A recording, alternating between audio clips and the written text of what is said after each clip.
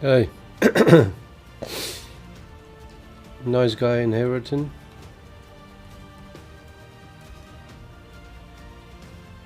Money's 37.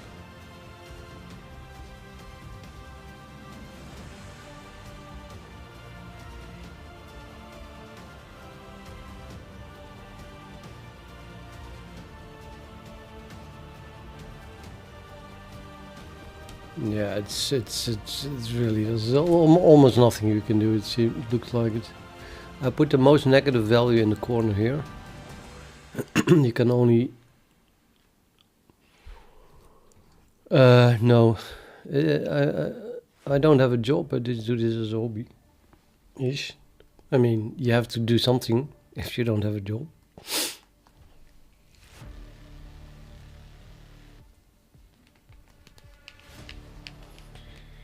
Don't talk about money. I mean, I'm so frustrated.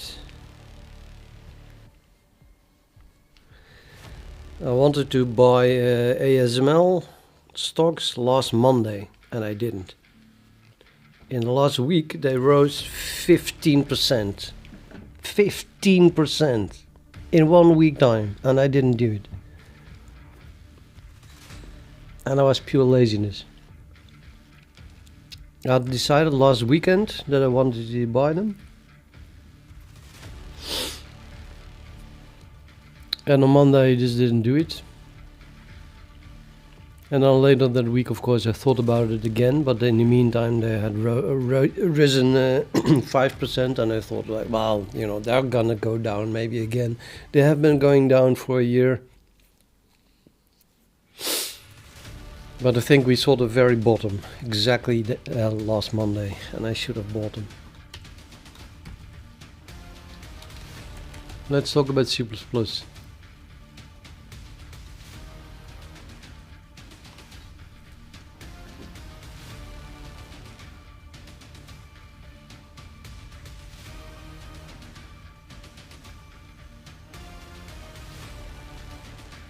So put the you can, these are the values that are assigned to the pair A, C. So I can swap rows or columns without changing anything. I can put the most negative value in the corner here by swapping this row to the top, and then swapping the column with the minus 89 in it all the way to the right. But then, of course, I cannot swap this row anymore, or the minus 91 would go down. And I cannot swap this column anymore, because then the minus 89 would go to the left. So then the only numbers that are left that I can manipulate are these. Or let me use...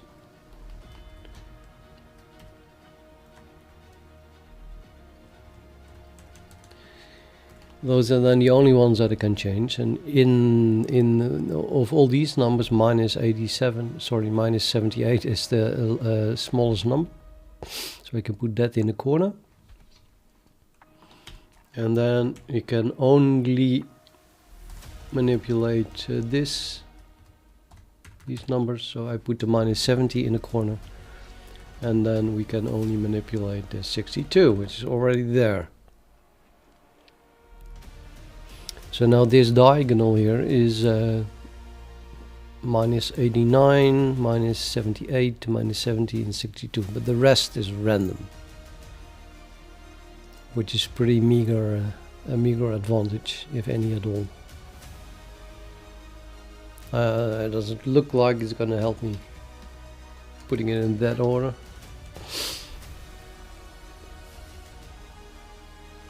I'm going to Google for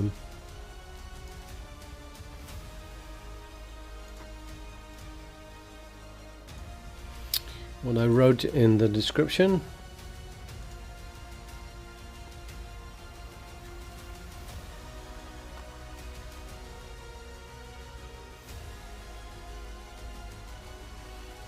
Probably just keywords. Partition vertices on a graph of a graph into a set. Fully, it's just unidirectional. Yeah, okay, I did. Given a graph, can you think of an efficient way? I'll click on it to read it.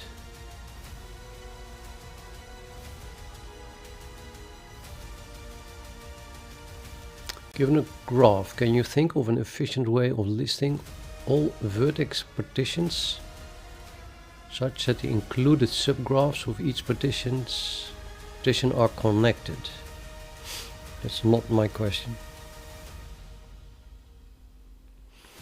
I think I have to first figure out if there is something. No, first I want to know what connected graph means. Connected graph meaning connectivity. No, I want to know connected graph.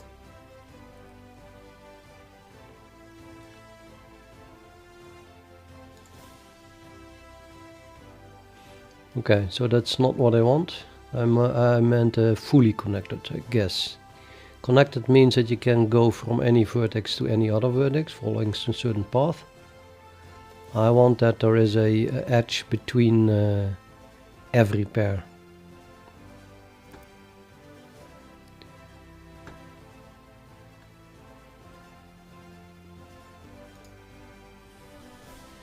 I think it is fully connected. Let's see if that exists. A complete graph. Alternate names. Complete oriented graph, fully connected network, or universal graph. They prefer apparently complete graph. Complete graph is a graph in which each pair of graph vertices is connected by an edge. The complete graph with n graph vertices denoted at kn and has n over 2, n times n minus 1 divided by 2, the triangle numbers, undirected edges. They're using undirected here. I thought I was using that as well. Okay, so let's go back to my original Google search, which I lost. Partition vertices. Okay, let's use what Wolfram is using. Vertices, okay. Of a graph into a set of fully connected subgraphs. Well, I didn't find out if subgraph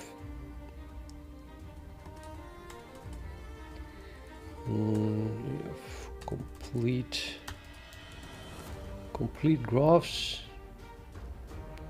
Let's call it a subset of complete graphs, or something like that.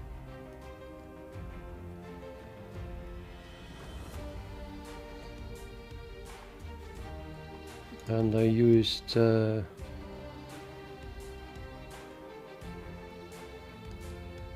undirected edges.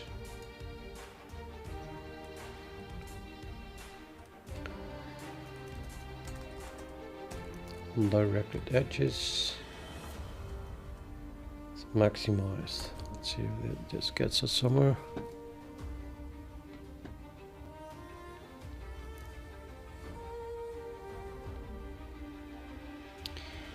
Partition of vertices such that, maybe this one.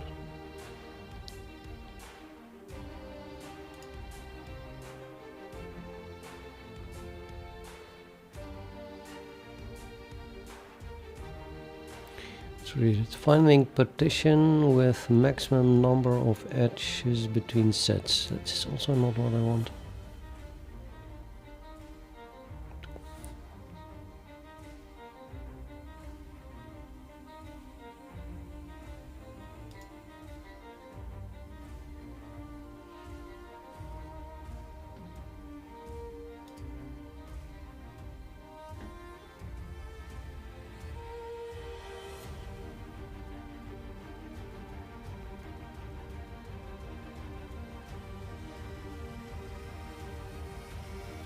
So what I want is change the graph. These people just start with a fixed graph, and then they want to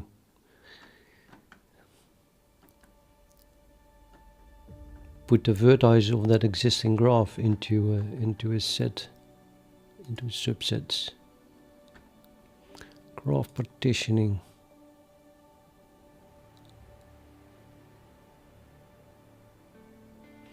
They use nodes instead of vertices. How can we efficiently exploit the concurrency in this problem and map it onto parallelized processing elements to guarantee efficient and load balance execution?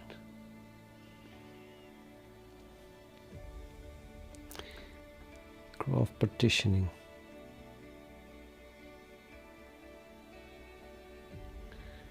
I think what they are doing is also use a fixed graph, and then they want to solve a certain problem by using a lot of CPUs that work on a part of the graph. So it's a bit too general. Undirected graphs, algorithm.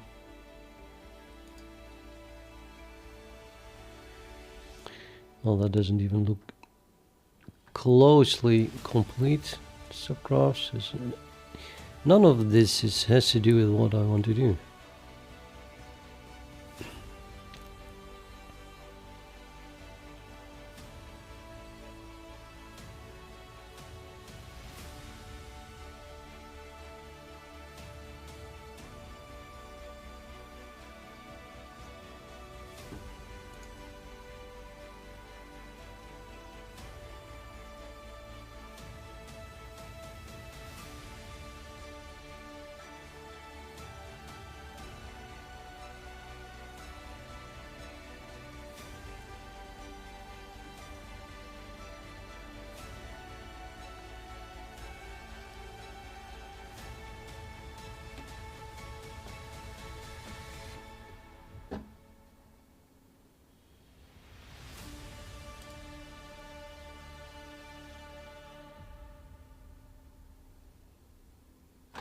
Am I still formulated wrong, or is it just all of humanity never even looked at this simple problem?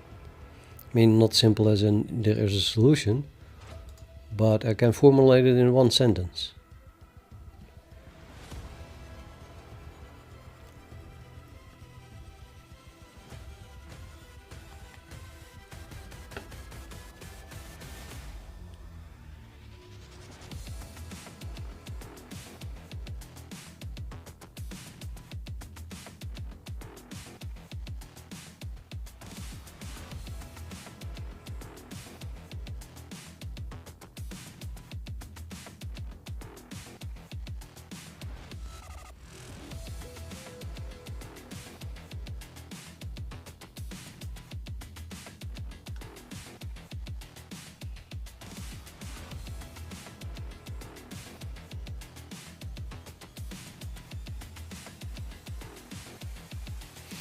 I think that the way I formulated here really steers towards having a given graph.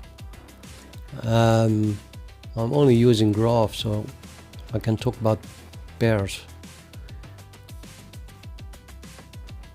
So if you have a complete graph, then we have n times n minus 1 divided by 2 edges between each of the nodes with the graph as n nodes, and then that's the number of pairs that are in undirected pairs that are in that graph, which is exactly what I want. So you can just sum all the weights of those edges, and then I have the weight of my group. But if I move a node from one group to another, I have a completely different graph. So it's more like maybe finding a graph, something like that. It's not partitioning vertices, but if we talk about graphs, we're talking about finding a graph, maybe.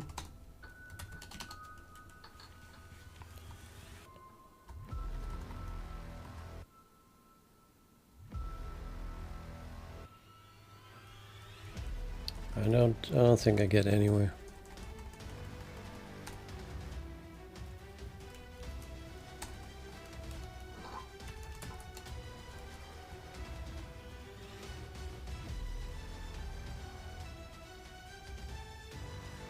Yeah.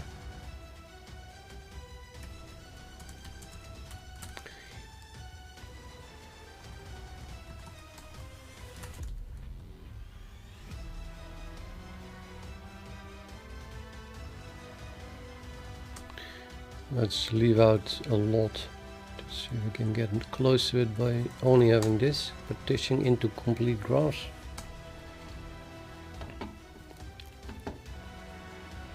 Partitioning the edges of a complete graph.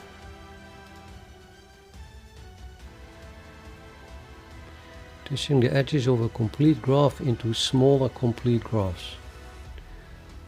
Consider the simple undirected complete graph Kn as it possible to partition its edges into n clicks, each having less than n vertices. So that's a very weird question.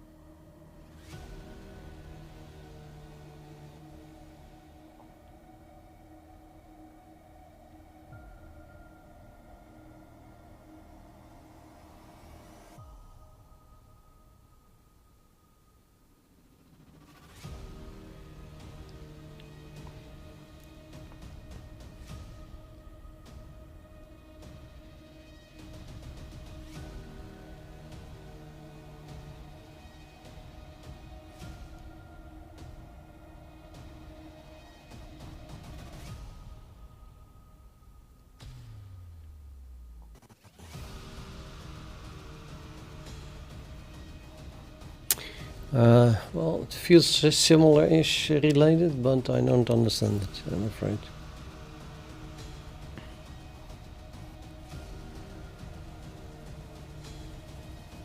This is exactly what I want. Partition graph into complete disjoint subgraphs while maximizing sum of edge weights.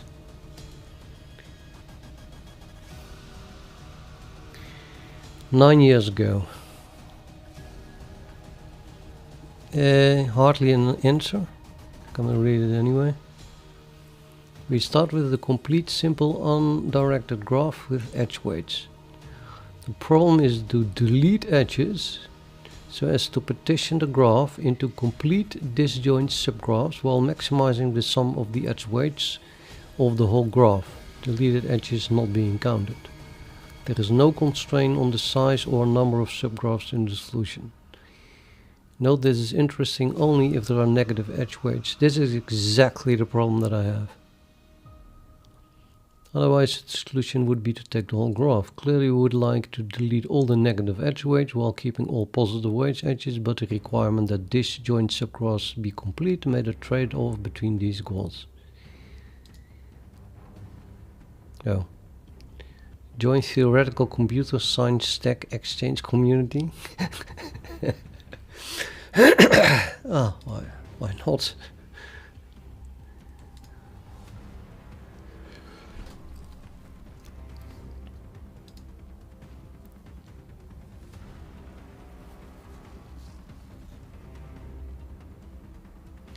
Clearly we would like to delete all negative, yeah, blah blah blah. I've seen discussion of similar graph partitioning problems, but not this exact one, e.g. it is a bit like the maximum click problem. But here I want to put every node in a disjoint click in the optimal way. I'm guessing it is NP complete, me too. I'm interested to know where to start looking for efficient heuristics. This is 100% the question that I have.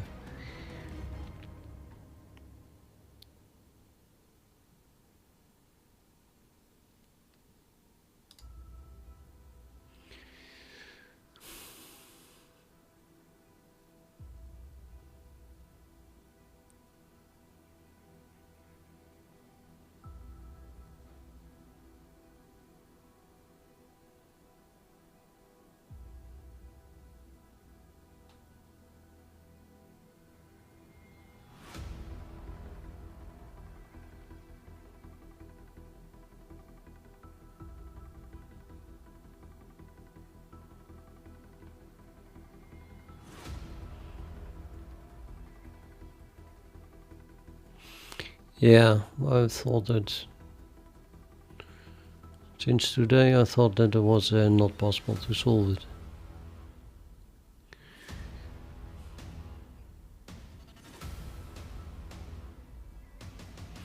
The full list of options in the above example.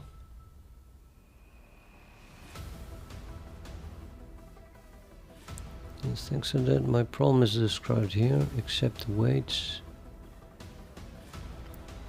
are any real number, not constrained to plus or minus 1, which in itself I was thinking is also a very interesting case, if only you want to start to deal with the plus or minus infinity. Put all my weights to 0 and plus infinity to plus 1 and minus infinity to minus 1. I think there is a perfect solution where you where you get none of the minus 1s. I mean, you do not want them to cancel out. But okay, apart from that,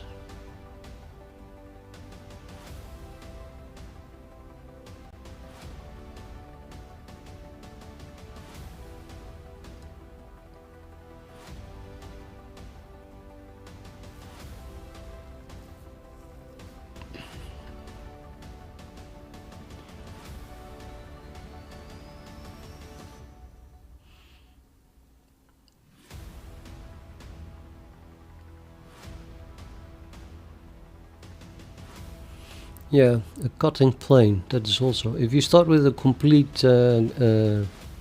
graph, then you could devise a plane that cuts through the graph in a way such that you get completed subgraphs.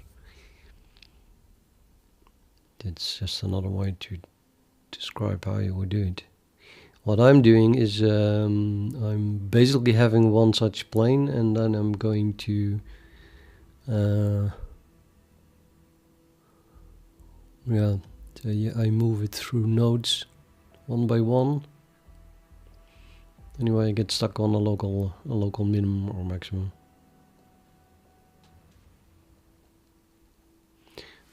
I guess I'll have to read these things. It is an answer. It's not accepted, unfortunately.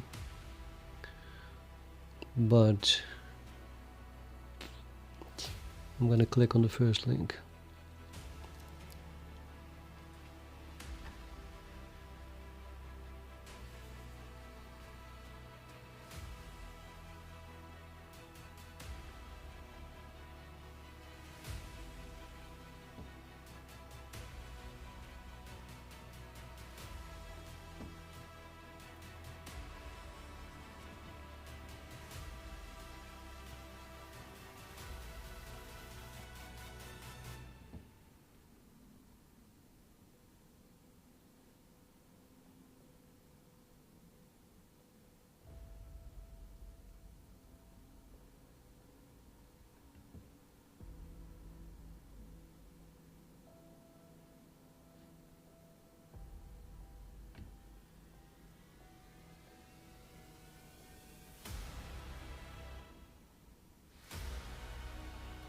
Isn't it also the same as my problem, indeed? They talk about clusters instead of about complete graphs. But it is indeed related to machine learning.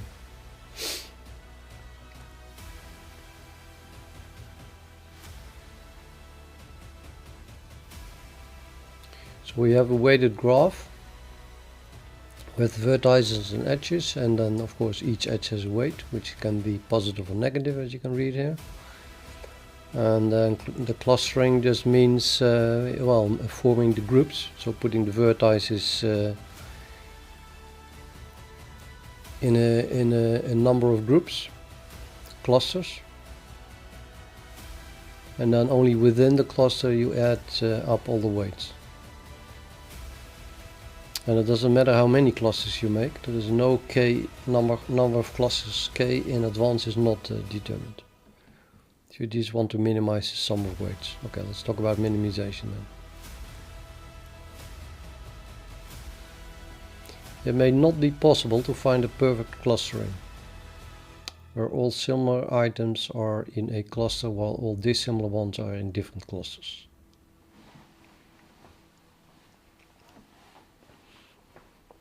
Meaning you will have to put up with a few negative negative values. And you might miss a few positive values. If the graph indeed admits perfect clustering, then simply deleting all the negative edges and finding the connected components in the remaining graph will return the required clusters. Yeah, that's not going to happen. But in general, a graph may not have a perfect clustering. For example, given nodes A, B, C, such that AB and AC are similar, aka have a positive weight, while BC are dissimilar, aka have a negative weight, a perfect clustering is not possible. Because, well, if BC is negative, then you have to put B and C in a different cluster. And then you can put A together with B, or you can put A together with C in the cluster, but not both. So you're gonna miss either this positive one or that positive one. Or you have to put all three of them in the same cluster, and then you have the dissimilar one in the same cluster. In such cases, the task is to find, it is that I'm in this material, because I've been thinking about it for 2 or 3 days now. But I really dislike, reading this in English, and then that's it. It would have been so much easier to understand if they had some pictures with it.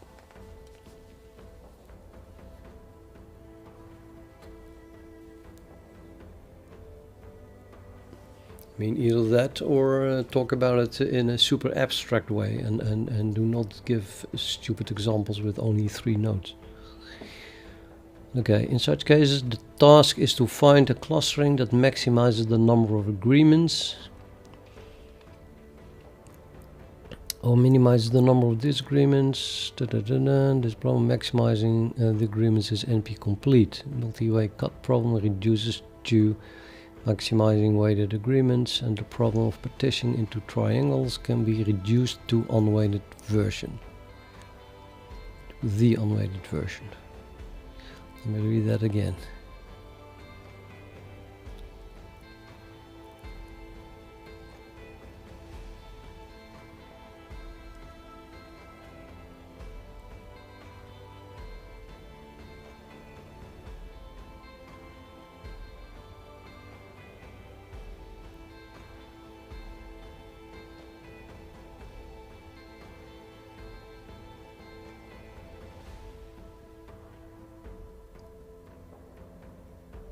I don't get it. Okay, but whatever. Algorithms. Bansal et al. Discuss the NP completeness proof and also present both a constant vector approximation algorithm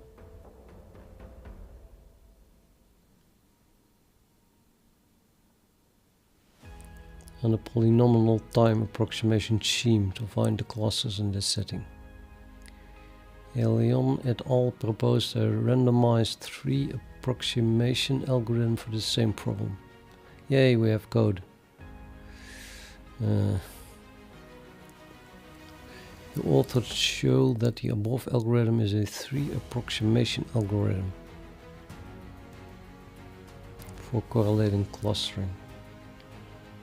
The best polynomial time approximation algorithm known at the moment for this problem achieves about 2.06 approximation for running a linear program.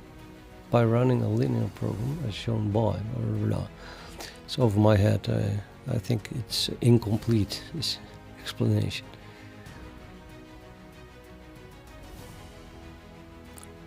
Which is written for mathematicians, which I am not.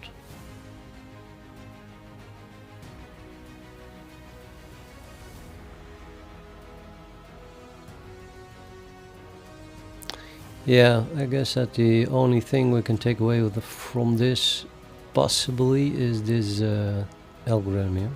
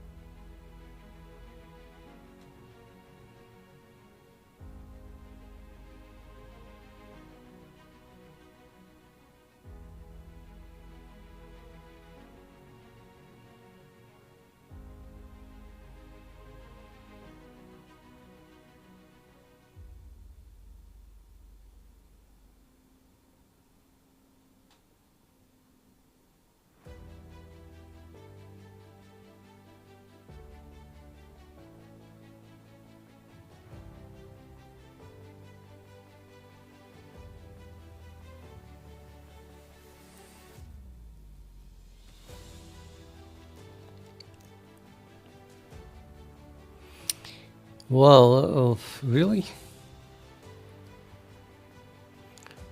Somehow, yes. But this is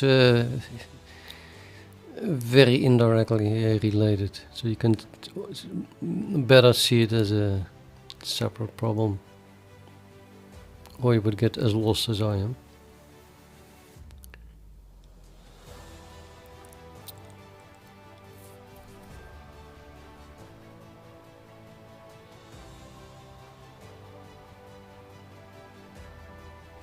Well, I don't know. Let's try this on my last example. That was this one, right? We still have the pairs themselves. I guess it doesn't really matter. Okay. I need a poll. Chat. A through F. Which one shall we pick? Must be random. I do not have a die, so someone who really doesn't understand what I'm talking about. Give me a B, C, D, E, or F. See, that's what I meant. 24 viewers and nobody's actually viewing. Or I don't know. Or there is a huge delay between my voice and the chat.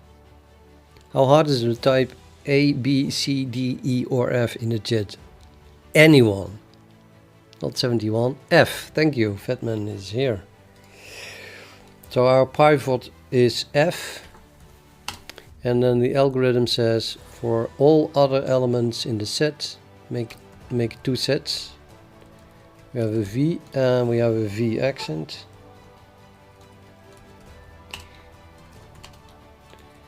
And we put every element that is that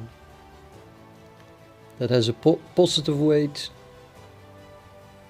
in V and negative weight in V accent relative to F. So I just have to look at F. So B is positive, so B goes in here. Sorry, B goes in the positive one. A is negative, so A goes in here. And D is negative, so D goes in here. And C is negative, so C goes in here. And E is positive, so E goes in here. And then we return, it says, this, plus recursively doing the same thing again. So I need a new random number, A, D, or C. Which shall we pick, A, D, or C?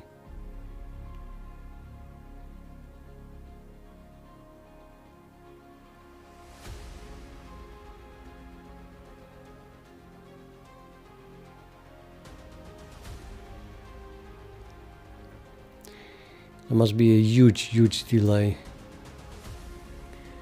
Let me test the delay.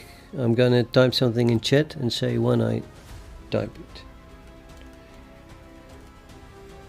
Yeah, so like a minute delay or something like that. Okay, so I hit enter now. Is it? I hit enter now. How much delay is that?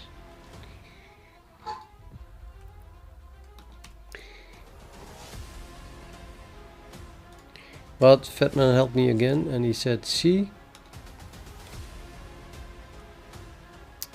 So we do it again, C. Well, C has a negative one with B, but that B is not there. I only have to look at A and D. C with D is positive, so D goes in here.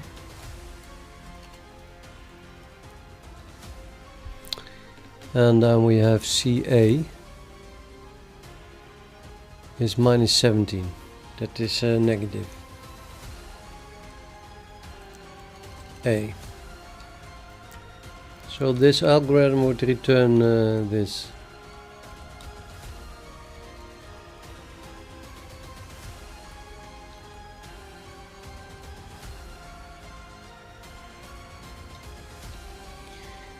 I think that at the very least,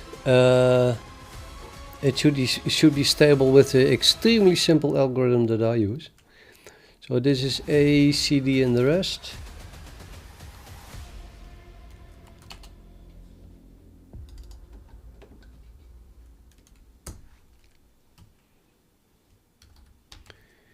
A, C, D, and the rest, which is B, E, F.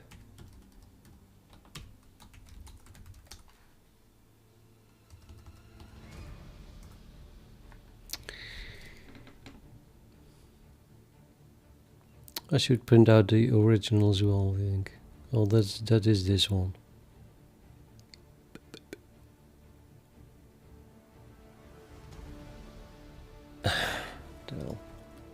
Just print out the original. Okay, it starts with that. Okay, so I set P to this, and then we start with printing out the score of P. Well, we begin with this, and that's the result that this algorithm gives. And then my own inferior algorithm turns that into 147. So I don't know who wrote this. Aylon et al. He didn't even alone. It must be me, but I think it's a ridiculous algorithm.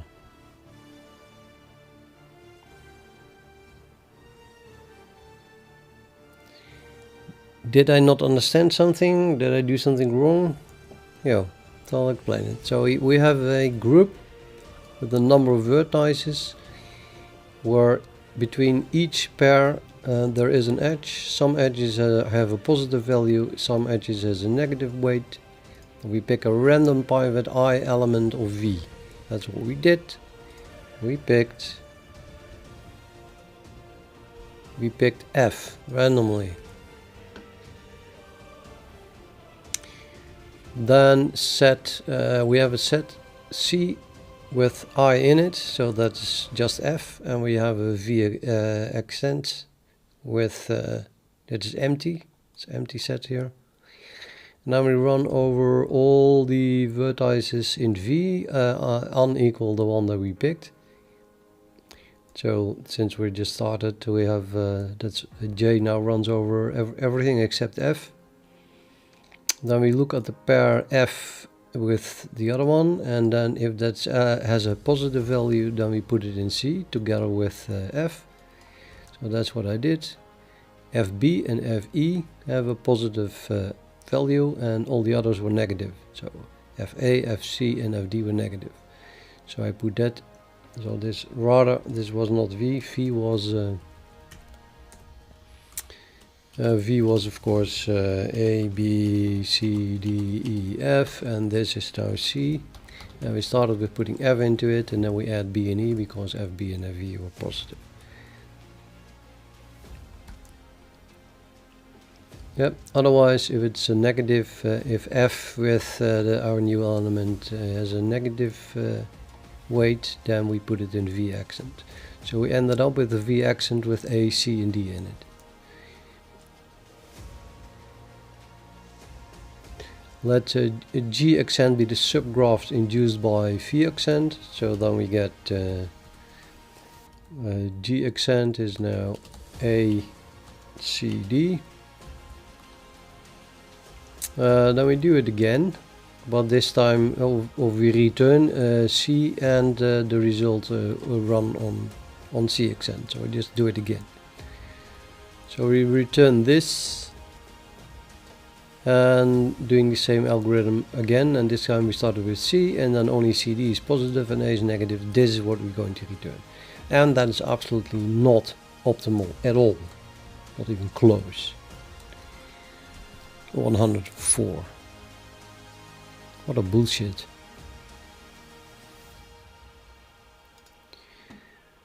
Yeah.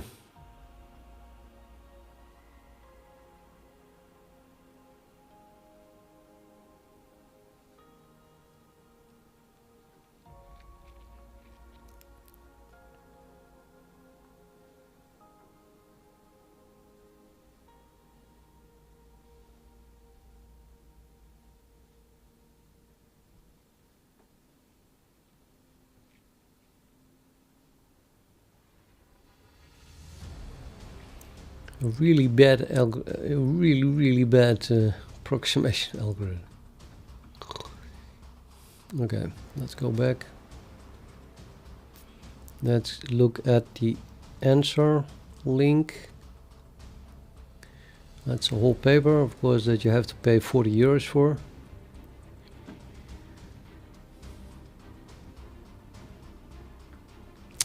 They don't want people to read it.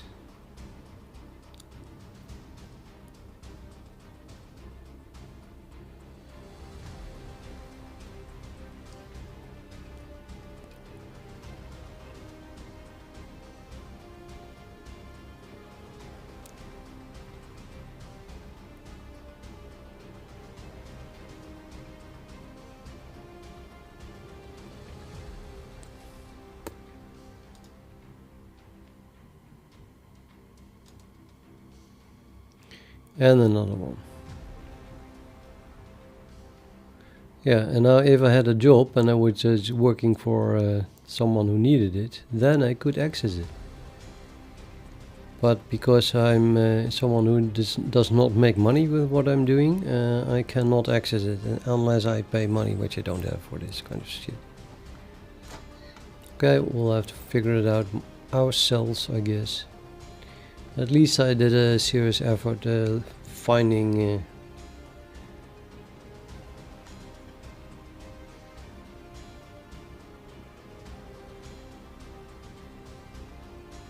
yeah, I think I might as well do it myself. I don't believe that other people are that smart. I mean, not that I'm smarter than most people, that's not what I want to say, but whatever they do, it's a simple problem. We already know it's NP complete now, so well, what I'm going to start with is I think I'm going to stick with my algorithm where we just make a little steps. So I start with a certain partitioning. I'm going to start with partitioning. I'm always going to start with the partitioning. I think where all the vertices are disconnected. So everything is in a separate group. Might as well, I mean, I can type that out, but I might as well change the default really on the default constructor into whatever I want, namely putting each element in a separate group. Well, that would be interesting to do in the initialize list.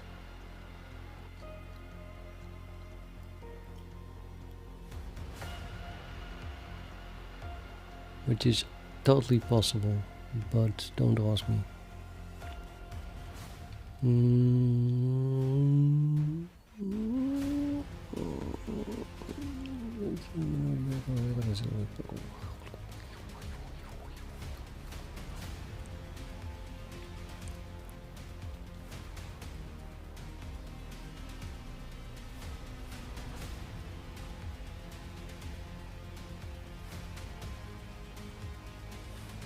Yeah, I don't feel like doing that. I mean, I think it's possible. There is something that generates a sequence during compile time, so const expression thing. I could use that and then maybe use a fold expression on it.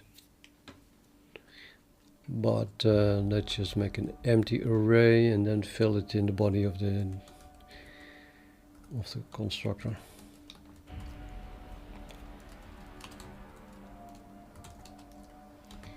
Wait, the number of elements is what? Can't find tag pattern. That's interesting.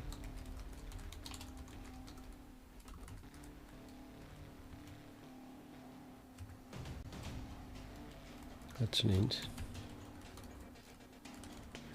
Okay, let's use the E of elements, starting at 0, not going larger than number of elements, which is then immediately the index into our group. and then I want to set that equal to well, group as a constructors. If I assign there something, it's going to look for a non-explicit constructor for group. Well, we have elements or it is explicit. I could use the elements type, which is a bit set. Might as well use a single element then. We create the element from element index. This one's not. I think element index makes most sense.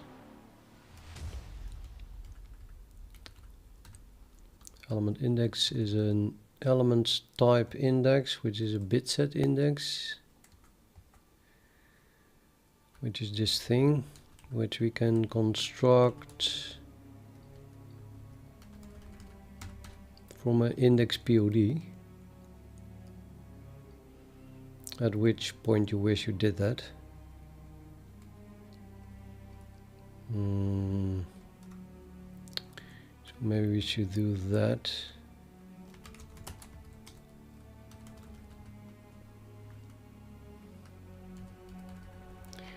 Element has I begin and end.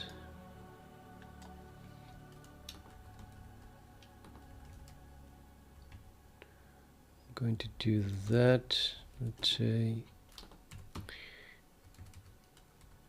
auto element is element I begin. Is unequal element I end plus plus E. Now E is whatever I begin returns, for example. So that is an element index, and I really need an integer.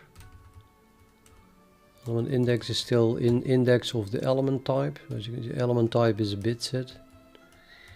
So we need an index of my bit set again. So back where we were, which is derived from index POD. And M index is then the value that I need in the end, which is returned by, I should know this from my head because I'm pretty sure I did it a few times already. Yeah, just a cast to an int8 type would work, so maybe it works out of the box. Anyway, yeah, let's try that. It seems to be automatically converting to an uint type, and this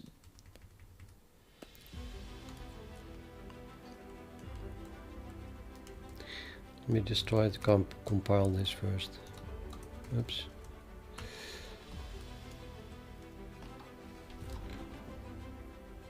So this is bit set index, but it automatically converts to an unsigned int8, and we need an integer or a size type of something like that as the index of m groups, which is oh, it's a utils. Oops, no, I need a group index. Yeah, that's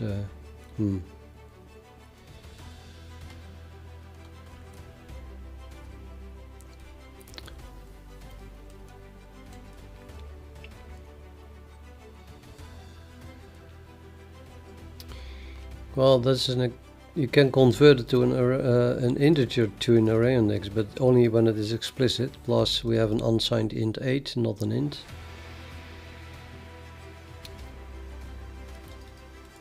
Let's try to call the constructor of array index on this, aka group index. No, I'm not sure anymore if running over these types was the best thing to do.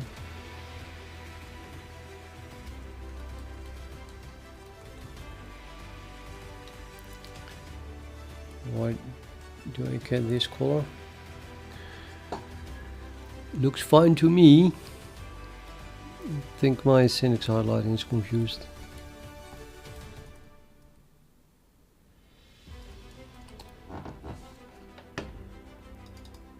Expect primary expression before 4.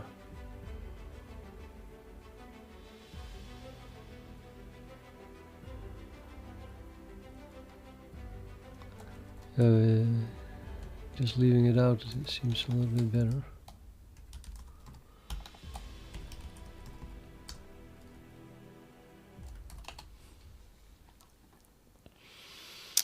There are no matching functions for call to utils array index, group array index, brace and closed initialize list. Candidate is array index. Yeah. No known conversion for argument 1. Bit set index to int. So it doesn't want to go from uint 8 to int. Can all blame it. It's from unsigned to signed, even though I think it should do that, but well, okay. Yeah, and I don't like code that where you have to add casts all over the place.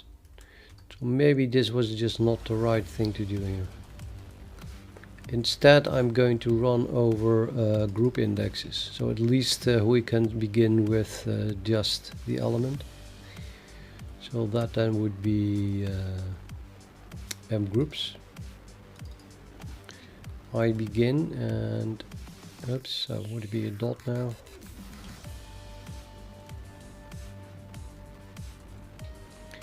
M groups dot I end, and it's not really an element, it's more an index. That's a group index, but whatever. So I can just simply pass here the I.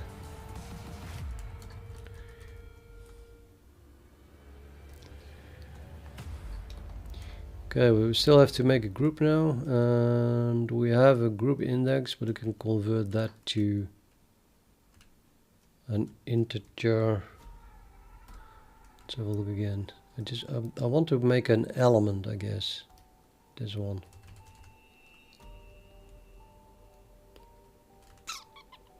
Or an elements type. Why not? I can make an elements type. Yeah, I did it before as well. I guess that let's try that.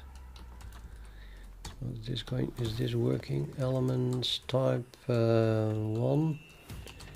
Shift left by I get value.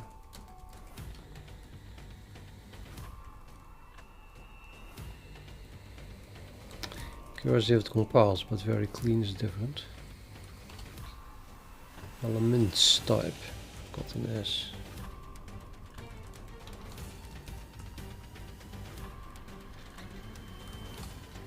No match operator equals.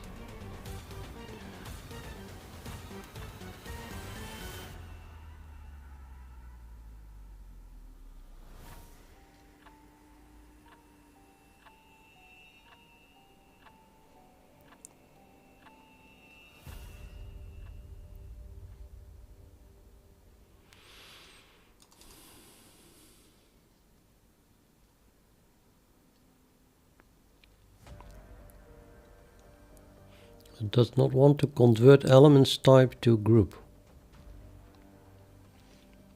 I mean, this bit set here is the elements type. You still have that. And it does not want to go to group. Why not? Well, that was because it is explicit or not. Yeah, it's explicit. Well, it would be better to go from element anyway. Let's see if we can. Yeah, if I put element around it, that thing, that would work. So not a better way here. I can go from element index.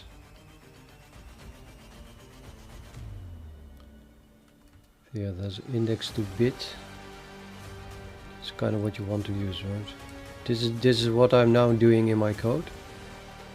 But you kind of want to have that hidden, right? So we should call index to bit instead to get that functionality, which means I must call either this one or that one.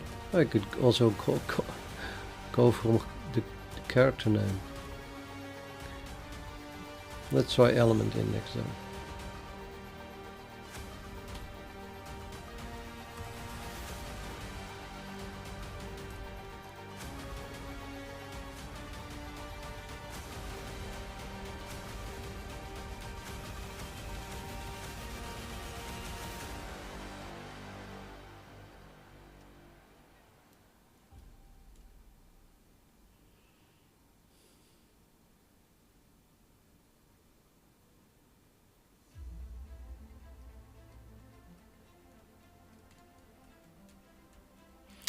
Still loads of costs needed if we do this.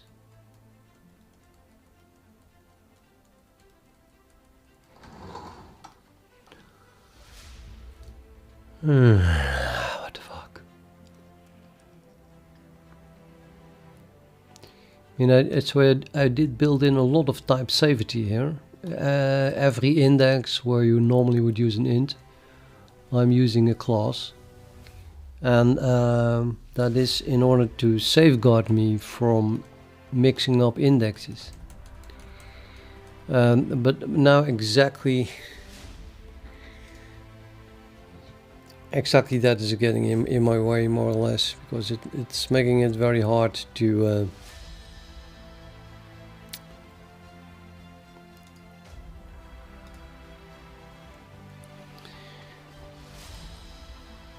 in this case to convert the group index to an element index.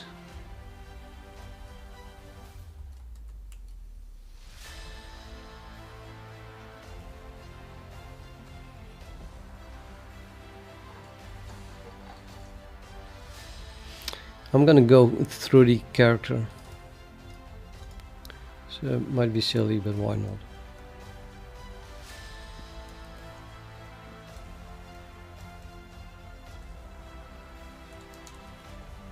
So I want a group.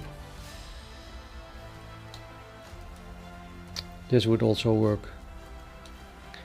So either way.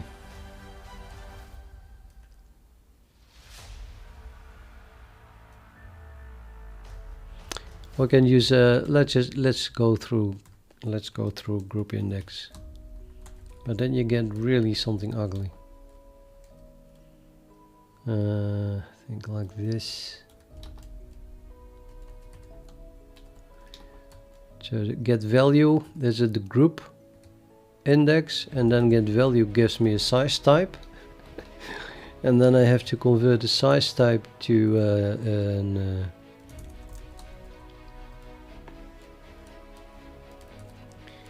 uint8 type, which is a narrowing conversion, so I specifically have to cast it. And then from there I can go to the elements type index.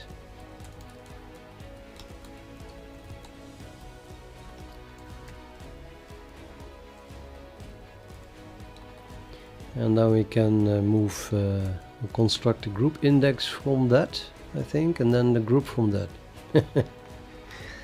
Yeah, really? Not even sure. So this is a size type, I'm sure. Then we can make an uint8 from that, I'm also sure. The index here is this index. That would oh no, we need an index POD.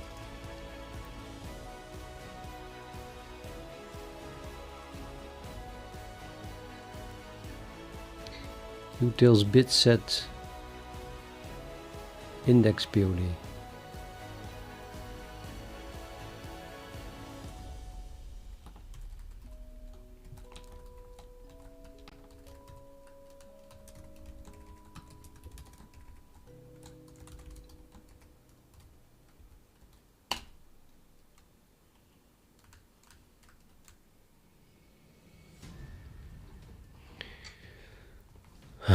Cannot be this hard.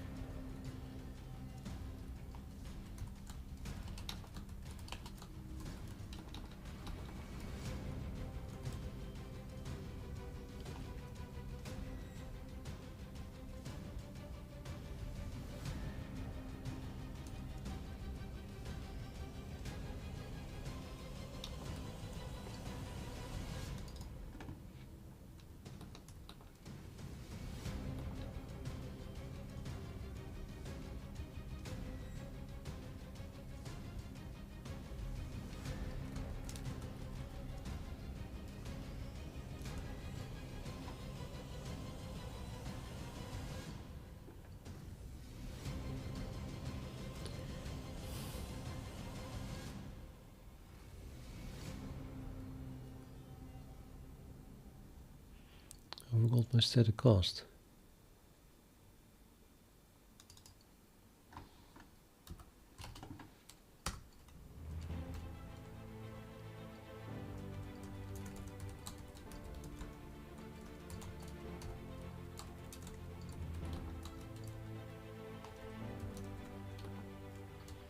Was it an int 8? Well, it was an int 8. It's an int 8. Okay.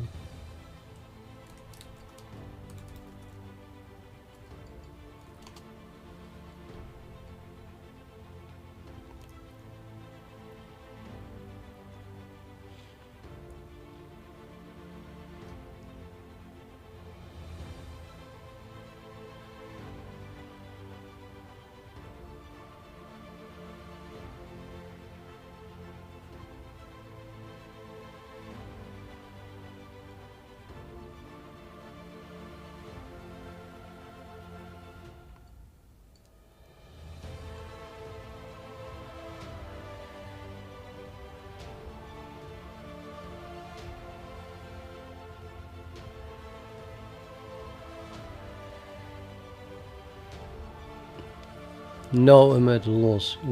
What is wanted? Take that. Candidates. What candidates call utils array index. Categories group.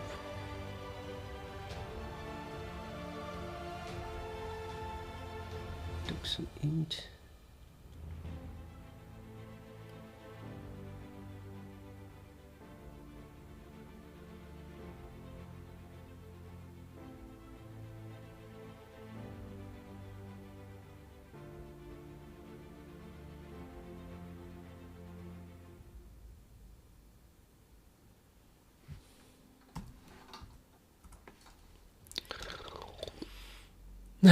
I have to split it out because I don't see what the error is. I think I'm doing something stupid.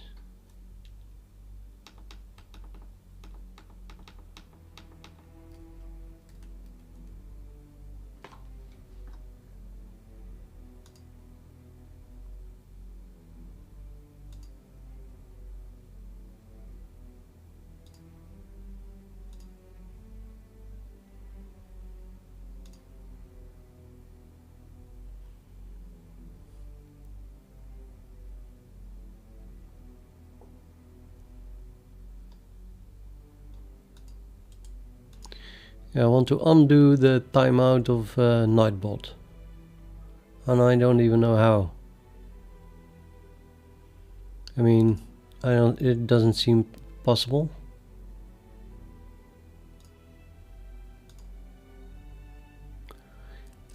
Risky one was timed out by Nightbot with 600 seconds. I'm the owner of the channel, and no matter where I click, I do not get the option to undo that. What kind of nonsense is this?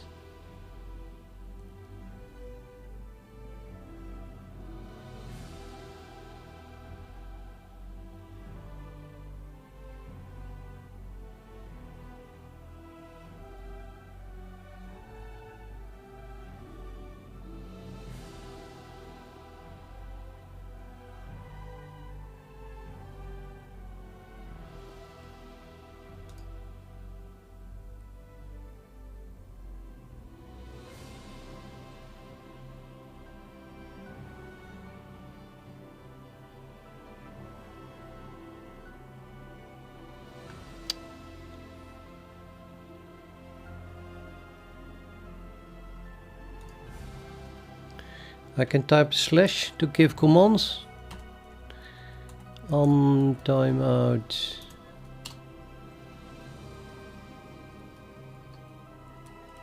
And the X? What is the X?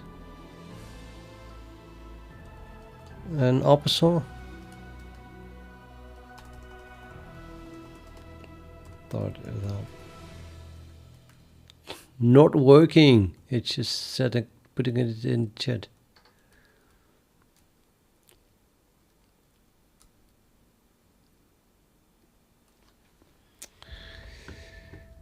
Yeah, kick Nightbot might be a good option here, because it's not helping with the spam bots anymore.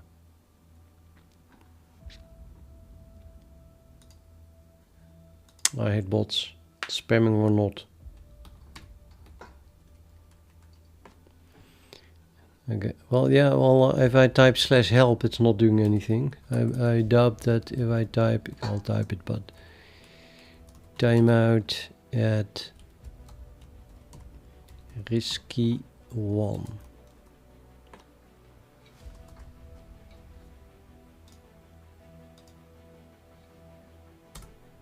See, nothing happens.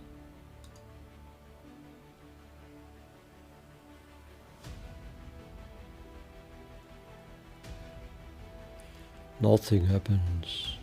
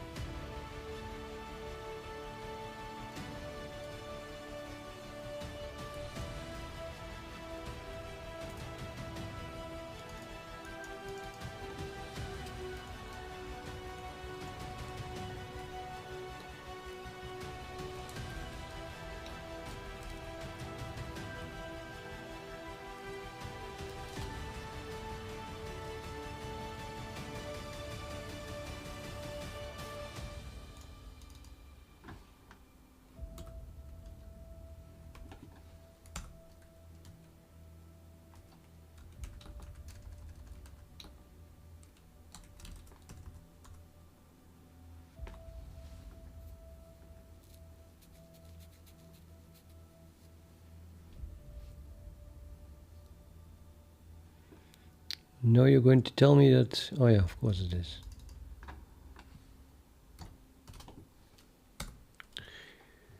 Group index. That's exactly the I already. It should be able to just pass I here.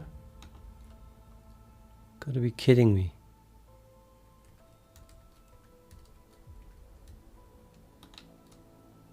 Gotta be kidding me.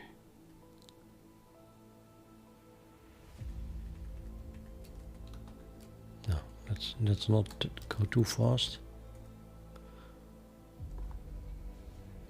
For matching function will call to a group, press and close initialize a list.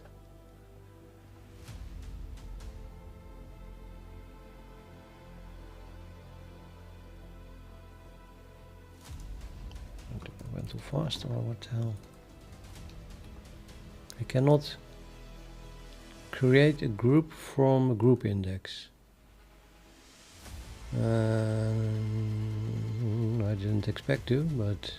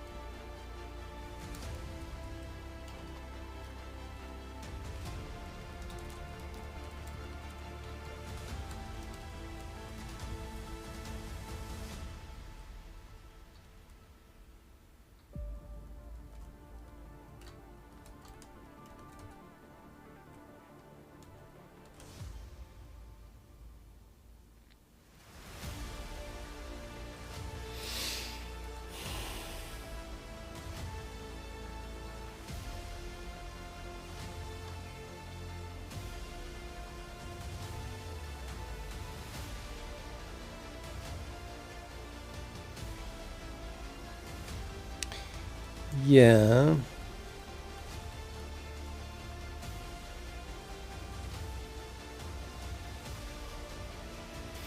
Okay, going through the index is just too hard, I guess. I'll just stick at this.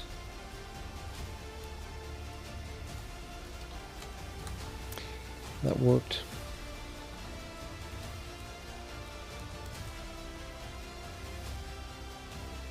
Or not. Now it's suddenly a narrowing conversion.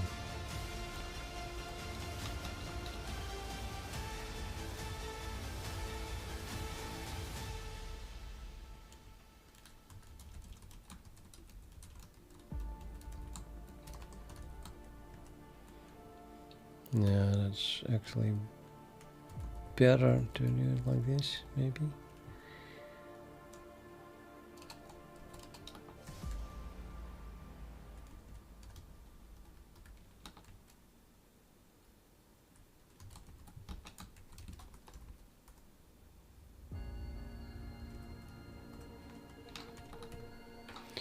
So each group I am filling with a single element, which I named by name now.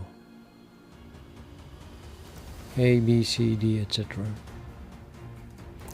It is kind of readable, but happy is different, right?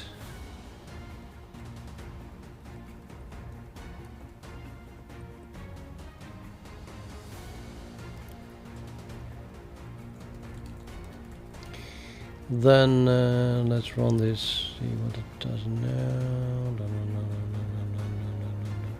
Oh, that was a long time ago. So yeah, we begin with everything in a single group, and then it makes 147.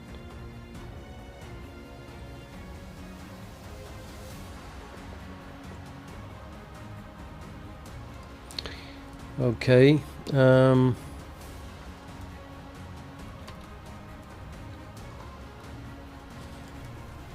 Now, the algorithm.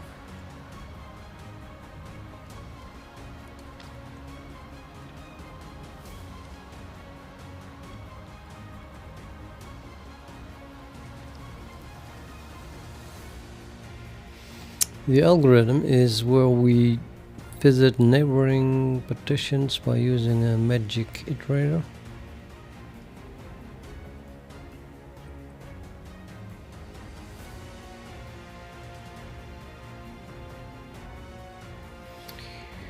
Let's write it out.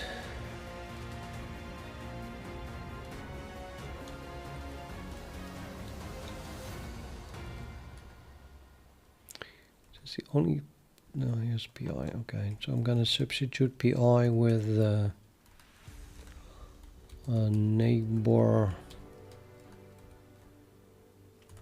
neighboring partition iterator.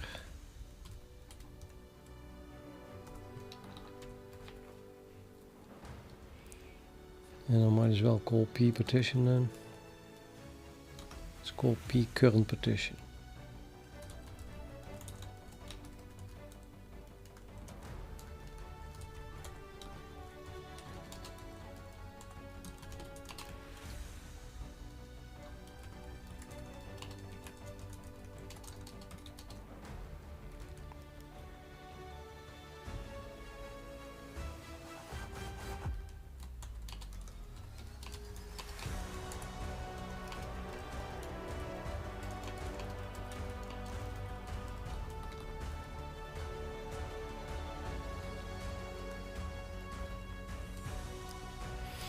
Now this score should be 0. Might as well put 0 in it. Eh?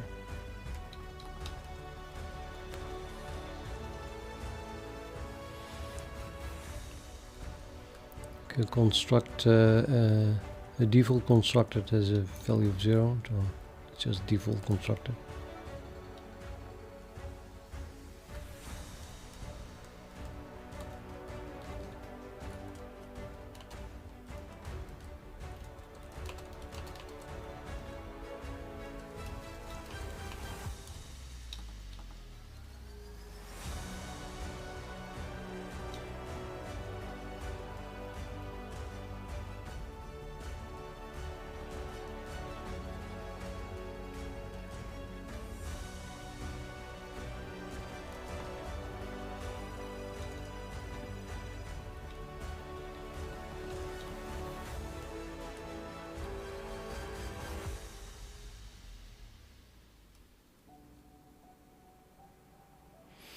This reads wrong. I do not want to see the maximum score, whatever that is. I want to see the score of that partition.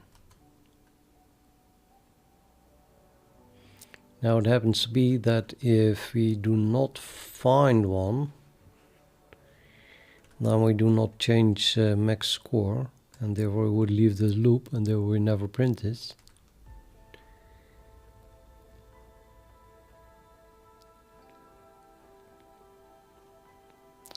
But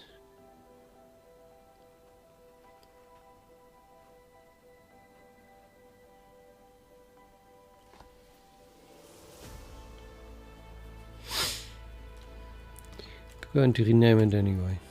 It feels slightly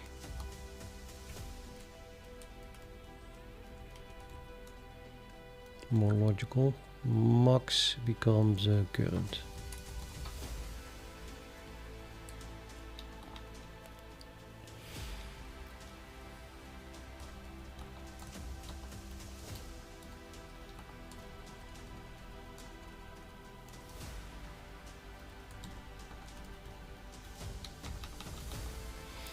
Right, so we have a current partition. We start with every element in its own group, and that has a score of 0. The reason that it has a score of 0 is because we only score pairs that are in the same group. So with just one single element in each group, we do not have any pairs at all. So you don't have a score, neither positive or negative. We print this out, including the score, and then we say the last score is now well, the current score, and then we will run over all the neighboring partitions, whatever that is. But that begins with the current partition.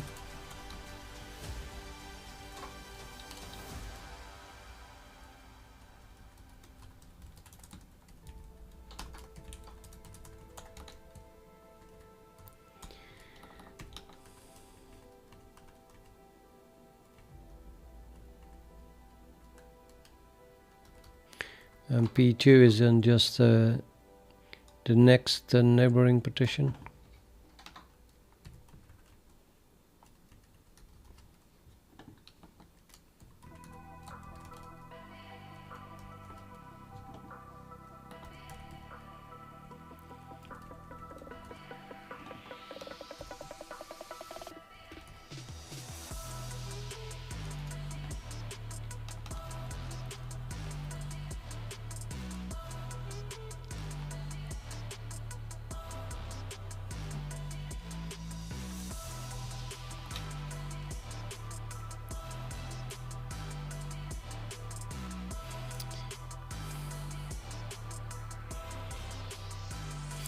Now we have to calculate it twice. I'm not 100% sure anymore how CPU intensive this is, but why would we do this? Score returns a score.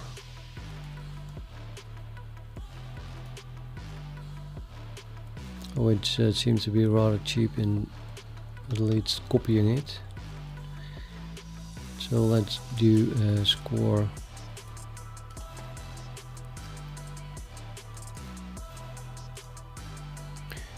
Current partition and current score, and then neighboring partition. So let's call this neighboring score.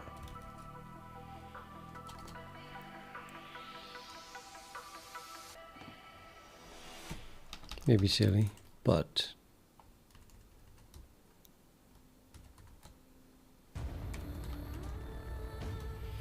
if the neighboring score is larger than the current score, then we swap to that, and this is then no longer necessary to be called, so we can just copy that as well.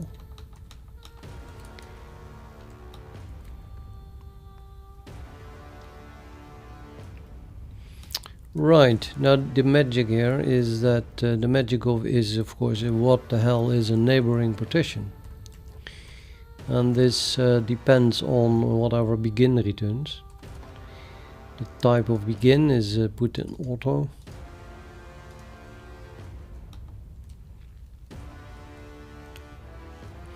So you're calling begin on partition.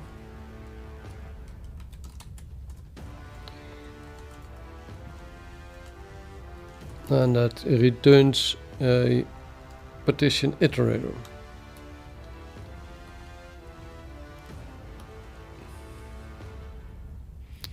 It does not have a color. I cannot jump to it.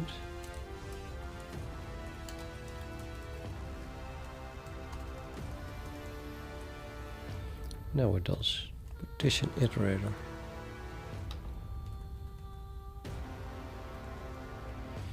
Partition iterator has a copy of the current partition.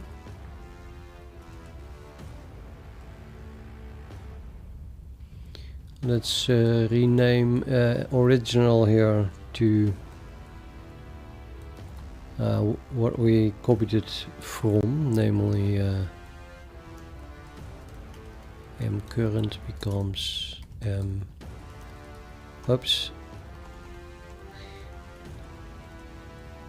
original becomes current partition. However, I'm already using a current here as well.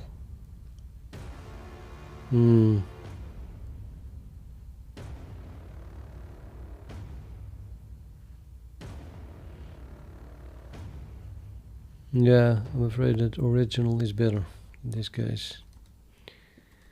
Okay, but I'm going to add partition anyway. Original.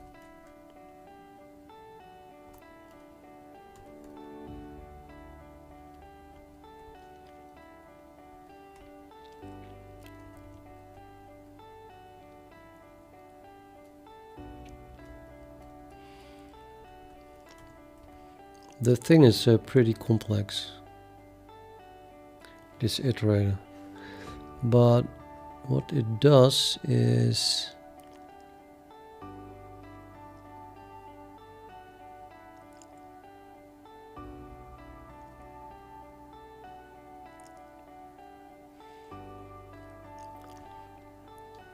it's going to move one element, namely the current element, by index from whatever group it is in to a new group, and this runs over all the elements, and this runs over all the other groups, including a possibly completely new group, and these are just cached values.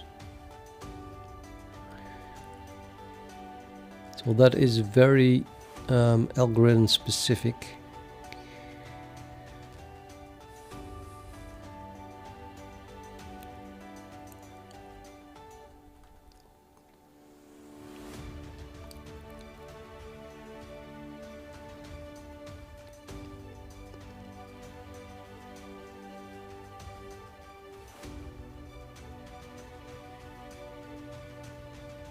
Trying to think ahead, because I want to use multiple algorithms. Sometimes it's one and sometimes another. Can I put that into a single class somehow, or do I have to write this a new class for a different algorithm? I would not like that, because that feels like there's going to be a lot of code duplication in that case. Has to be. Both are going to need a copy of the original, for example.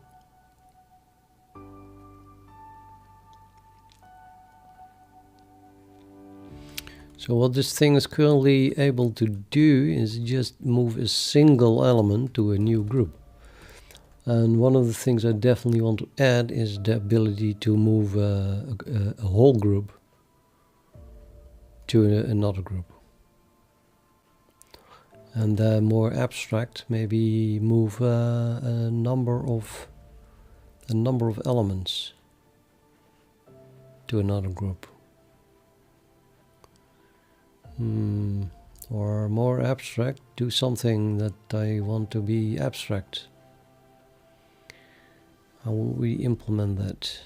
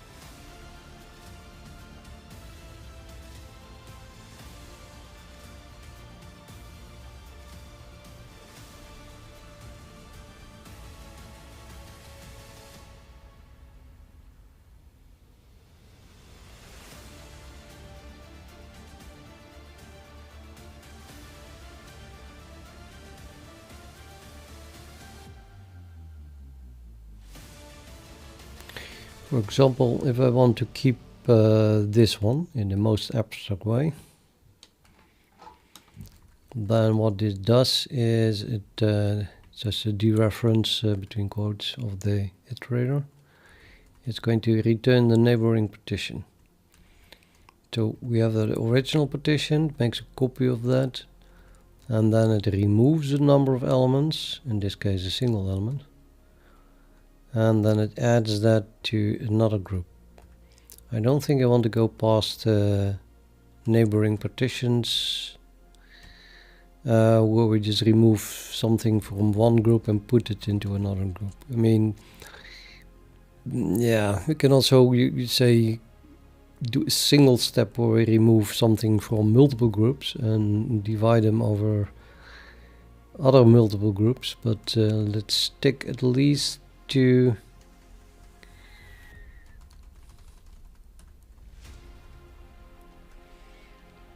going from one group to another group.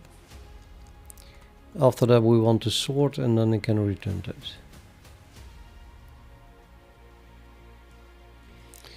So a question then is this thing here capable of removing multiple elements, not just a single element?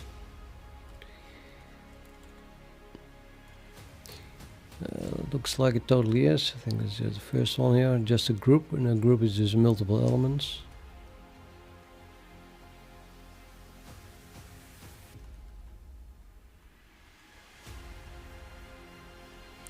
Add as well. So we could work with a complete group here.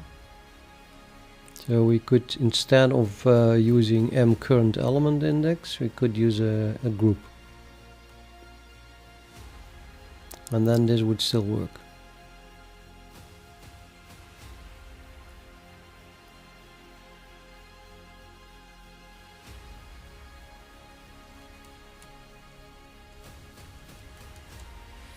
And then we have this one, which is definitely the hardest part. And we have an unequal, which is mostly to detect being equal to the end iterator or not. I guess I can work around that somehow, also in the abstract case. This is the hardest thing. To go to the next configuration.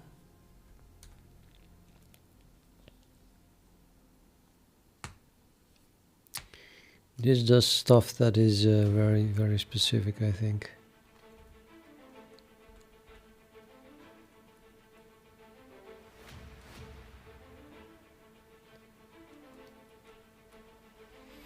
Now what this does is it changes mnext group. You see the plus there?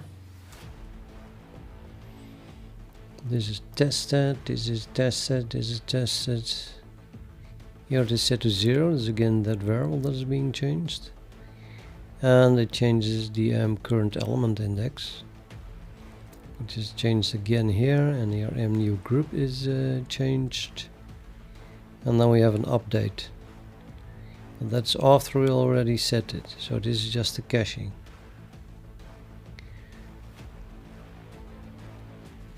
You can do that in 2 steps as well, I think. Now I want to know where are these things used then. They are used inside this function and only inside this function. And this one as well. So even the caching is specific to the increment operator.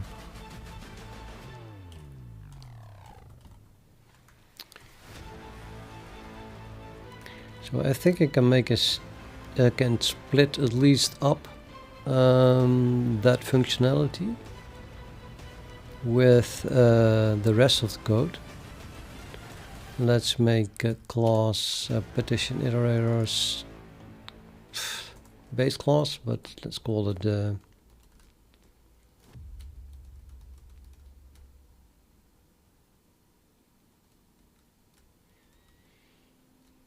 yeah, I don't know. Let's call it state. That's not a good word, maybe, but so we're going to make this one derived from a class.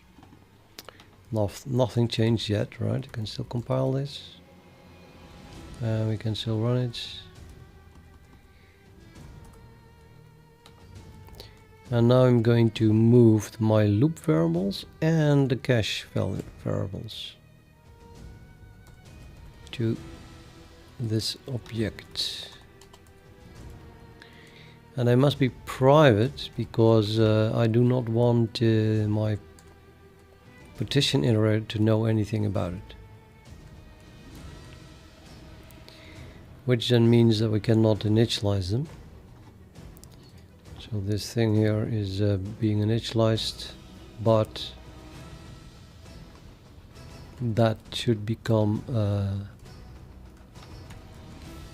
part of this class as well.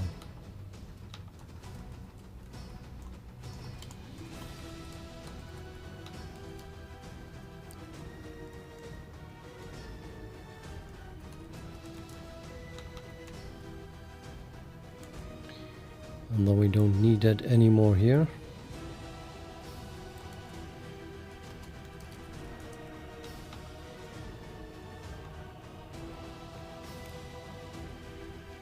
And there we have the original partition, which is being copied, and the original number of groups.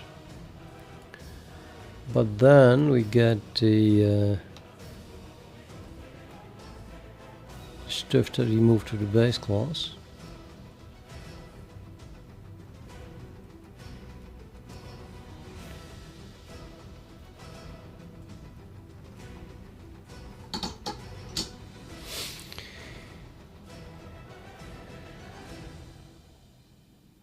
Yeah, it's simply that this is this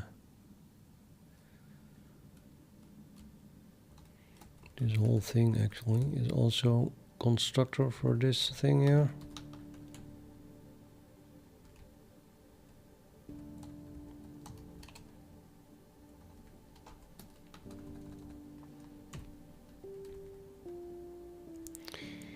But need a different operator, sorry, different constructor. I'm not sure what to pass here then.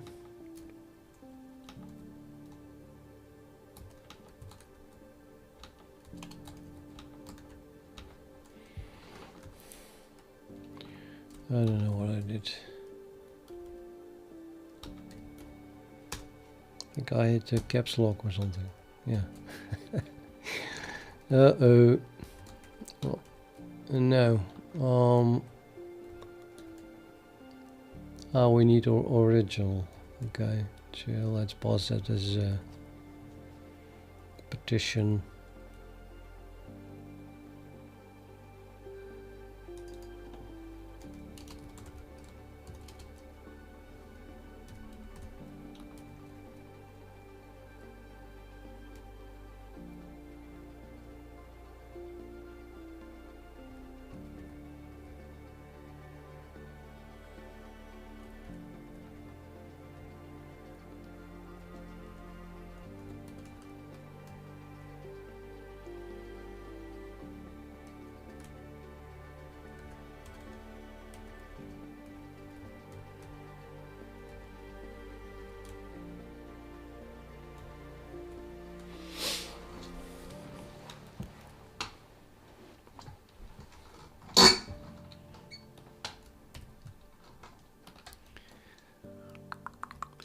Okay, so we also need to call that base class then, constructor.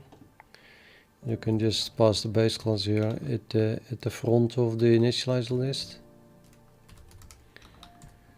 So this is a constructor and this is the constructor of the base class, and then the rest of these two follow after that. Basically also constructors.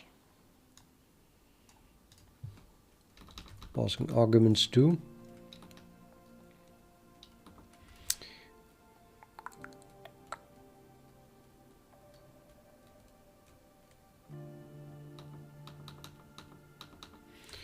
Now let's see if this still works. I didn't move everything up, of course. Now this one was in most specific too, right? So let's move this one up as well. Really completely specific to this base class. Also necessary because this plus plus this here calls this function. Going to delete this. I don't even understand that anymore. What is it doing there?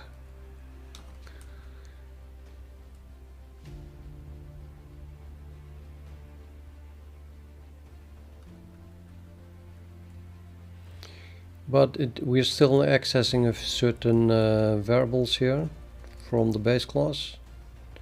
So if I want to test this, then I'll have to make these variables temporarily protected still. So they can be accessed by the derived class. Uh-oh. Number of groups original is not declared in the scope.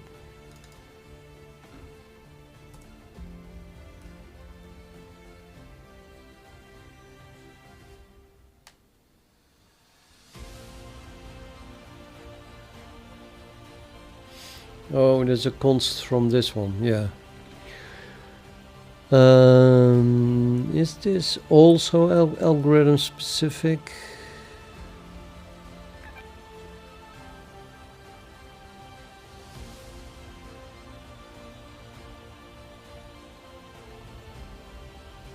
Probably something that we're going to need in for every algorithm, but maybe it's not really specific to it.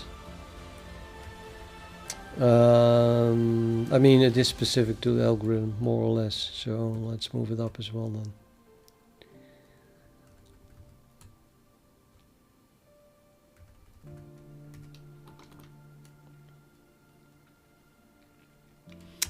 Which means that we have to move everything that's related to this base class as well. And that is this.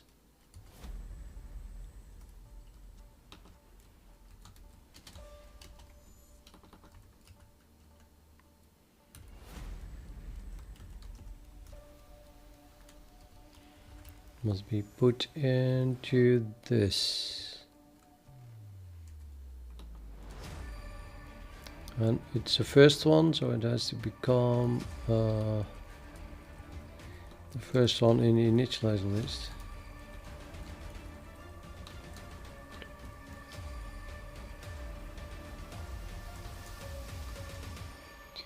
Let's just put each one on its own line, like this.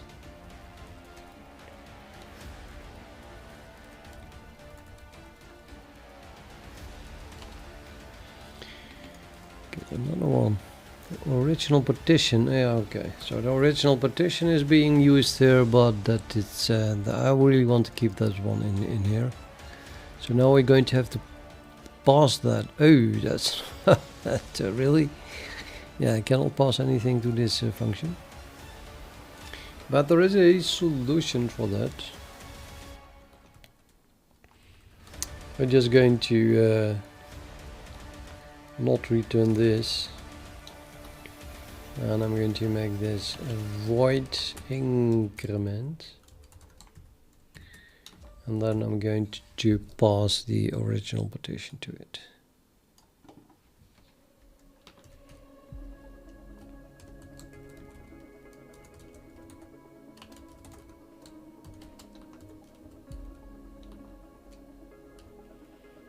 So this has to be put back in here somewhere.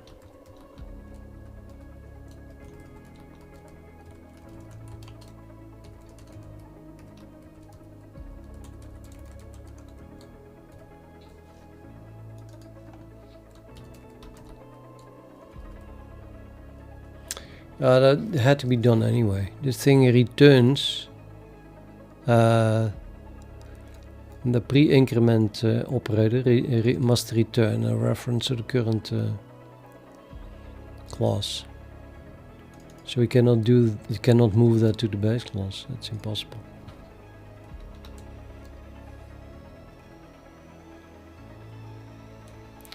Let's not call it increment, but let's call it next neighboring partition. No, let's call it increment.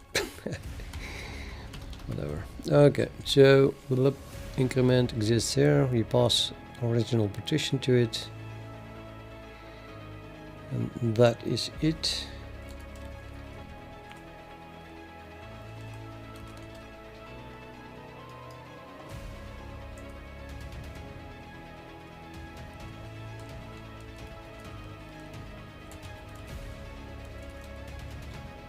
Now look how nice we have the original.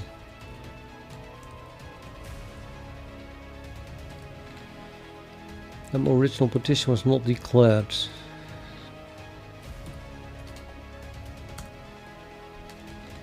Yeah, because there's no M anymore. It's now an argument of the function.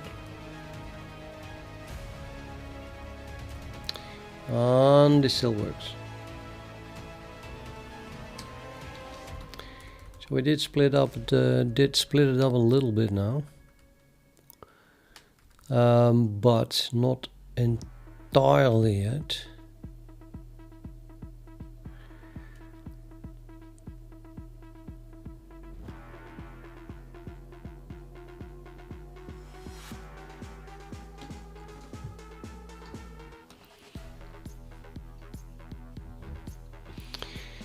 What shall we do here?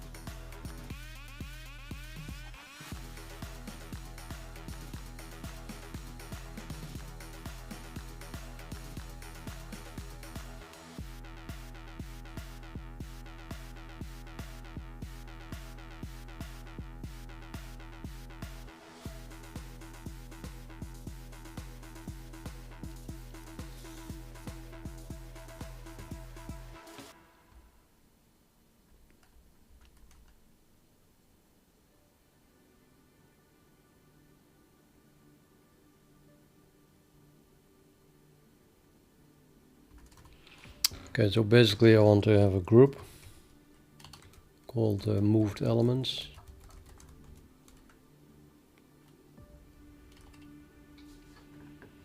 Which currently are this.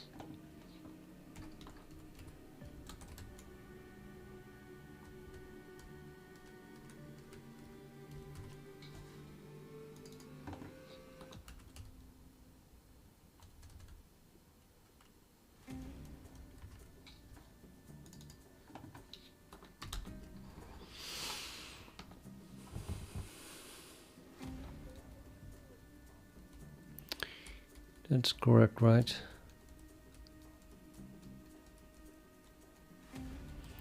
Now group is, I think, pretty small, is it? A group is just one element thing, which is 2 bytes. So, yeah, you can just make a copy here of 2 bytes, no problem.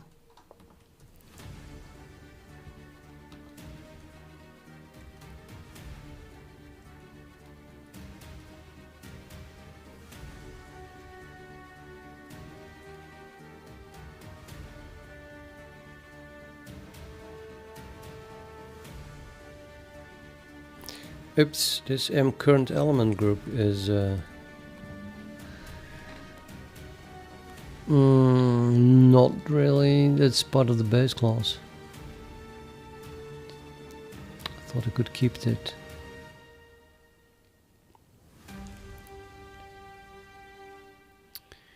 Yeah, okay. I guess I need to have a from group and a to group, and then I might as well keep them. It looks like my algorithm is somewhere in the middle, so maybe I should. Let's first.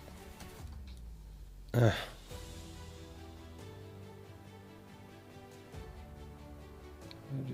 current element group. Let's remove this. Rename this to from group.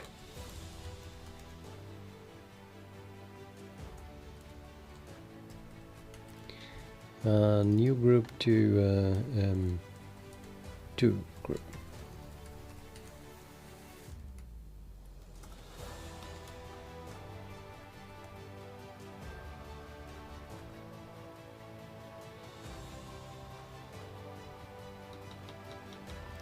And then those 2 must be in the base class of the base class. Let's make a new base class.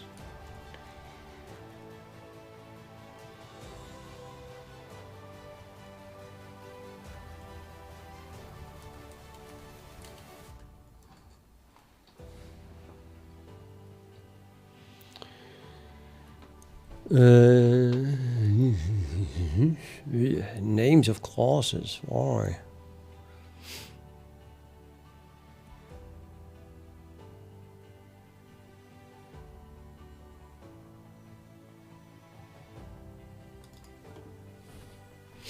Let's call these just base. I don't know. I'm running out of names, so just make something up.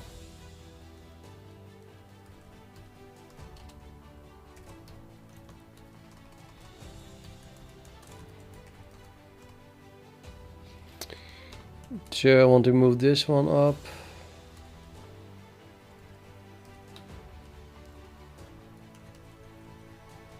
And this one as well. Because I think they're pretty much the same for every algorithm, at least that's my decision here. Every algorithm will have a from and a to group.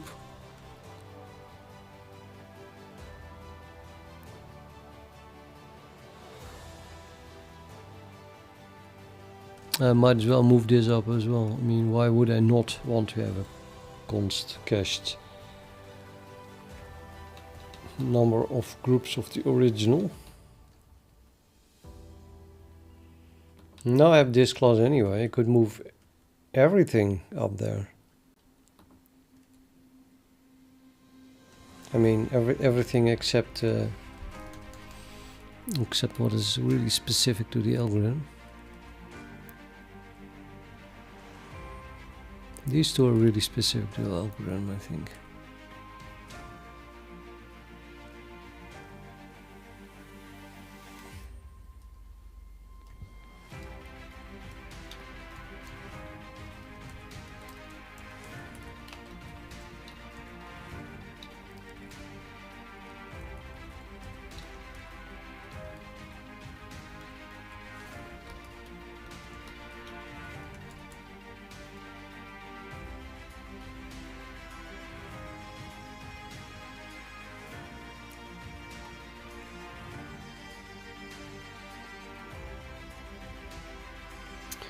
Well, thinking while I'm at it, I'm going to move this, I think. So now we don't have any state left anymore in the final clause.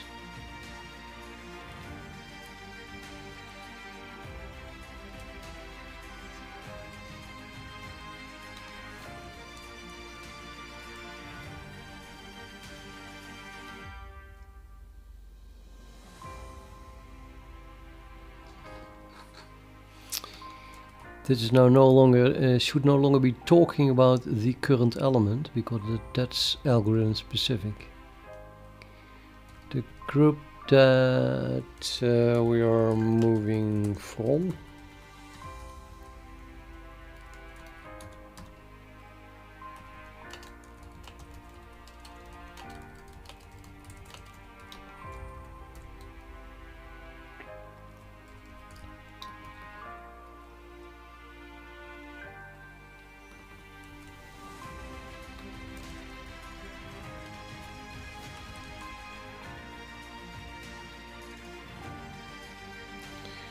Well, definitely going to need it as a constructor.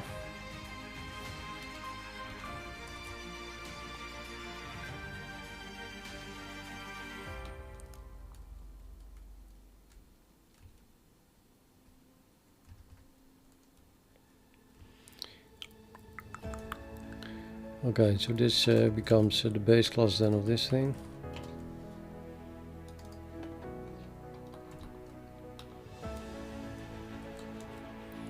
Don't know about that yet. Oops.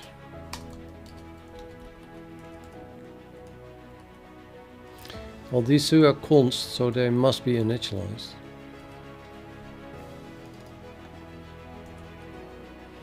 That would be this one.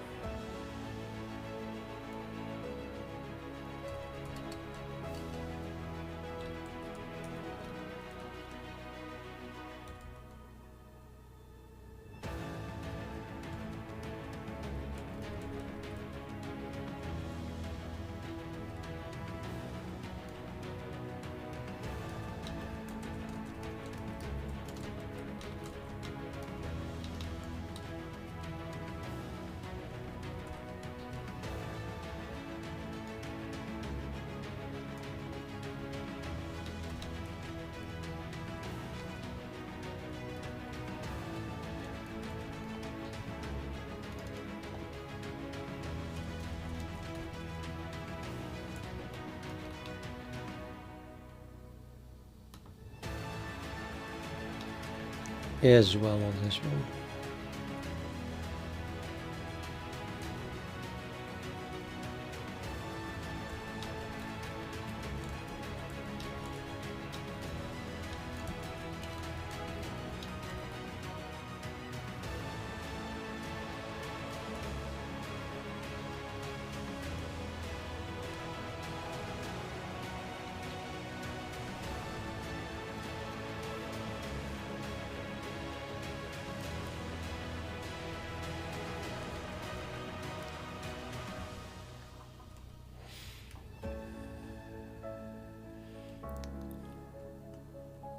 There is of course no problem with making these things which are not algorithm specific protected. So I can access them below as is. I only need to initialize them correctly in the constructor. So it's the only places where they are being used now. Let's just have a look at the other one again. So it is initialized correctly in the constructor, and I'm using it in the dereference operator, and we are passing it from here. That's not necessary anymore. You can just not pass anything.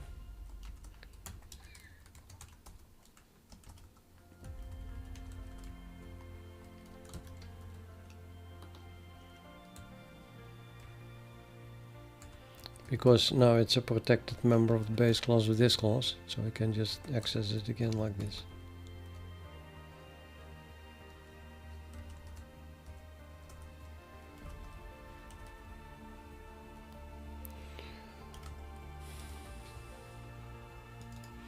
And the from group, well, it is initialized here like this.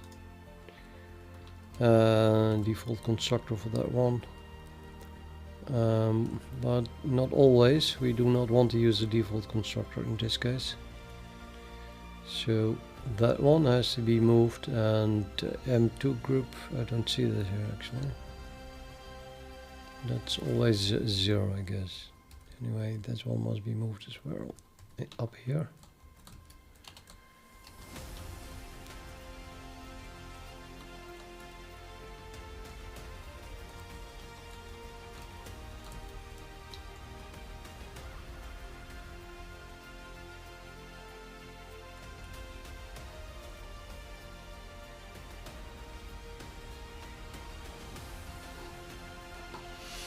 Now this is only talking about groups.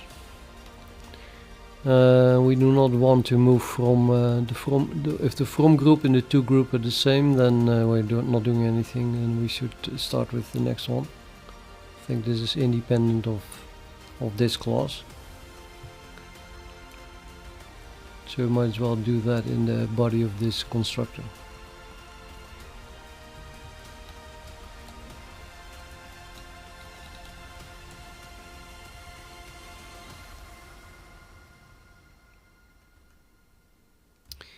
However, if we do that, then increment must be a vertical function. Because now I'm calling increment from the base class. And yeah, well, why not? So making a virtual void increment, which obviously must be implemented by someone.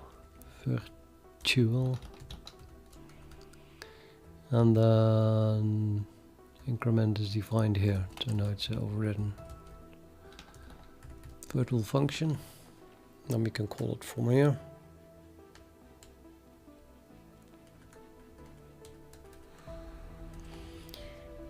These things are still initialized, I guess. Used here. Okay, there's a little problem here. It's also being used here. What?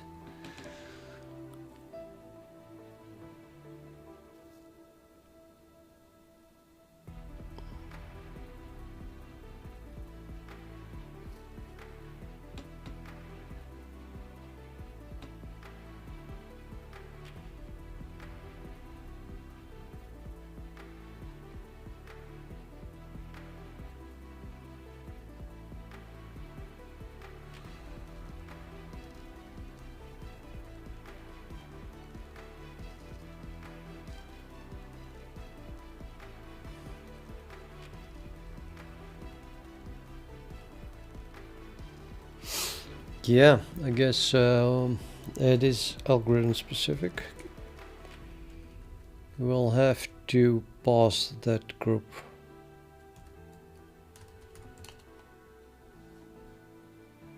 So the group index, this is M from group.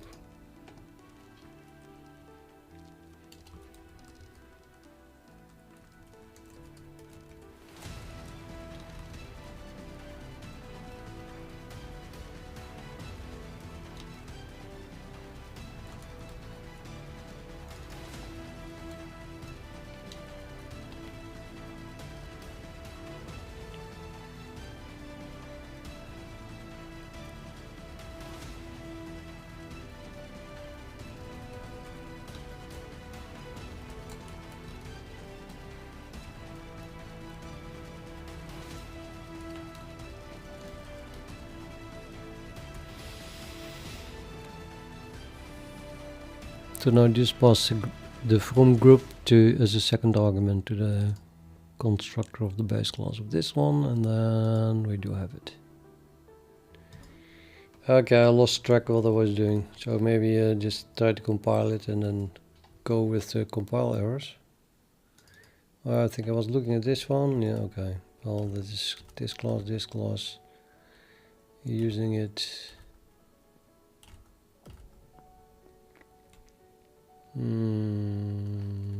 Yeah, that's not working. So we need an accessor probably for the moved elements. So we can just call moved elements, I guess.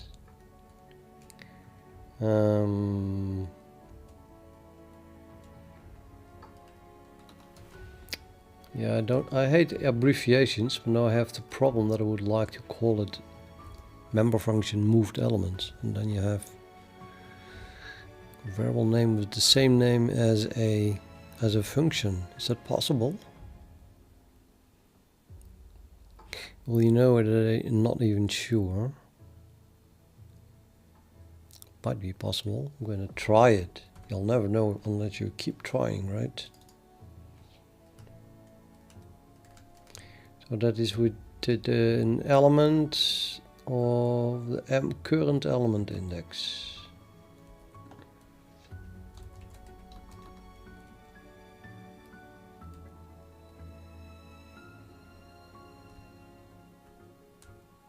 And that will be implemented by this thing.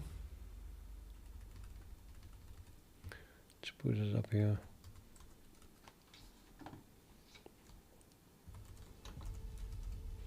It should remove a group, and why not? And this is an accessor-ish thing, and we just return an element. Now I forgot what it was. Element created from the current element index. Yeah. Kind of like that. I could return an element, and I can just do return the index here, and then that element is going to be converted again to the group. But later on we want this function to exist and return a group, so maybe then we get a collision between two different return types of the function of the same name. Probably not, but let's implement it like this. And I'm going to compile it, see what the compile errors all are. No matching function for call to partition, iterator base, increment, partition, cons reference. That we didn't do, pass anything anymore to increment.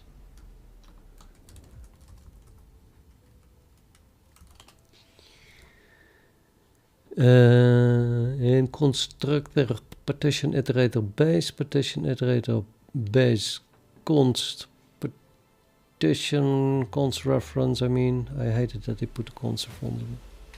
Partition const reference group index warning pure virtual void partition iterator base increment called from constructor.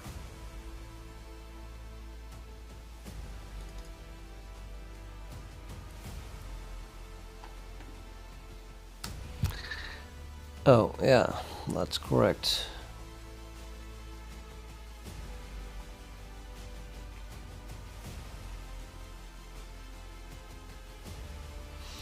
If we construct this whole thing, it's going to begin with constructing the top base class.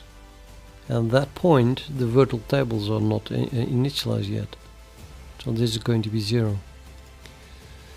So we try to call increment here, it's going to crash.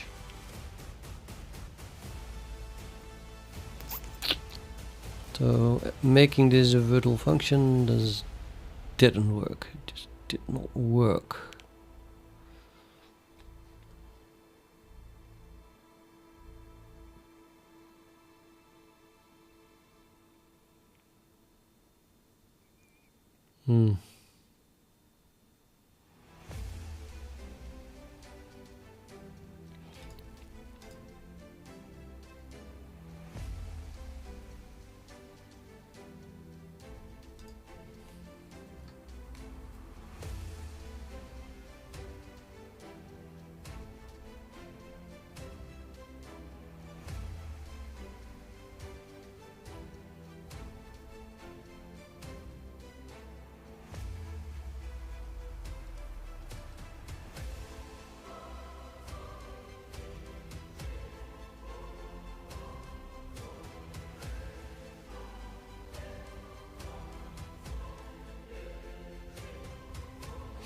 Well, it being a part of the constructor. Let's give it a new name.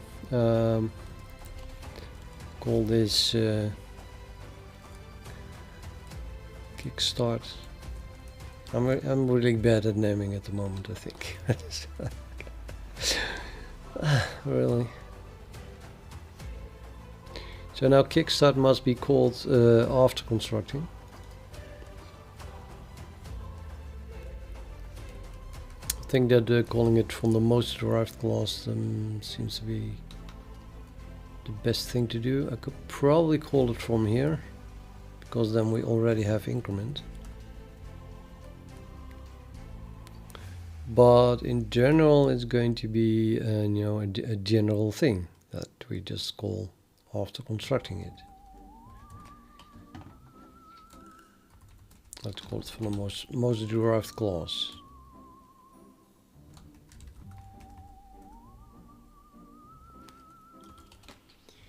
And then we get partition iterator state does not have any field named empty group. I probably moved that to the base class, or I most certainly did.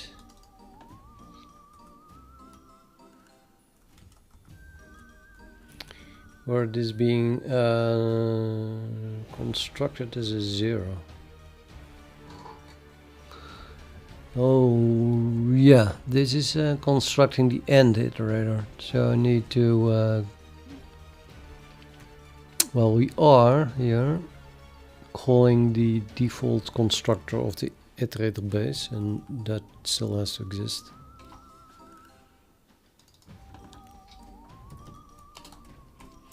Which apparently is responsible of doing that.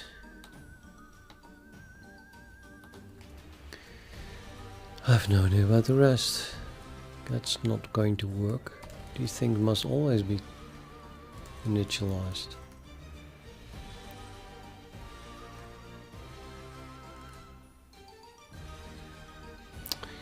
Oops.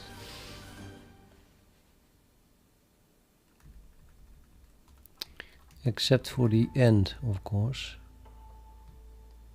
Can I just not initialize them?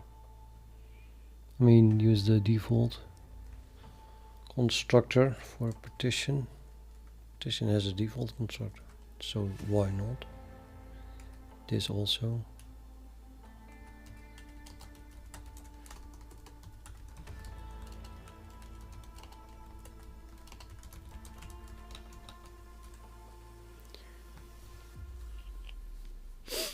So the to group is a group index, and if you use the default constructor on that, we get something that is literally undefined, as in you can check if it is undefined. So the end iterator then has a to group that is undefined. That defines the fact that it is the end iterator.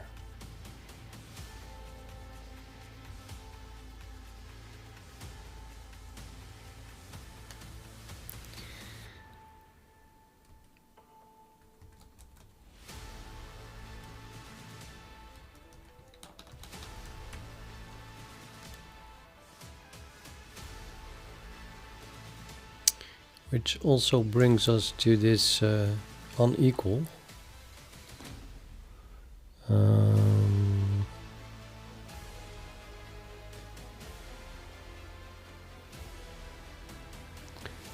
Okay, so if two elements are the end operator, sorry, the end iterator, then this would be sufficient, wouldn't it?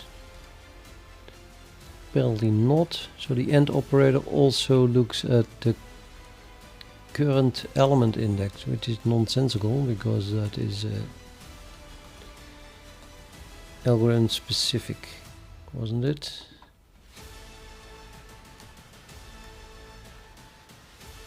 Yep.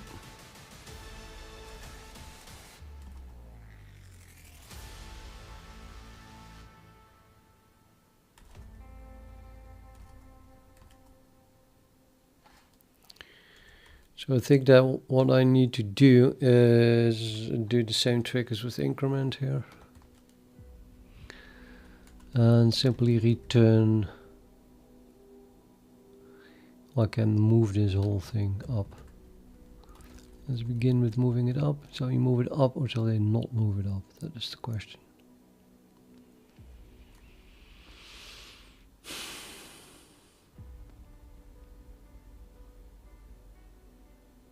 Yeah, let's not move it up. Yeah, could move it up, but seems better to return here unequal. Left hand side, comma right hand side. And then implement that in the base class.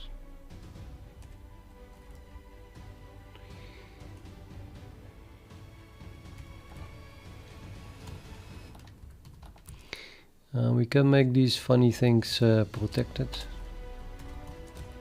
So we cannot call them from the outside.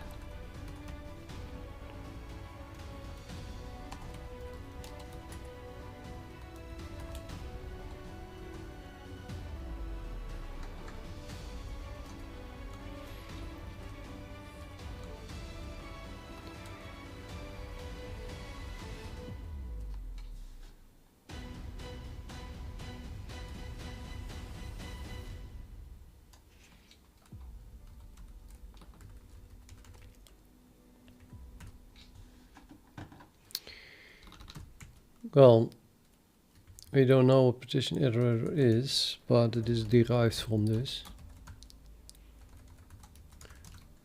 So that should still work. And then I can compare the algorithm specific thing. And then return the unequal of the base class of this class, but might as well access the protected members from there here. Well, I'm not making this a friend function, so there's not really a reason anymore, I think, to make it a binary thing. It's more like this class here. The left hand side is current class.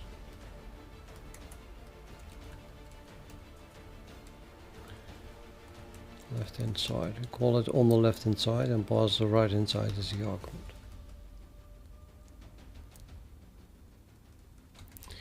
Okay, let's see what this brings us.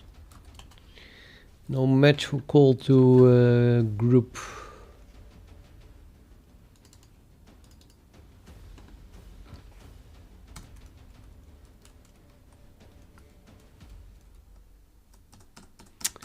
Yeah, so that didn't work. Well, let's call it just moved then. I don't know.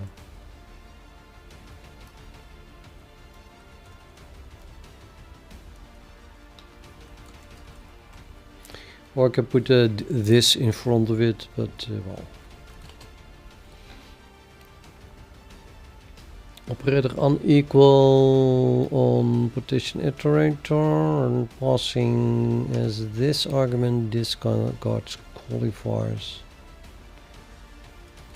I guess that's on the unequal, right? This is const. It compiles, and you know, if it compiles, it works. It works. Still the same thing. Okay. No, we didn't do anything. Just moved stuff around. But now I kind of separated the algorithm specific stuff inside this partition state thing. Well, there's not much you can do about constructors.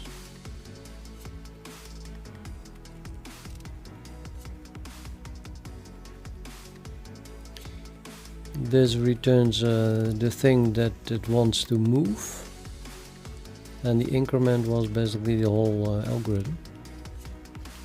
And now we have an unequal, which contains also an algorithm specific thing. So how now can we replace this part with another algorithm? And well, dynamically.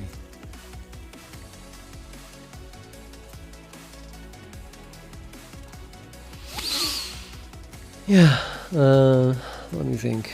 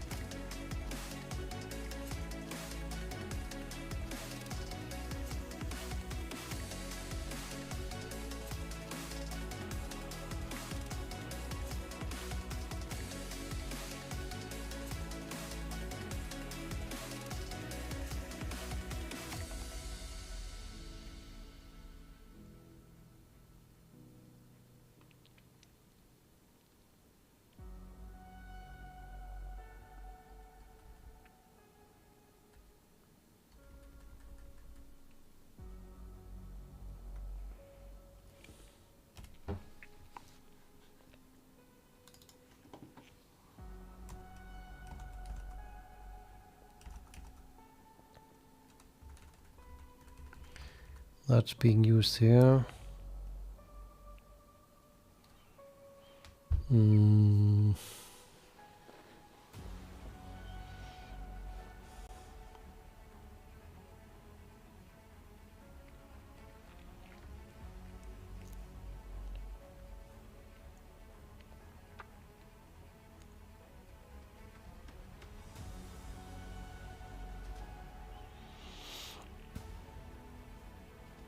You could yeah,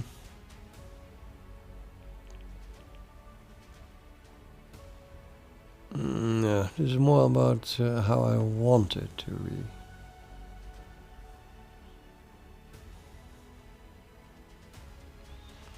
So I have an iterator, and then at some point I just want to switch to another algorithm.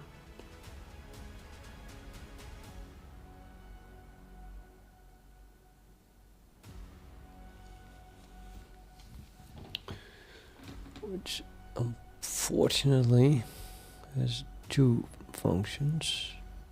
Well, three. Cannot replace it with a lambda. That would be this one function. But a lambda is also just, you know, it's just a structure. Templated structure.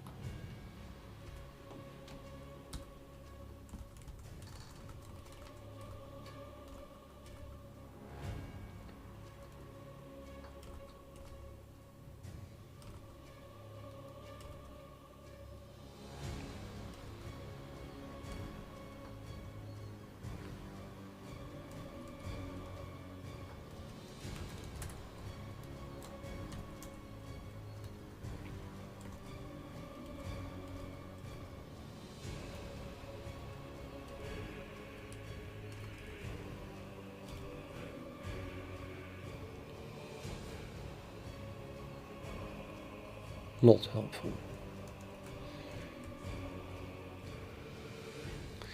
Oh, that's the one. I don't know why I didn't see it.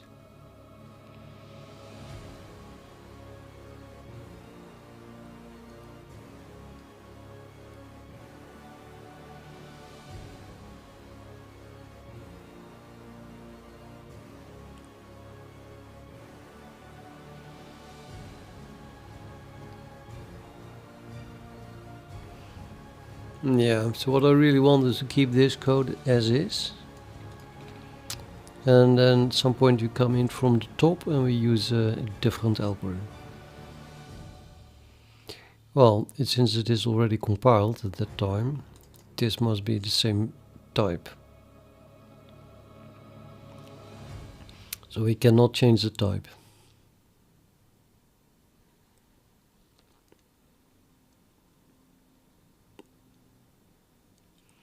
I guess then what we have to do is pass the algorithm as a pointer to some object that implements the algorithm to our begin, or something like that. Yes, it is arch.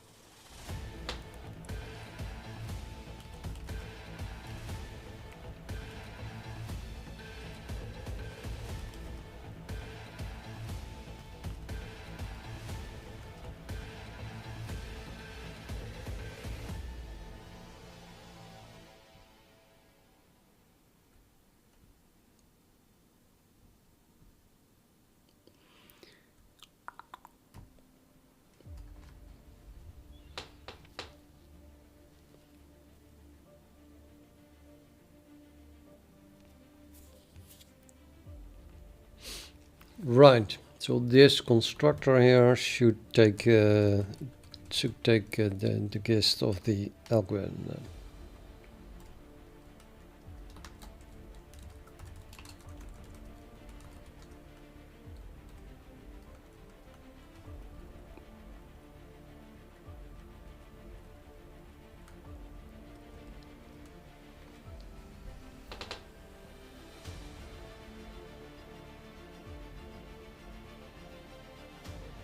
Which is partition iterator state. But it cannot be.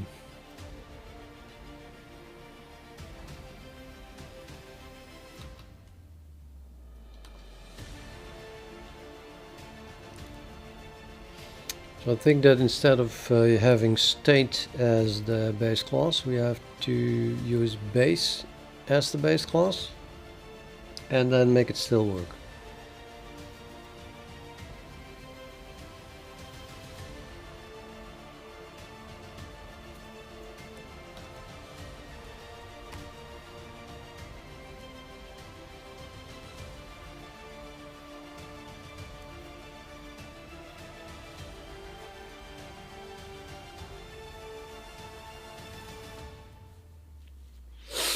Yeah, now I could implement state in with a lot of virtual functions and then use that as the interface. That's going to be needed maybe anyway, very likely even. Yeah, very likely. Okay, so the unequal here is being called by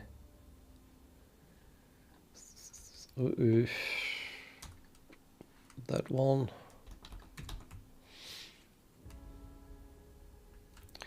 Yeah, I guess that's the only way, right? Let's make all of these virtual functions.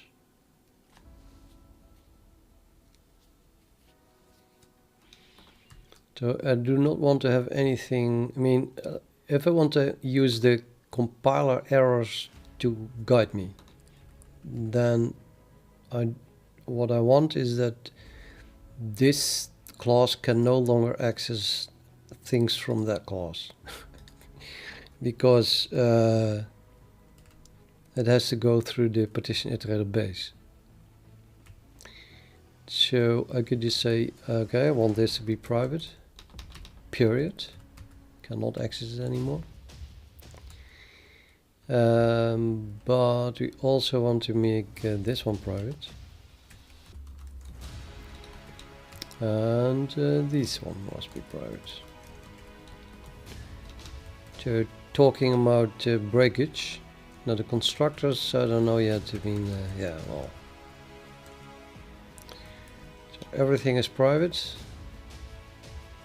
And then what happens, right?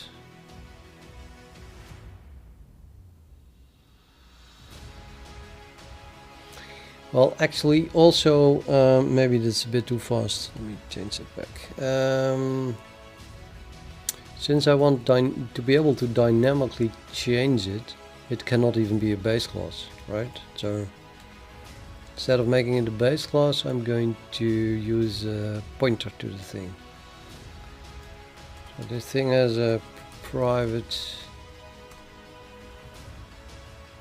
partition state pointer.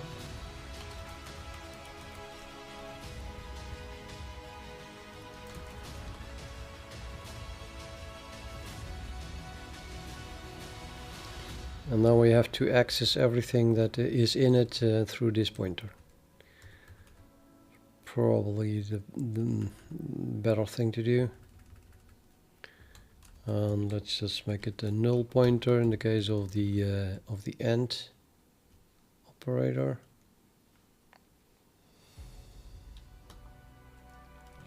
Not even a reason anymore to implement it at all, I think. And in this case, then we have to unfortunately pass that pointer.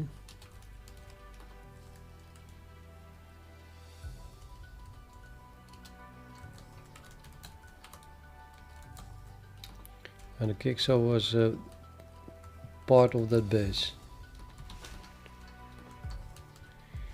In fact, everything is part of the base. I'm going to have loads of these things.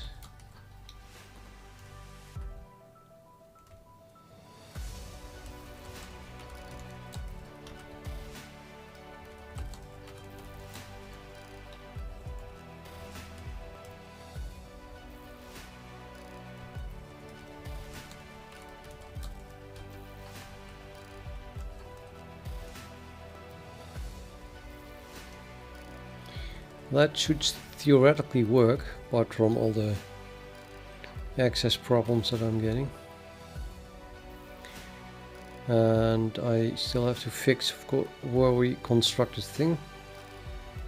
So in this case I wouldn't have to make a state. Maybe I should rename the iterator state now, because that's more like a specific algorithm. So that would be fine by moving a single element, right? So let's call this one, I don't care how long the name is, but let's make it a little bit better.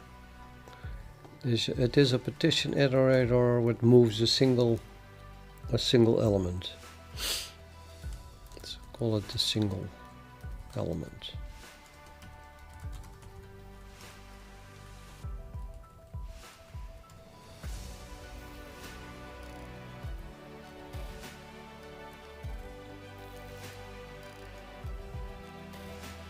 And then I have to pass a pointer to it. Yeah, I want this thing, of course, to take ownership after I created it. Just let's make this a standard unique pointer instead of a normal pointer.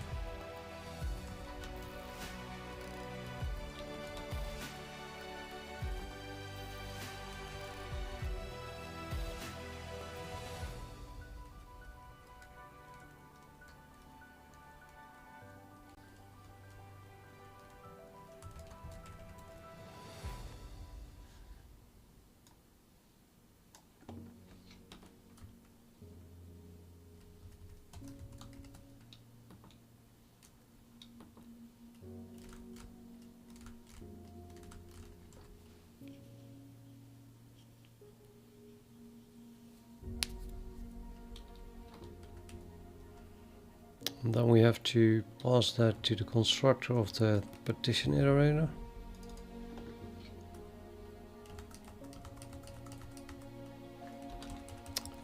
Which is here.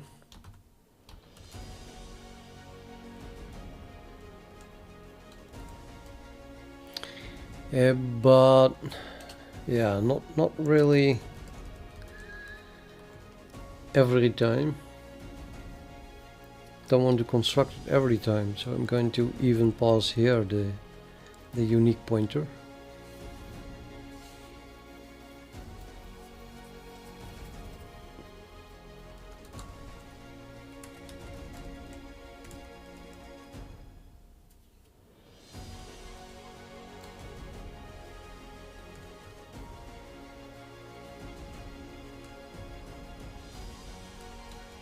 But at this point we don't know what the base class is, so we need to use the base class. Sorry, we don't know what the algorithm is, so we cannot use single element. You have to use base. So in fact it is a unique pointer to base.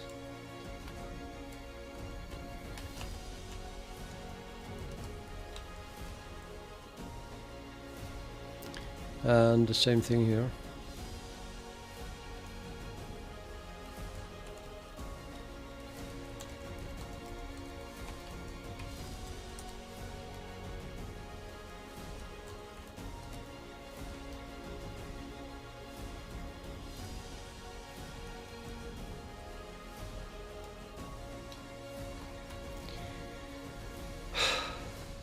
Loads of things are going wrong if you ask me. Partition, iterator, base. You know, I don't even have that thing anymore. Wait a minute. No base class. Okay, that's better.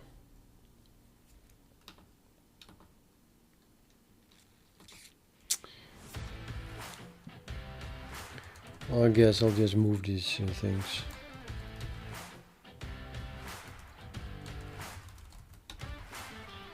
No, you cannot. Well, I can, but then I have to use m base here. Otherwise, base would have been null pointer by then. Would have been anyway, so that had to be m base. Okay.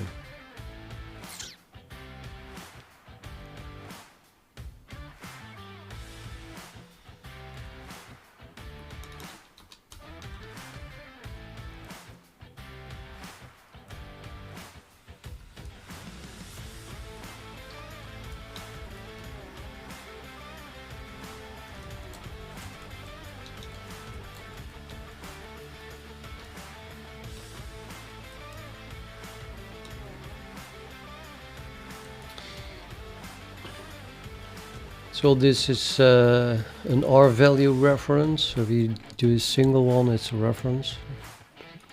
And that's called an R value reference.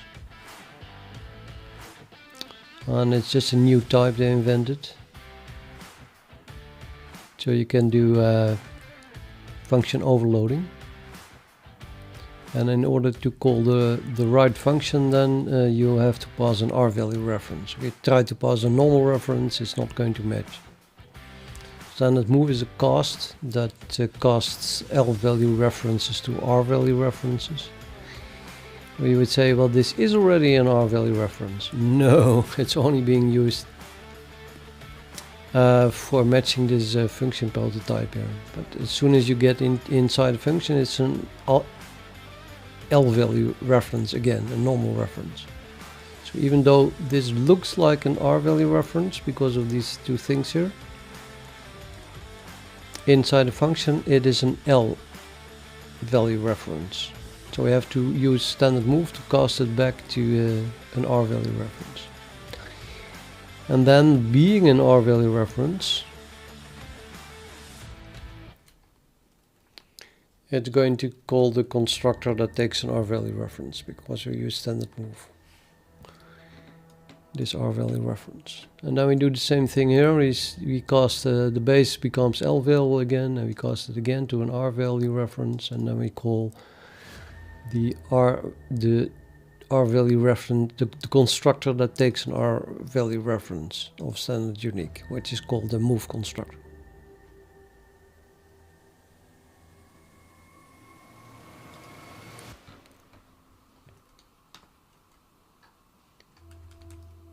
I don't know. You just have to play with it a little bit, I guess, to get it. I don't know. Let's try another compile.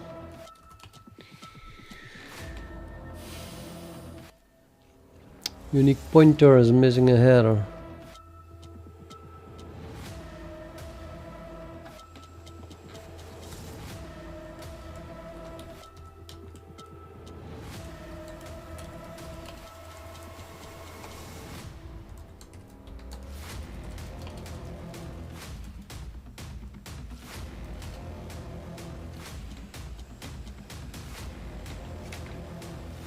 Error const partition iterator base m original partition is protected within this context. Yeah, that was to be expected. We can do two things. Either we can add our partition iterator as a friend, or we can make an accessor. I'm going with the latter, I think. Make an accessor of that thing. So now m original partition must be accessible through an accessor, which means we have to add the accessor. Partition const reference original partition const return m original partition. So now we can access the protected member through a public accessor function. And most likely we get loads of those errors. There's no member named. Partition iterator base has no member named move elements.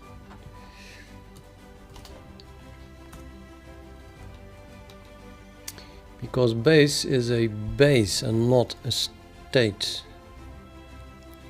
I renamed it, not a single element thing. So moved elements must be a virtual function now.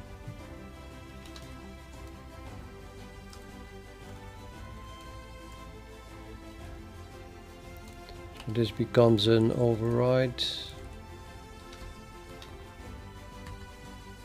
And there's a implemented in the derived class of partition iterator base, and now we're going to add a virtual function for it, which we do not implement in the base class. So now you call this, you're going to call that one because it's a derived class. I gotta wonder why this is public, because this is now just the implementation of a virtual function of the base class, and it is public here. I don't think we ever want to call this directly, nor from derived classes. Hell, I'm going to make this a final class. That means that there's no other classes going to be derived from this one. That means that protected doesn't even make sense anymore, so we make this private, and must still be public so that we can construct it, but all the functions can be private. All the implemented virtual functions. This is also going to be a virtual function, which we have to add then to the base class here.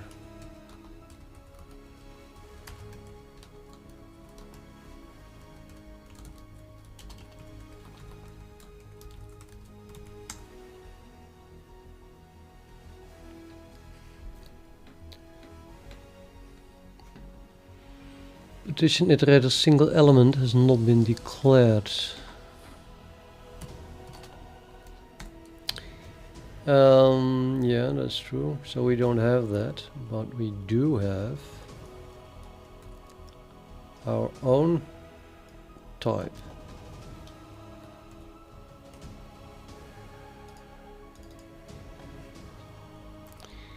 And then when we then we get in the vertical function unequal here.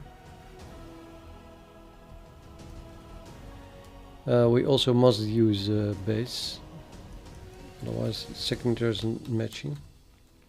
And then the right hand side is now suddenly a base, and that means that we can access the group like this. Well, we cannot because I made it private. Did I? No, I shouldn't have. No, I did not make that one private. That's still protected. Well, we're going to have a problem with the current element index variable here, because that's part of the single element class, our current class. However, we just know that the right hand side is actually an our class. So you can just do a static cast for it. And now we are casting it to our own class. So single element. Well, cons reference, of course, because it's a cons reference. I don't want to make a copy of it, if at all possible.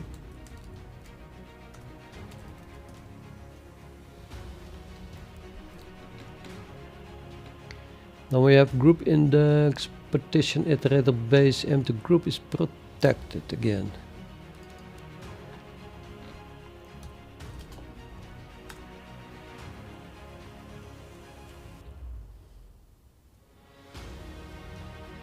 Sorry, now I missed it. What was protected? M2 group is protected. Yeah, of course, of course.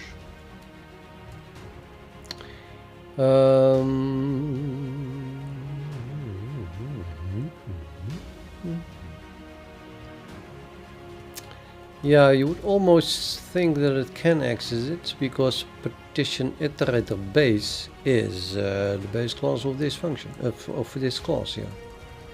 But still we cannot access the protected memory from it, because this is, yeah, passed to us as a different object. So it doesn't work that way, and we'll just have to use an accessor for it. We add an accessor to group.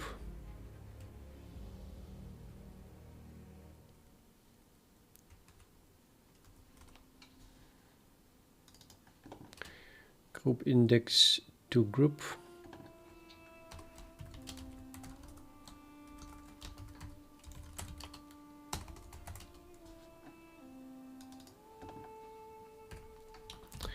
Now, shall we do it like here? Pass back a cons reference to the thing, or shall we just pass the group index as is, a copy of it, by value, so to say? Well, a group index is an array index, which is a wrapper around an int. So let's not make a reference is even larger. So let's just copy, return it by value.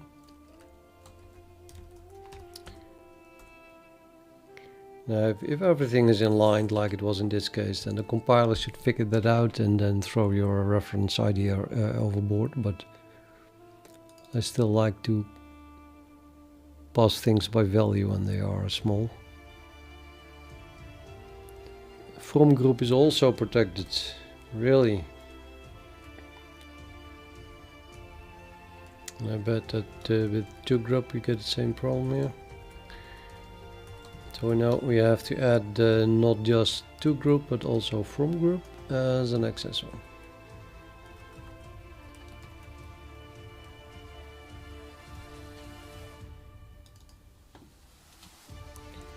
From group.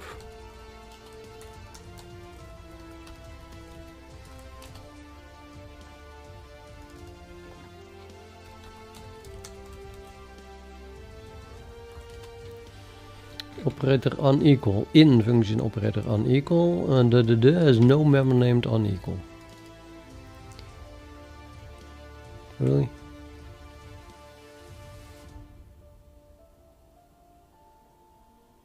That's correct, yeah. That has to be a .m base because it's no class of the base class. And unequal is oh, it's really not there anymore. What? Unequal not?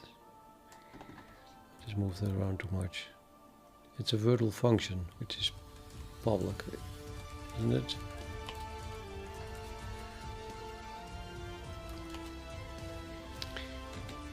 Cannot convert partition iterator to const partition iterator base reference.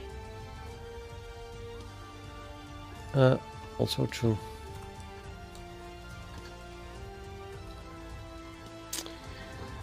We must pass base basically, but that's probably again not possible because it's a private function. So now we also need an accessor for the base. Okay, this just gets tiresome.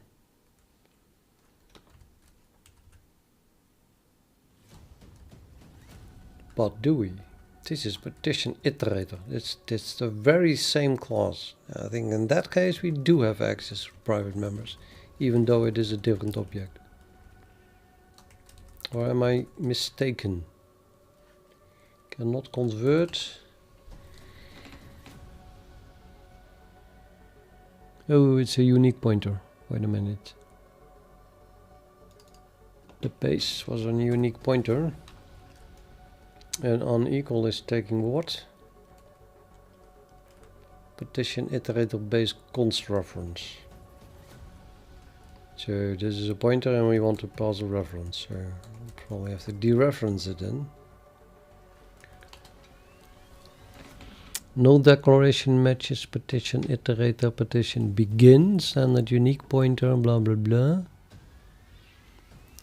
I did not update declaration of it, so we need to have a s argument.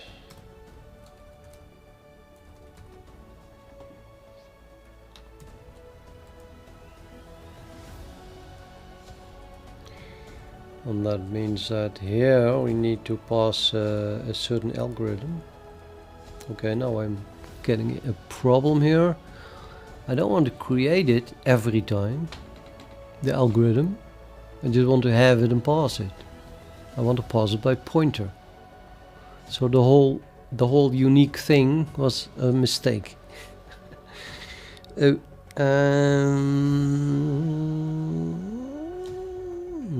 it was a mistake. I want to pass a pointer here without losing it, so I can use it again. Well, then we have to change it back to a pointer. There's nothing we can do about it. So let's pass single element algorithm, which we create above here, which is then partition iterator single element.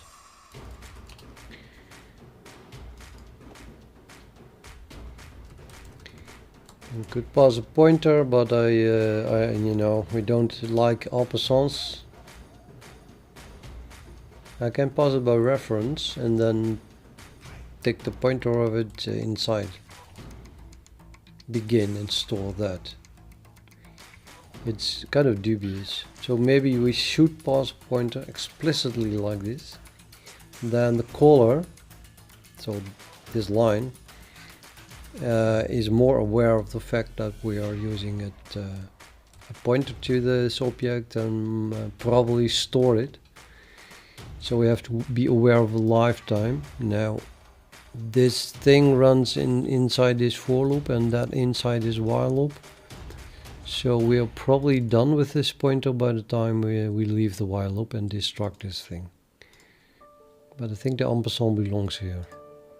And then begin must take a pointer to it, and it's a non-const pointer even. We have to make changes to it. Or not. Oh, that's a good question.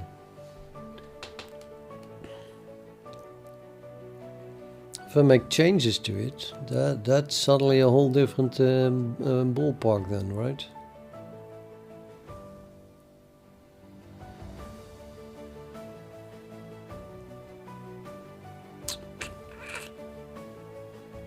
Now I need to reinitialize then the thing to reset it every time I use it.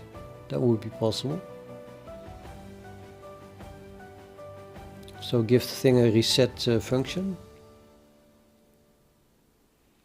But that's not just that would be kind of weird, really. What to do here?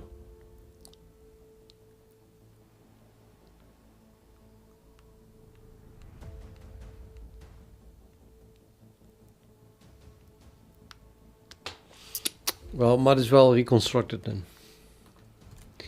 I'm not even so worried about the reconstruction. I mean, the thing is very small.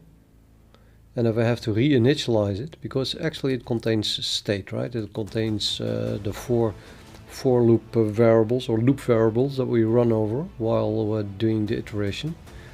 When we want to begin again, I have to at least reset those loop variables. So then you would say, well, might as well call the constructor again and then create a new one. And the only overhead we have by creating a new object every time is that then malloc is being called, or new. We could then, if that would be a bottleneck, and it's probably not, but if it would be, then we would have to use some kind of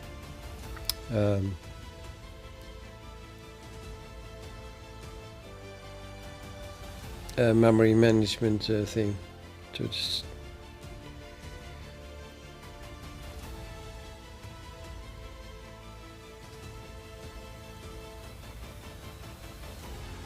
an allocator that would just allocate memory from the heap one time and then store our object in it, and then when it gets freed and reallocated, that would be super fast. But okay, let's just do it the old-fashioned way. I think make unique is the thing that we need here.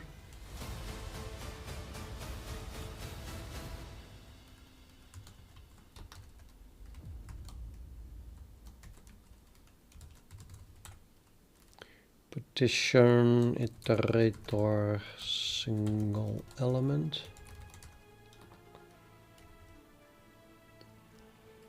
So this would create a standard unique pointer to a new partition iterator single element with using the default constructor, which we have.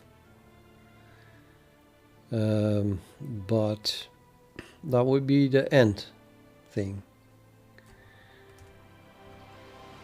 And the begin thing is this one. Now I do not want to create something specifically for begin and then call begin with it and so on and so on. So maybe it's not the right way to do this. Instead, I'm making begin a template. Meanwhile, while we're doing it anyway, right? Now end, I could also pass the algorithm to end, but I don't think that matters. End is just end. Who cares what? Who cares what the algorithm is? So, I want this to work. Okay, famous last words. No, I mean famous beginning words. So now our begin must be a template. Where was that begin defined? Nobody knows. So really, that's hard to find it.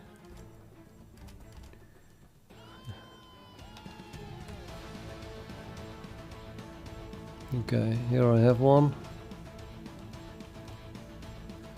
So now this has become a template that takes the algorithm. on it. Algorithm, the algorithm type,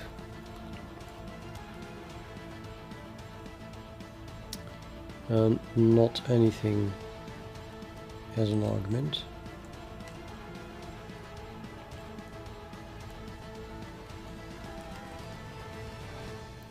And then at the implementation of the thing, if we can find it, I guess here.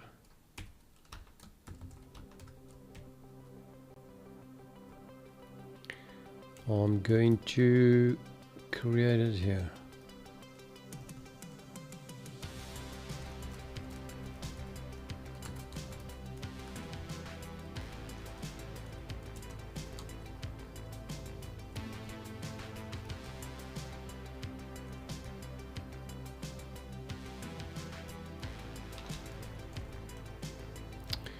Now I'm creating an algorithm without passing any arguments. I mean, the arguments that we pass to make unique are forwarded to the constructor of this object that is being created. And we want it to be not the end iterator, must be this iterator here. Partition iterator single element, which just takes the original partition for the begin. So this is still the end iterator, and then this is the begin iterator.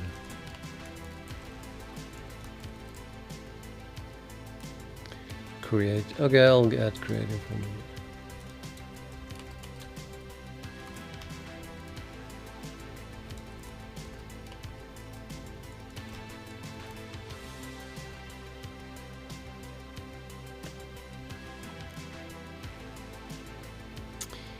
So we must pass the partition, which happens to be the current class.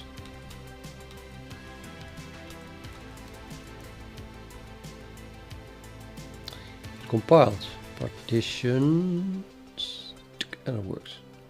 If it compiles, it works. You know that. You should know that by now. So now we have a thing that allows me to switch algorithms. That is, if I implement them and then pass it here as to the begin thing. What I wanted to do was make a new algorithm that moves not single elements but moves whole groups.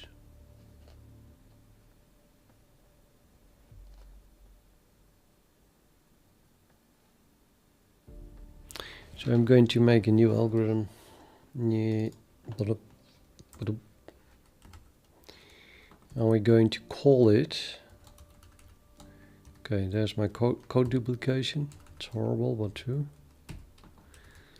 I'm going to call this a whole group, because we're going to move only complete groups.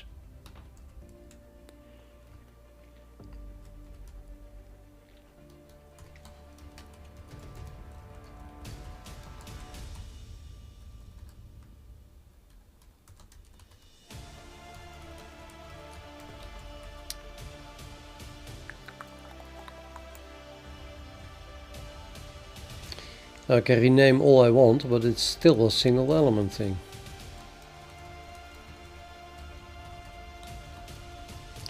So now I have to change it. Okay, let's see how.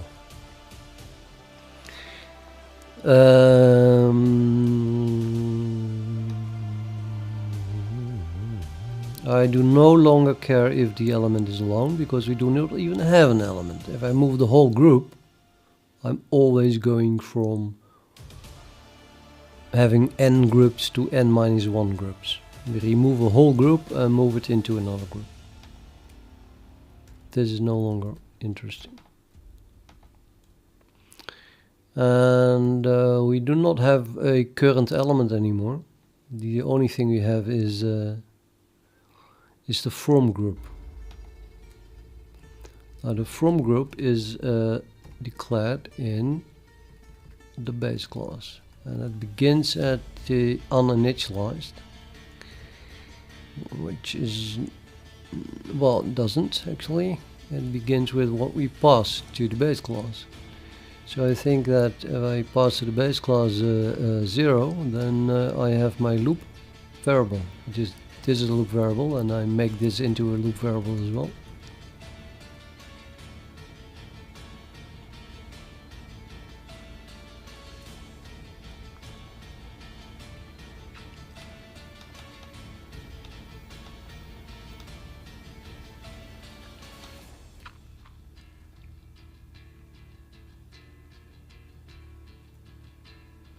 TK, have you reached 12 years of age yet? I'm just curious. Just curious. AKA, how old are you?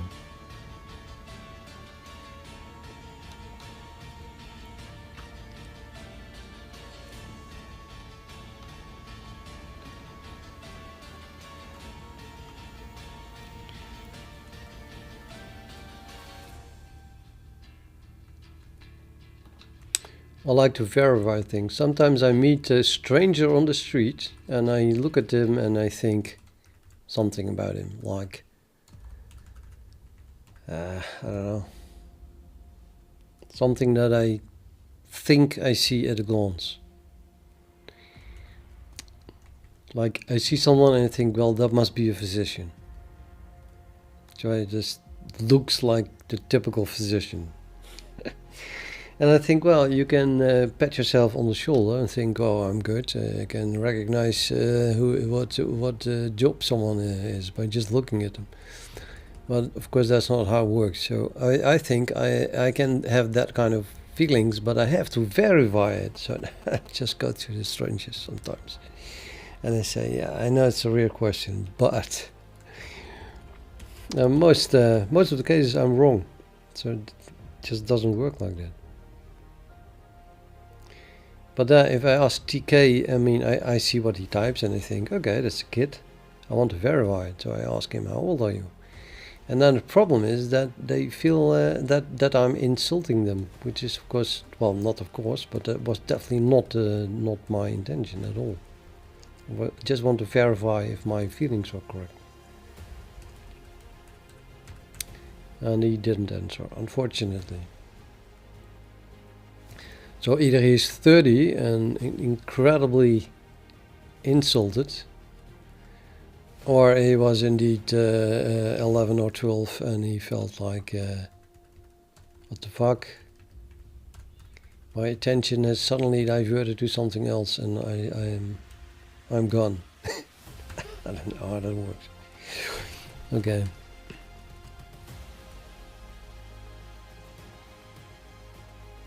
Yeah, we were fixing the partition iterator whole group algorithm. I don't have a current element anymore. But we still do have an end iterator, I guess. End iterator being the default constructor, and I think that just the default constructor will work. And then here we have the base, and I'm going to pass 0 here, right? Just the first group. I think 0 should work, and if not, then I don't know. Current elements alone, I was not interested in that. Can I pass 0 to the base class here? And that would be group index. I doubt that is possible. Well, maybe it is possible, but it is an explicit thing here, explicit constructor. Oh yeah, if I pass an int, 0 is an int, might work. Wait, my favorite bear said something. Bear.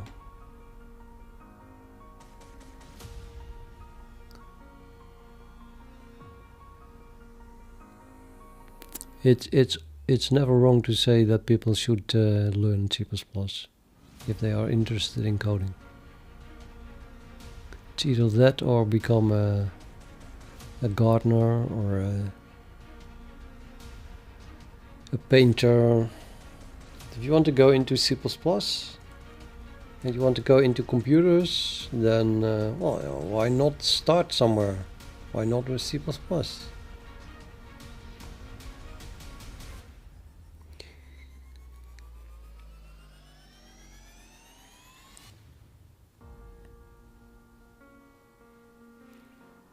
I have the feeling that the world is going to get a shortage of really good C++ coders. So in 20 years from now, all those old C++ coders are dead or cannot code anymore. I'm probably still not dead, but and then there's still going to be a need for them.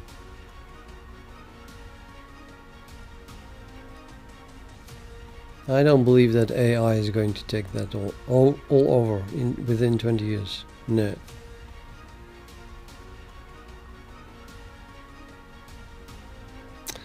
But yeah, it's looking into the future, so you never know.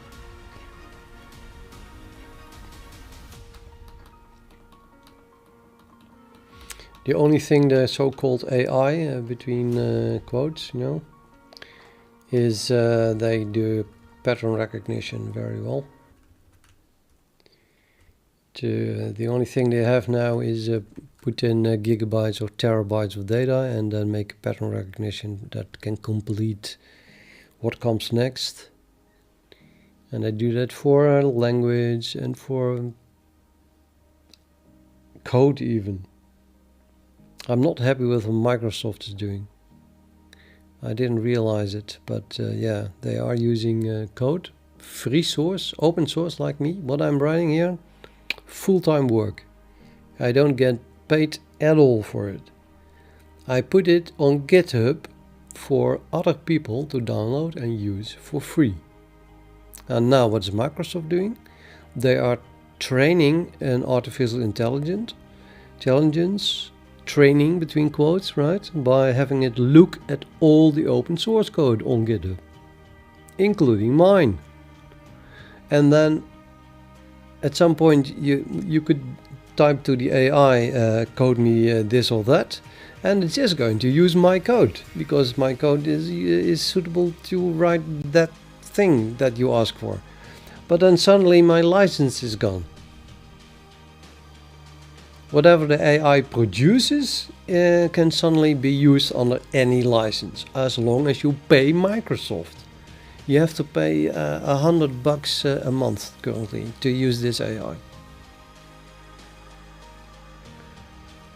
So this is really wrong on many levels, legal levels.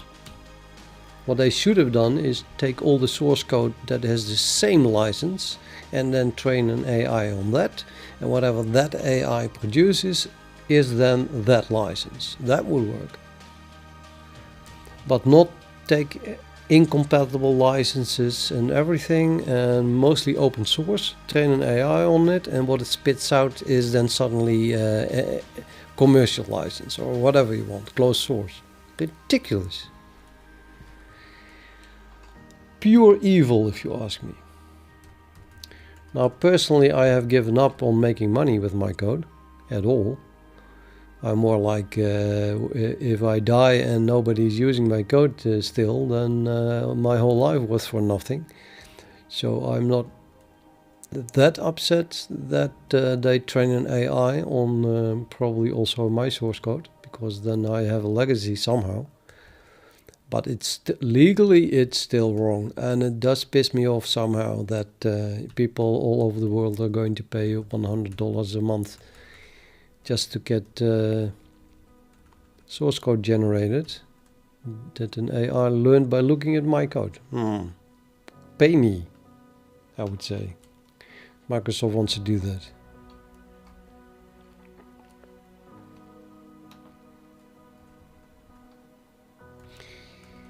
You can use Coca-Cola, Chio Santos. Coca-Cola is a good anti-rust thing. Just put something with rust in cola and it should all disappear. That's what it told me once.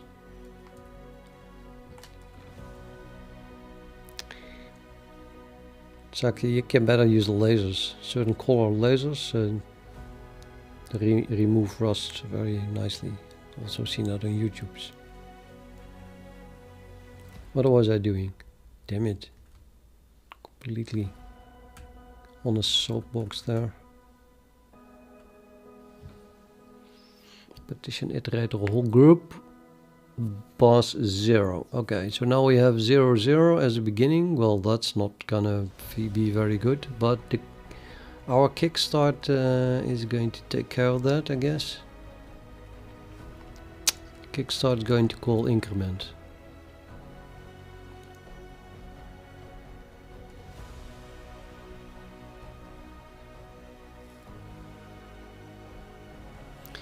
Okay, let's do the unequal.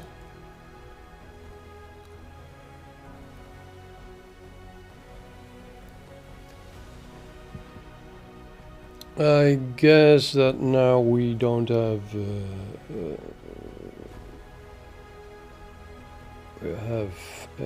this. We do not have this. We have from group.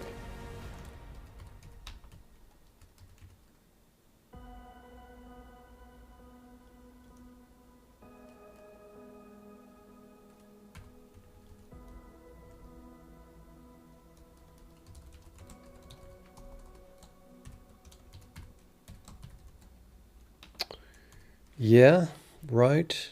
I mean, those are loop variables.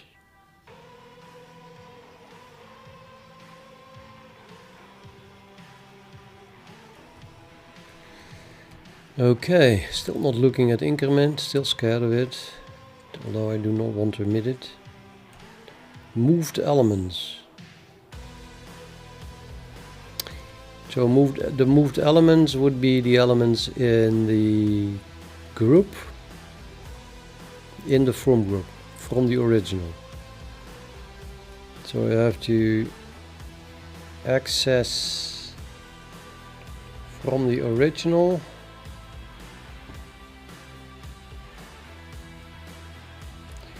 The original partition.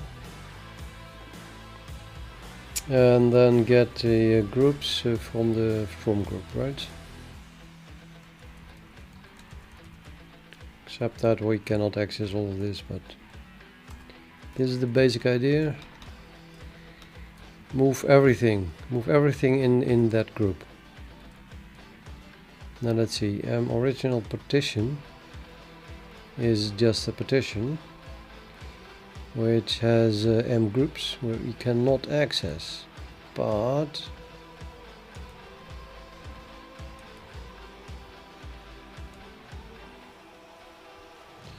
no, we cannot access it at all. I'll have to add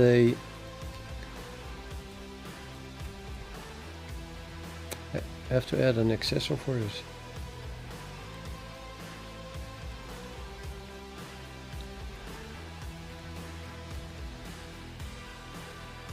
Any accessor is okay, as long as it's a const accessor. Well, we do not want to access m groups, we just want to get a single group. Would that not be enough? I'm just going to add it here, however. So we want to get back a single group from a group index.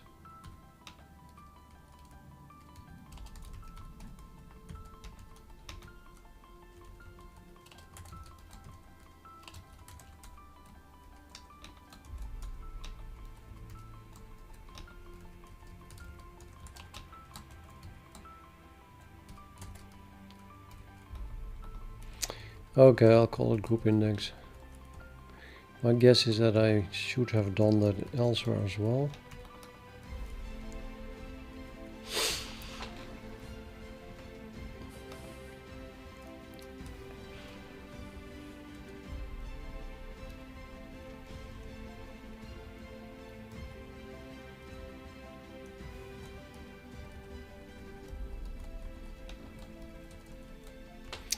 And now we call it here.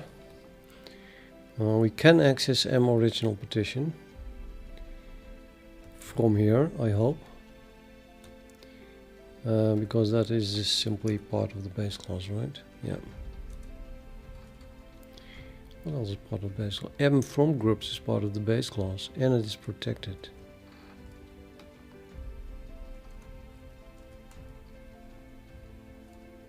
Yeah, also exit that. Looks perfectly okay to me. Let's see if this compiles. It's not compile.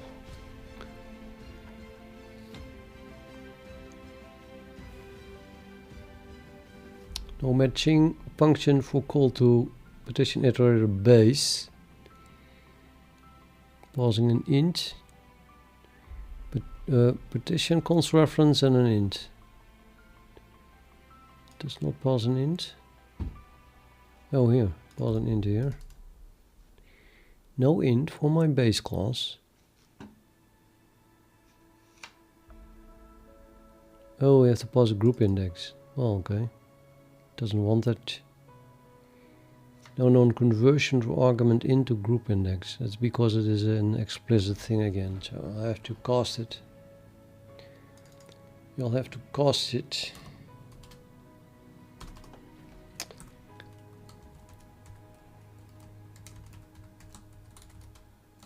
Feels like a silly thing almost, but it's exactly what I want to avoid. That you pass an int and then just suddenly get some kind of index. So you have to be specific about it.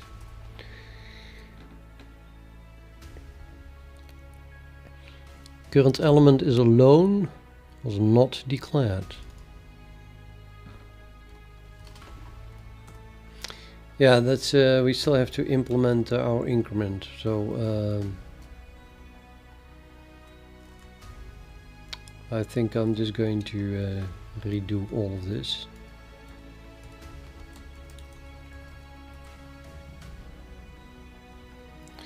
Now this is one of those moments where it does compile but doesn't work. So yeah, not running it. So I have to implement this. Besides, it did work. I'll have to pass this thing to my begin.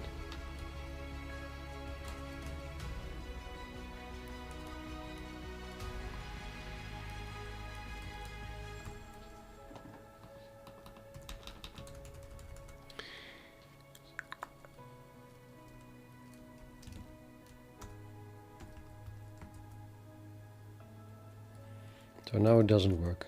I want to see how it doesn't work. What? What?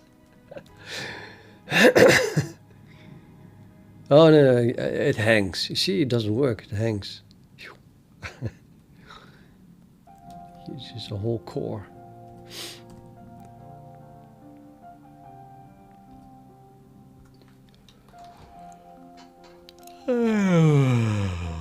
What? Neg C-tags? Oh.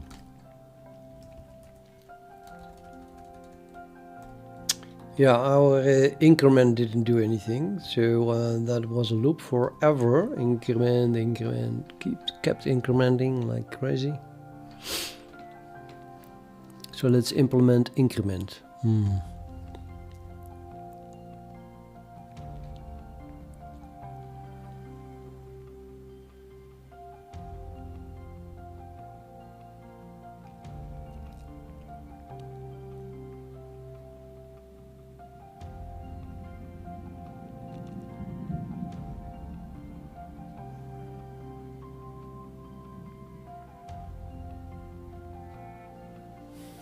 I guess I just have to increment the from groups.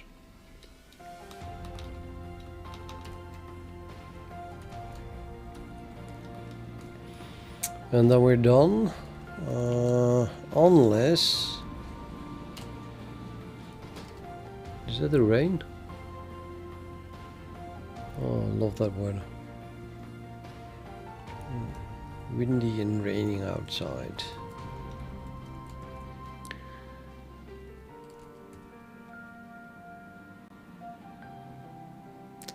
You can make some cached values again. Well, they're both, well, let's say the first empty group. I'm gonna call this empty group.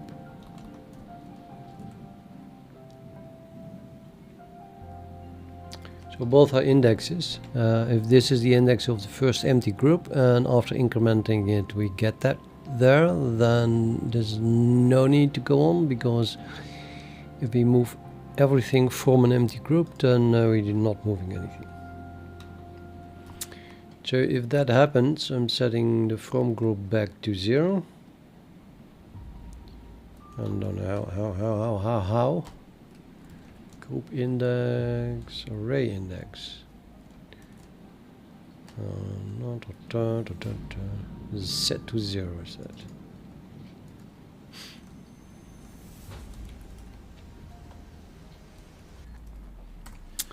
And then we increment to group.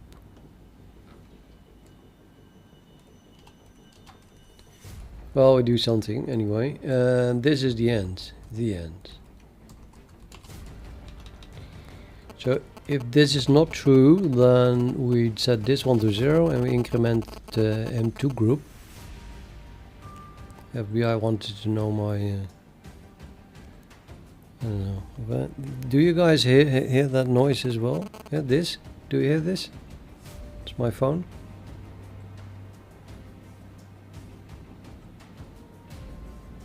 Someone answer me if you hear that noise as well. I hear it on my headphones, but I'm not sure if you can hear it on the stream. My phone making noises like brr, brr, brr. Nobody answers. Maybe there's a huge delay again.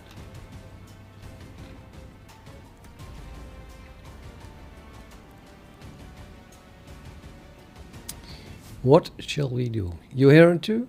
Okay, that's like super bad, man. Super bad.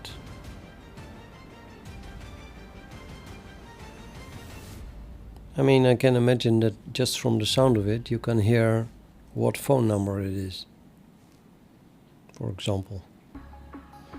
So the whole world who can see this video now knows what my phone number is, which means they know where I live and who I am.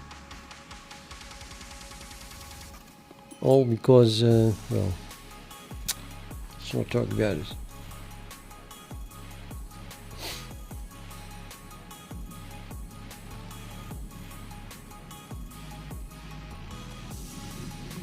Okay, so if we did not reach the end, then we continue, and if m group is not equal to group from group, I mean either, then we're done and we have incremented stuffs. If we end up with two of the same values, then we must skip it, so I just run increment again. It should still work.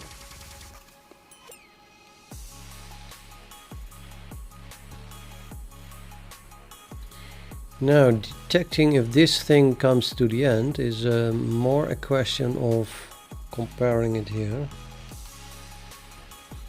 First, I think. We want to move to an empty group normally. So I think that if I compare this with empty group, then we are at the end, and otherwise I increment it.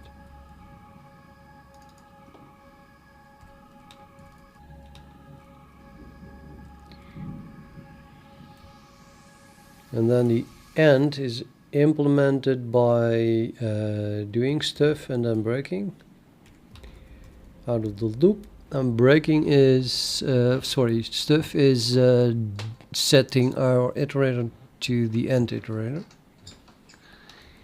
which is defined by the default constructor. That would be the default constructor of the base class, which simply sets m group to 0, I guess. No, there's a default constructor.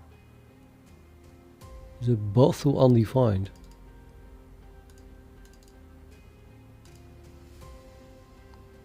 That seems to be the case. Well, why not? Use the default constructor for the group index for both from and to. It is an array index, and the default constructor set the value to -1. So I have to set them both to -1, which means I have to call set undefined on both of them.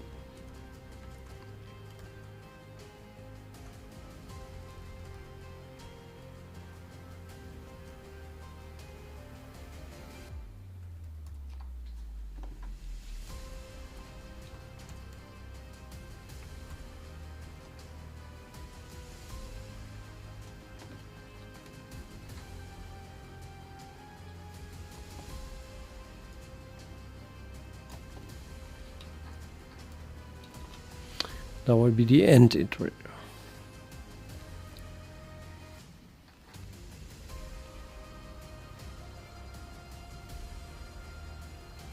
Now I still need to define and initialize my empty group thing. Fortunately, that's just a one-time thing.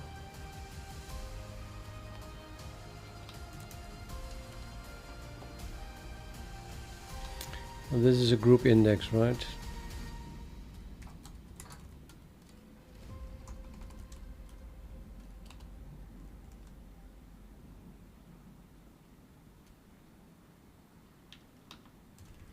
Let's call it first empty group.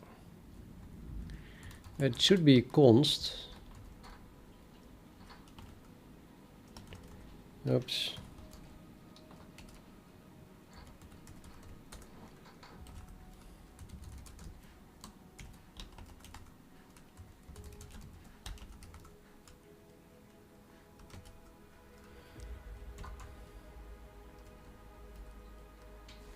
It is a group index. Yep. How can we initialize that thing?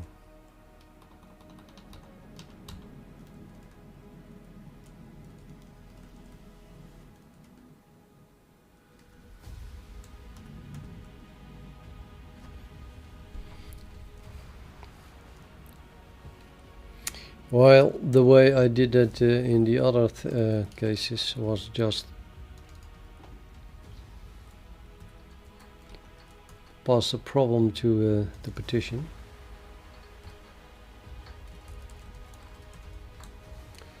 First empty group. So now I need to add a first empty group function to partition.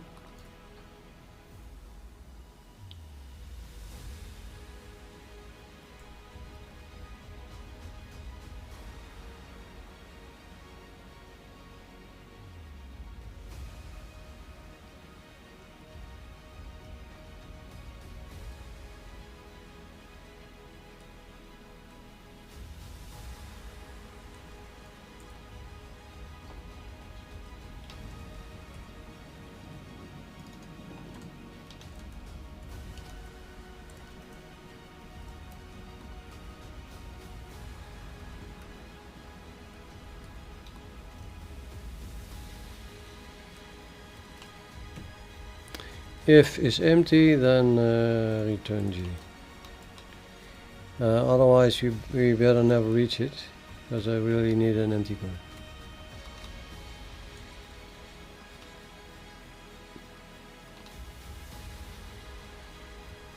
So how do I test if a certain group is empty? Well, that is a test on M groups. Let's see, M groups something, and then something is not a single bit, but more like has no bits at all.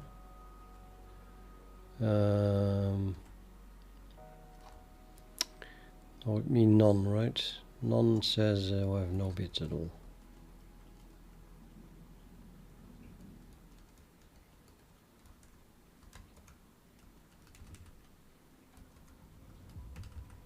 I lost where I was.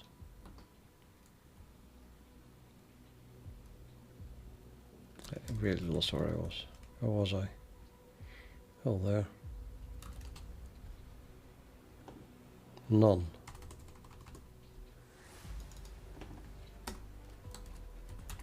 None. So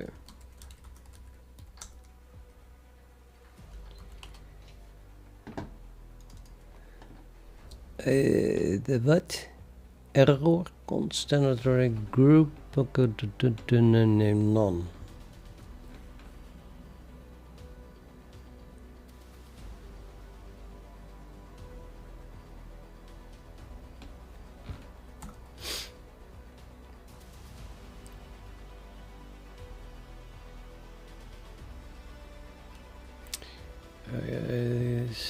Guess it's just layered one deeper. Anyway, I'm having an empty here.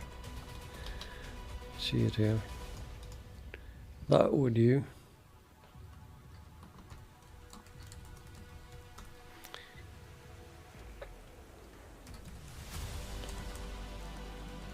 Core dumped. Ooh, does not work. Compiles but does not work.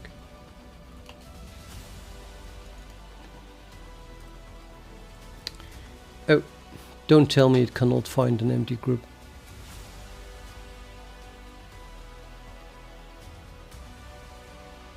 That's impossible.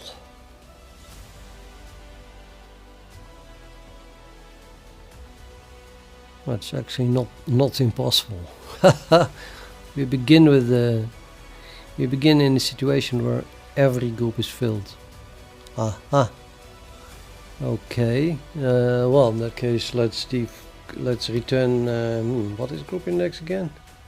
Array index. Let's just return on an uninitialized thing, and then hope that that works somehow. You definitely have to check what happens if that is returning undefined value. So that means that first empty group becomes undefined.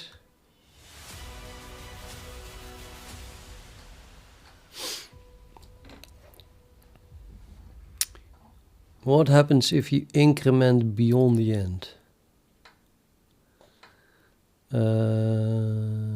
Actually, that's what I should pass. I do have one beyond the end index, I think. At least I have it for bit sets. I'm not sure if I have it for this one.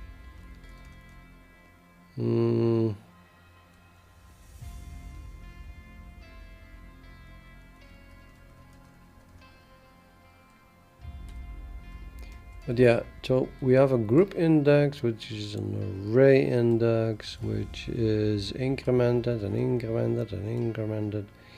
If we do an equal, we just compare the value. So what I really want is simply add 1 to the current value and return that. Just 1 past the end. There's absolutely nothing special about it.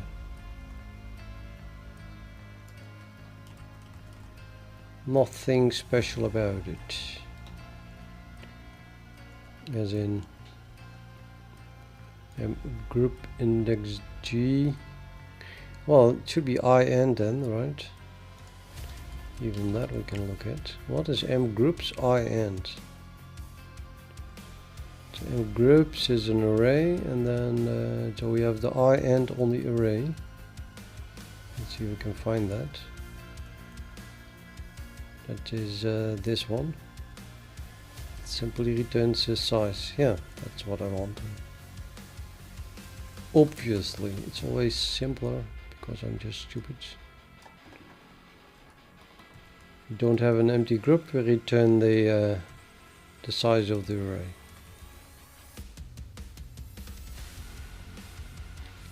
Still core dumping. Still core dumping. Well, not even asserting now. Core dumping.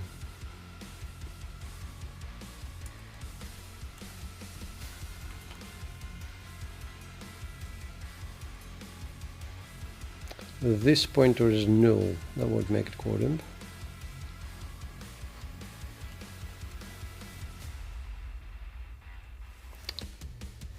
The right hand side is a null.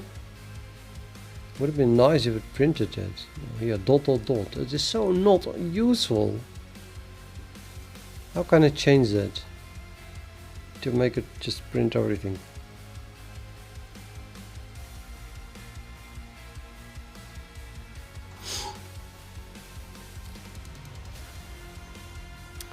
we're passing a null to unequal. Mbase is right hand side dot mbase is null pointer. That happens.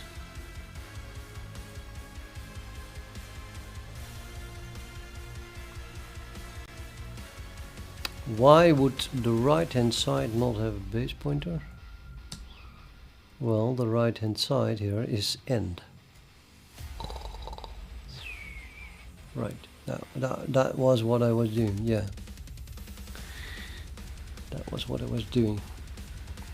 My end simply has no base pointer.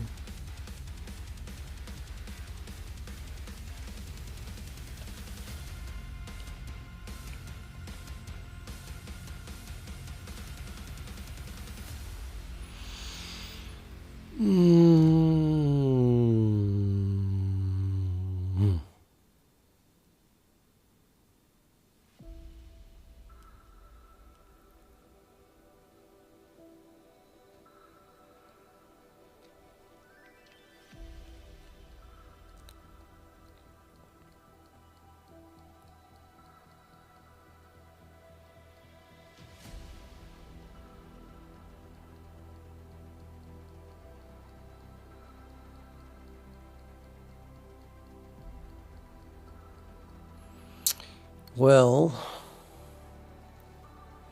I cannot call unequal if I don't have a base pointer. Therefore, we have to special case it. But line 6 or 7. Is this a general thing now?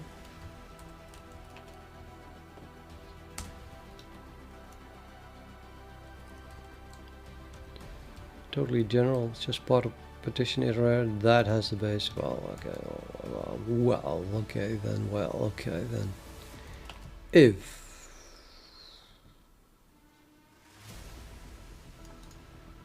not mbase or not right hand side base, then I'll do it the other way around. If we have base pointers in both, now we return this. Otherwise, return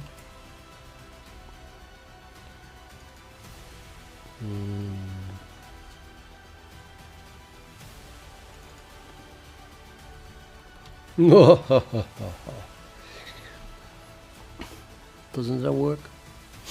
If we have base pointers on both, then we call what we did, and if one or both are 0, they are only equal if they are both 0, which means they are equal.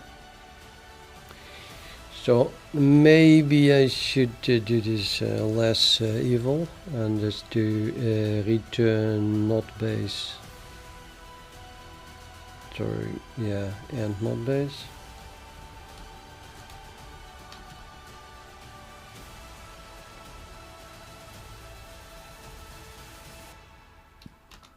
I think that should work.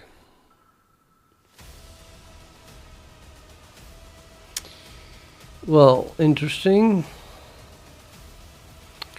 It didn't crash, and the score is correct, of course, but it stopped immediately.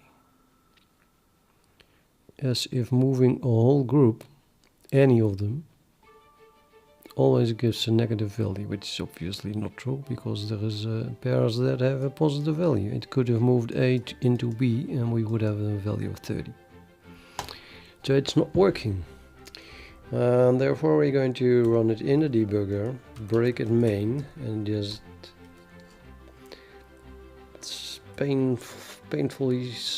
painstakingly run through everything. Again, this is initialization, which I'm totally not interested in. Random number stuff, printing stuff that I'm not interested in. More printing stuff. Current partition. Let's begin there. Break 719. continue. Now we are at 719, so I can print my current partition, and that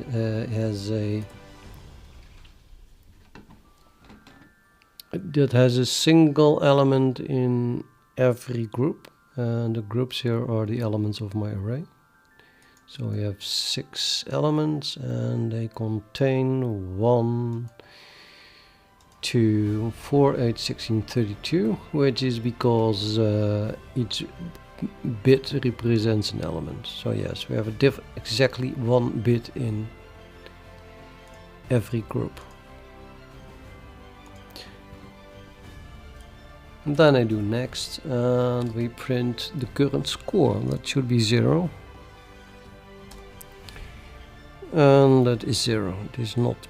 We don't have positive infinity, we don't have negative infinity, and the value is therefore 0.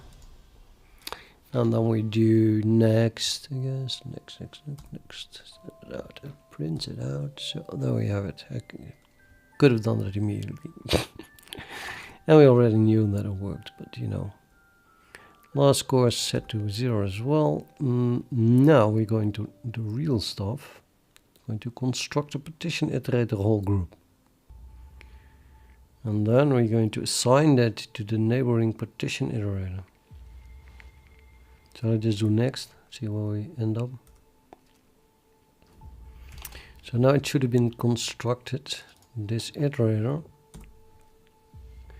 exists of a base class. It means that it is not an end iterator. I want to see the base class, however. So dot mbase. Yeah, that's just a thing. I can do get, which is still that's just a thing. But now we can dereference it. And then we get something at least. This contains the copy of the 124.8.16.32 original partition, and it contains that we have 6 groups, and we're going to move from group 1 to group 0. Okay. I mean, why not, right? And if we do that, we should get 30, because this is B and this is A, and if we move B into A, then we get 30 there. So why did that not work then? Oh, we didn't move anything yet. Now it's checking if the neighboring partition iterator is unequal end. That might go wrong. Let's step into it. Or shall we just step over it and see if it goes wrong? Next. Yep, that goes wrong. Immediately at the end.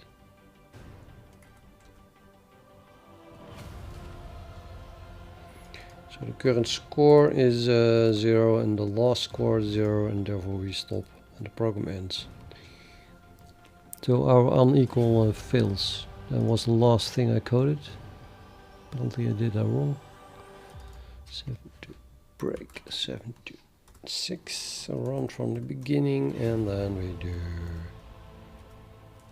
step. Return that is the constructor of my end, which calls the default constructor on the partition iterator, which calls the default constructor of the unique pointer.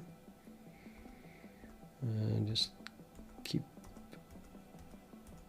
stepping. I think we have our end now, although nobody knows what it is. Okay, now we get in our operator.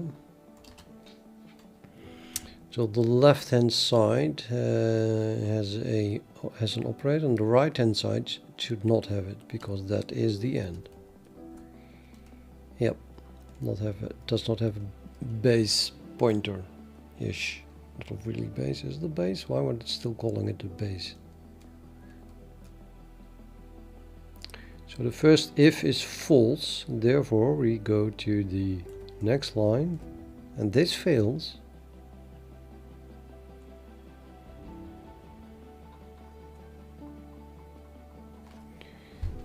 I guess I must have been not just very stupid, I'm still very stupid.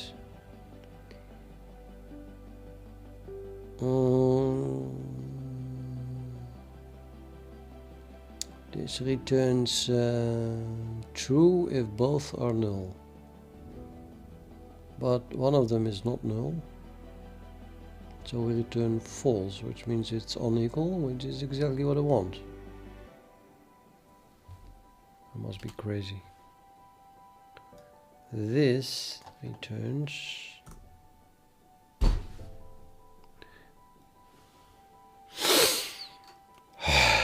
where's the author of GDB buried? I'm going to dig him up. Or worse, he might still be alive. Yeah, well, I have to do that operator manually.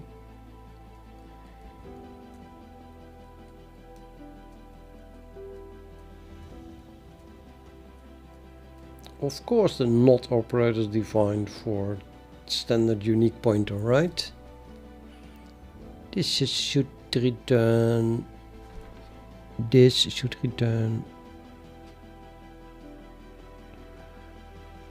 false.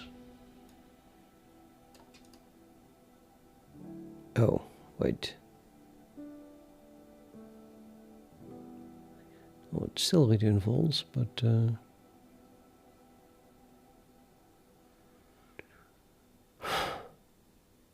maybe I should have gone with the base equals base.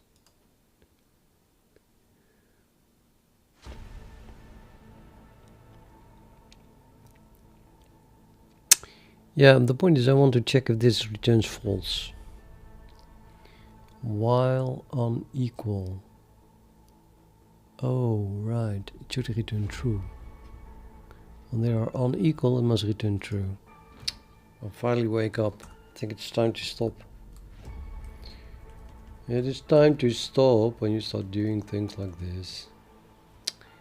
This must return true when they are unequal. In other words, I should return the opposite of that.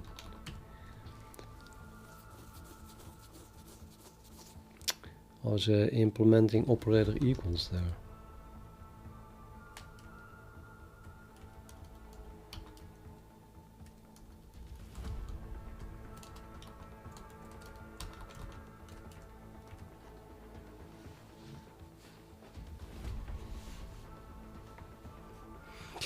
Yeah, if you ever code it like this without a not in front of it, it's exactly as ugly as just simply comparing them. So I think I just should make it like that.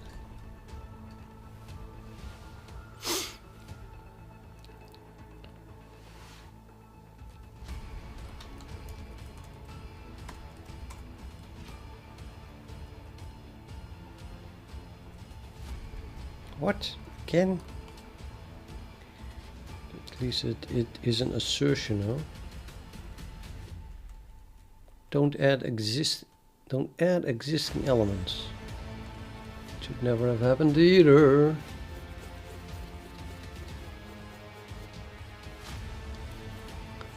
Guess we go back to the debugger again.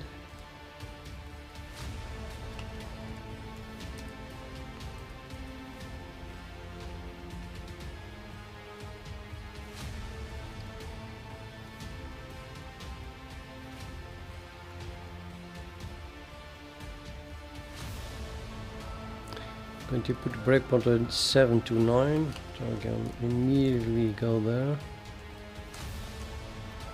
Oops, no, whatever.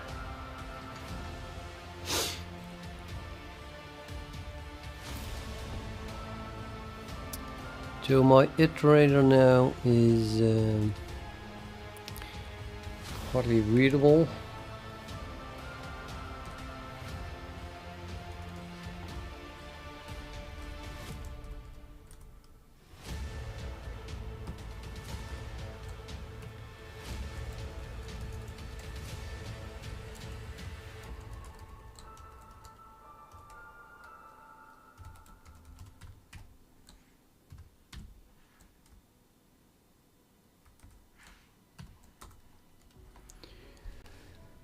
Right, that must be the thing.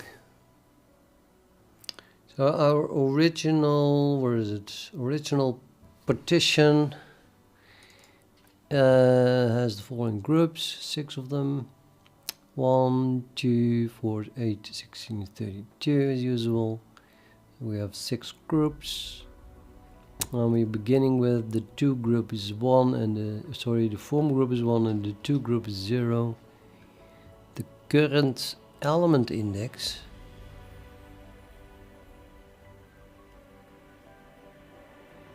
what is this still doing here? What is this doing here? Shall I ignore this for now or shall we begin with fixing that? I'm gonna fix it first because it should not be there. It's really strange.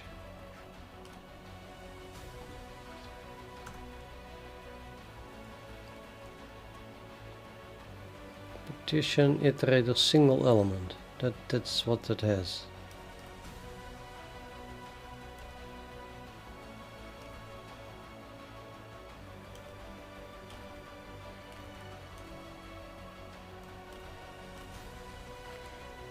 And then it's again in here. No.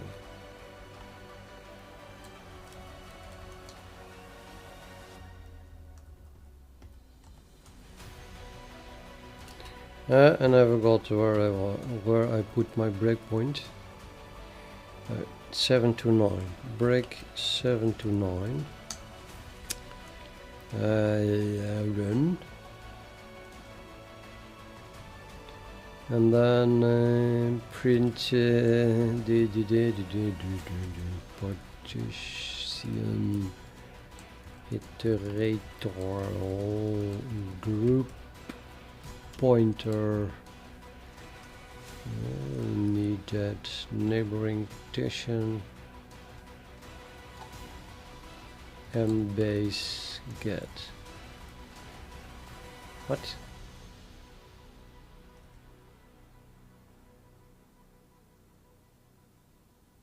Okay, well, I guess we have to do it all over.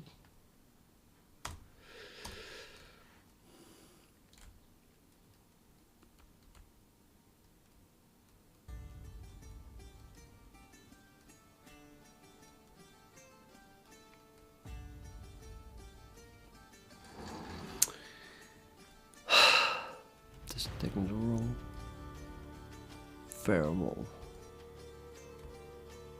Neighboring partition iterator.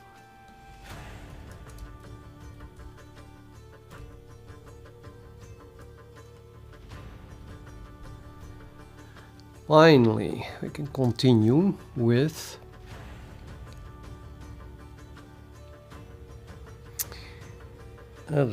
still that, and still that. Okay, everything now works out except. Okay, that's correct. And the first empty group is 6, so we do not have an empty group.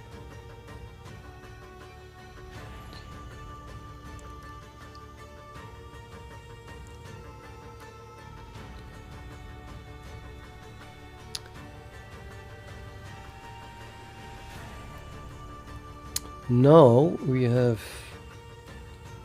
at 279, right?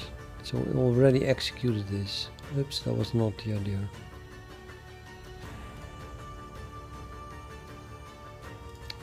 But let's have a look at the neighboring partition then. It should have worked already. And I'm seeing that we have something like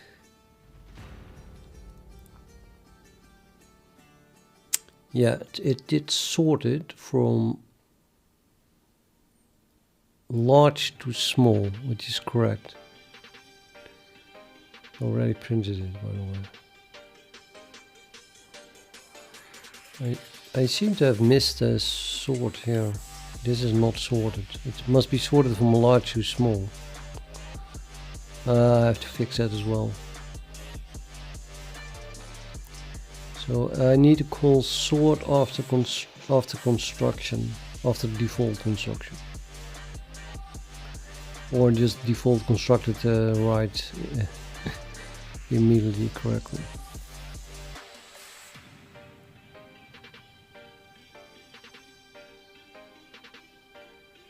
Sorry, I'm going to do that immediately. I'll get it.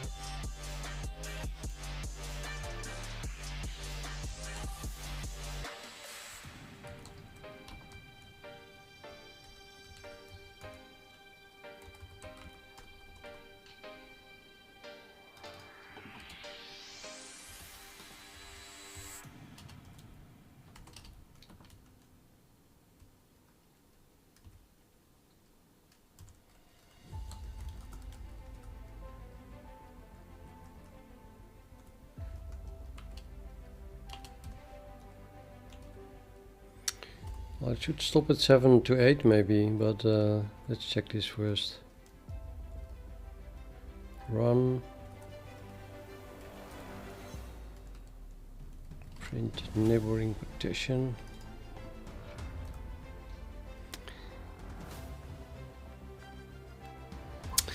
Yeah, and now I didn't print the original, which is part of the neighboring partition iterator trick, as in this one.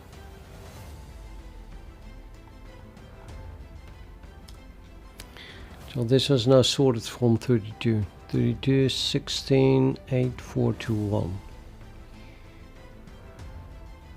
And we moved we moved group 1 into 0, I think. So we moved group 1, 1. And that's the result. We move 1, which is of course 16 into 0, which is 32. Well, it doesn't really matter way. And we get then 48. And then the remaining stuff, which is 4, 2, 1, 4, 2, 1.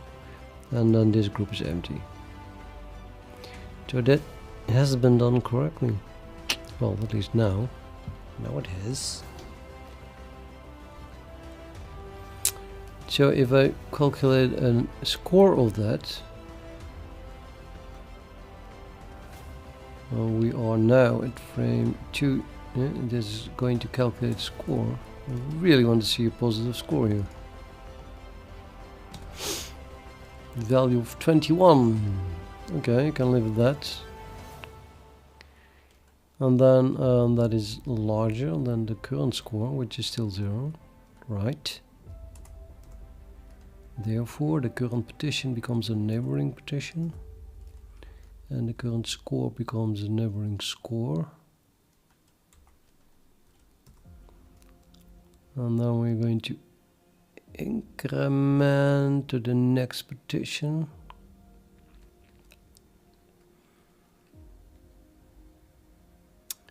You're telling me it doesn't print the last one, but even so, but I don't think it does print the last one. Okay, anyway, yeah, neighboring partition plus plus. I'm going to skip over this. And then skip over this one because that works now. And then we are back at 7 to 8. And now our iterator looks like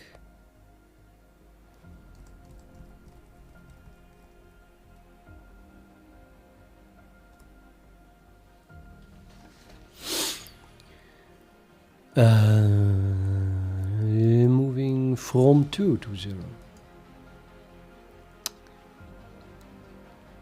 That's complete nonsense. That is nonsense. Oh boy, yeah, that is nonsense indeed. Haha.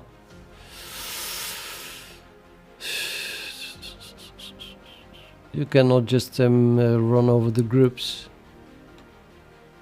because I'm resorting it and the number of groups change, everything changes. No, it doesn't. What a bullshit. Sorry. Completely correct. 32, 16, 4, 2. So this is the original, and now we're going to move not 16 into 32, but we're going to move 8 into 32. I'm going to do a next and then print the results.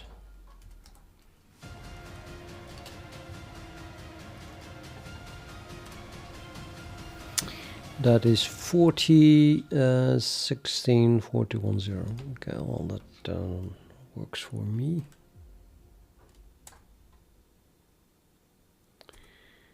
And that is larger. Okay, now I'm gonna run over all this stuff. Breakpoint, delete one.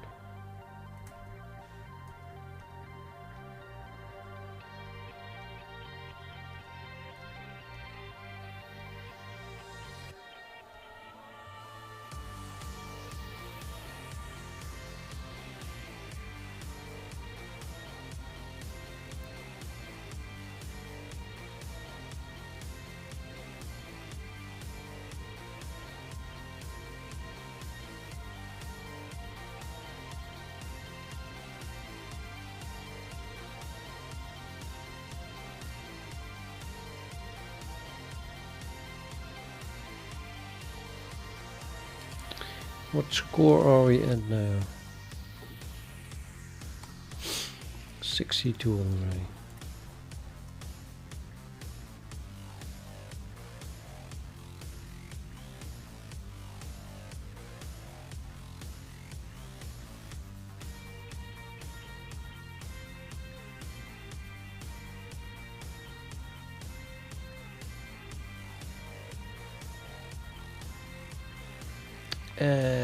Killed. What?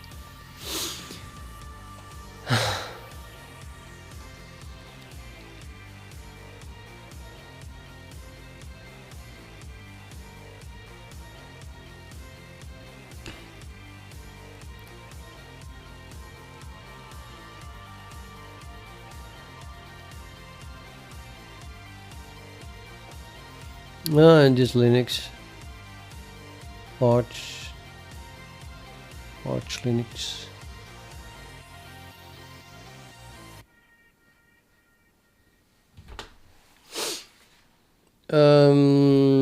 I think it's time to stop anyway. It's 10 o'clock. Continue. I don't know.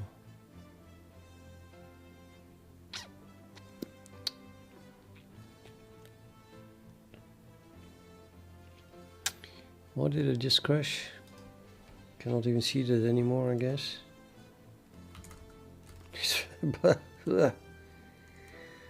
Ridiculous.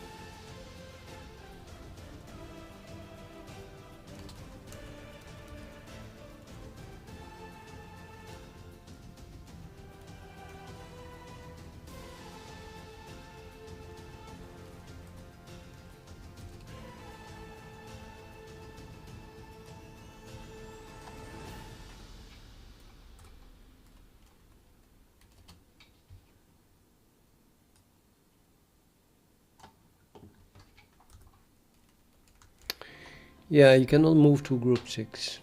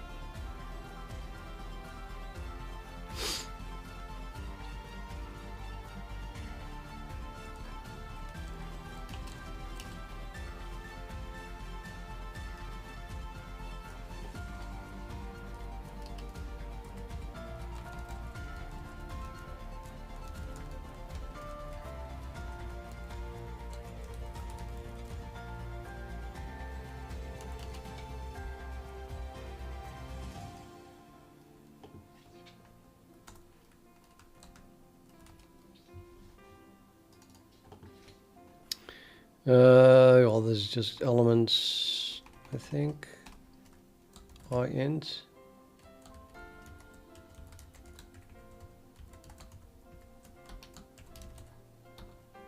Or not. Bit set index. Nope.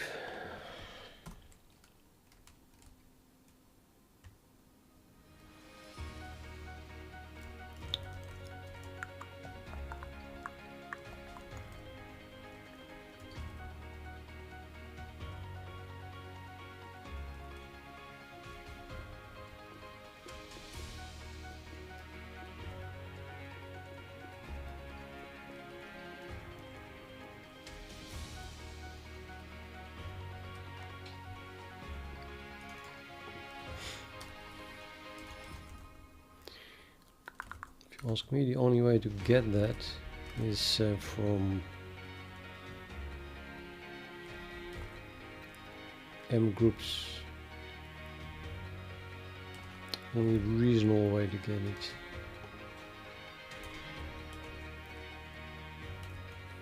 I could cast that, of course, to a group index. Why not? Excellent.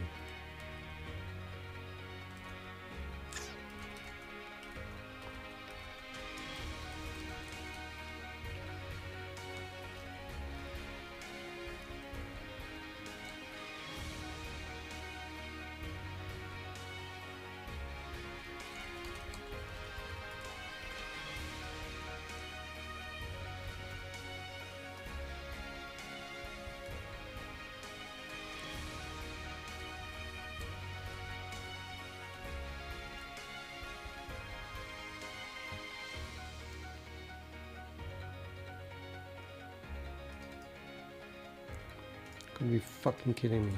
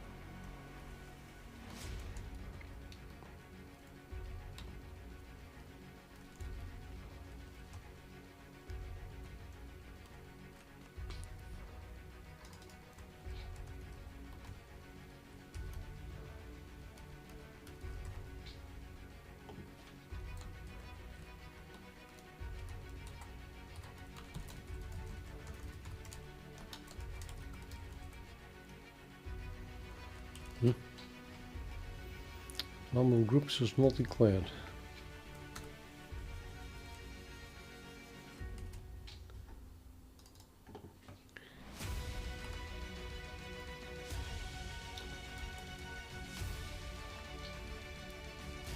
Number of elements, and it's all the same thing.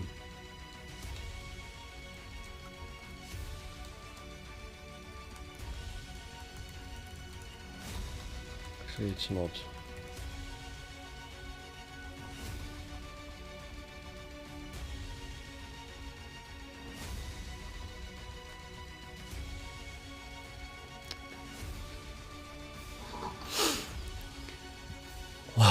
It's still the same thing.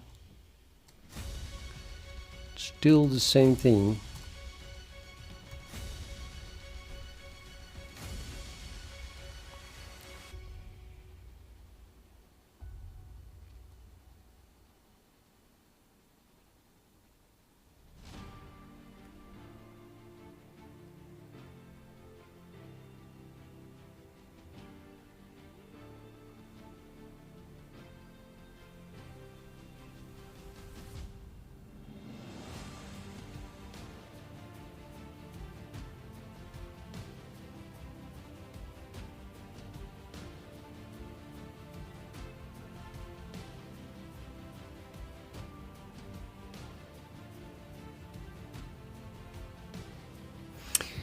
Okay.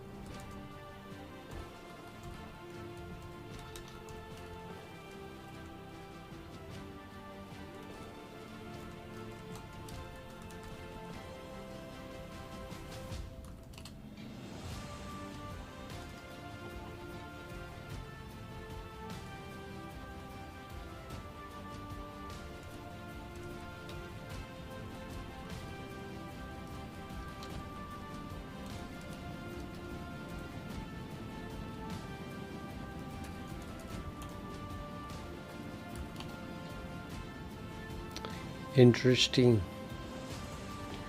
So no overflow anymore, but still this problem.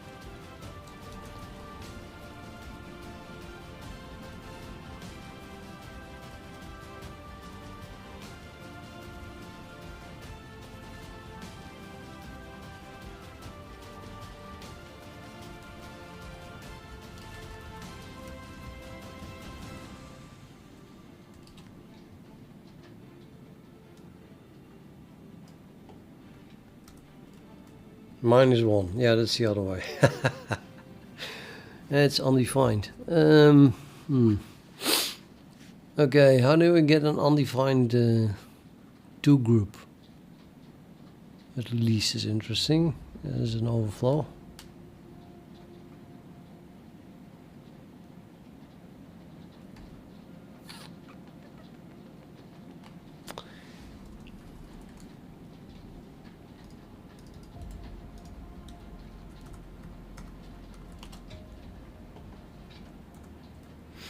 Let's add that to my assert.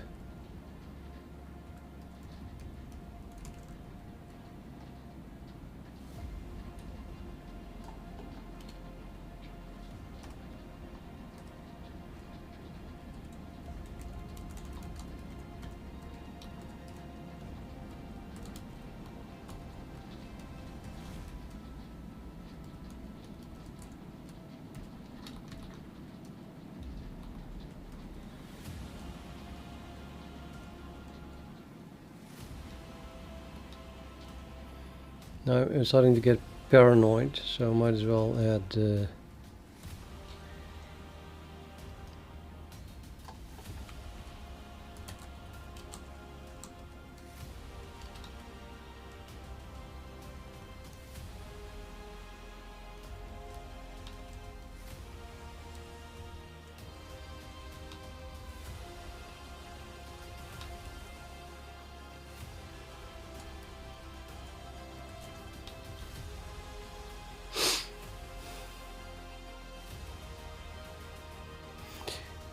Doesn't look correct at all.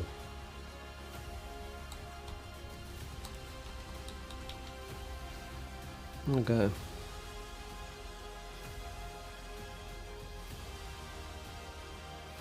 And then it ended up undefined. So how did that happen? This is to group M2 group.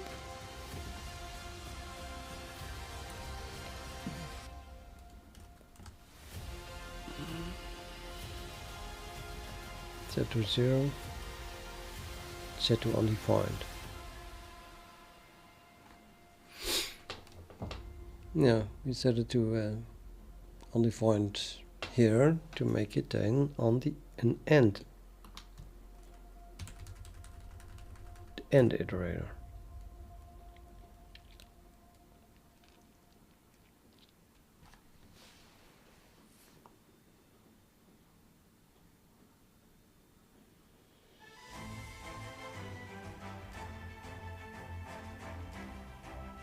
No, we don't. It's bullshit. It is bullshit. Set to 0. Or not. What?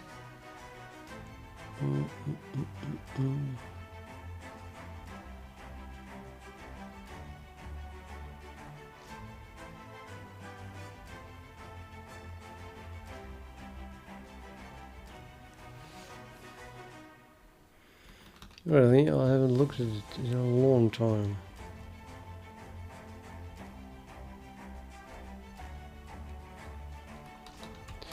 Anyway, I'm not even using this class. This is the previous class. Dude.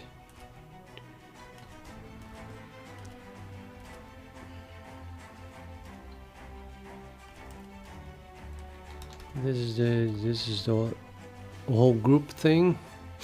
But set it also to undefined. But yeah, that's because now it's just the end iterator.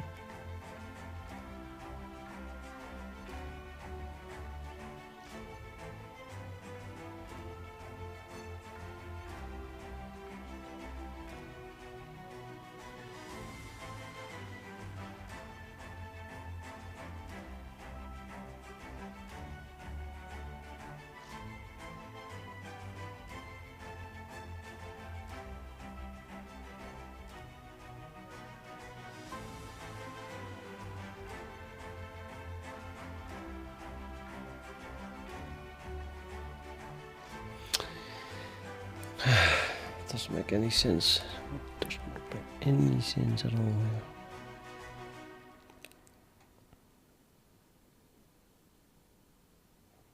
This is pre-increment.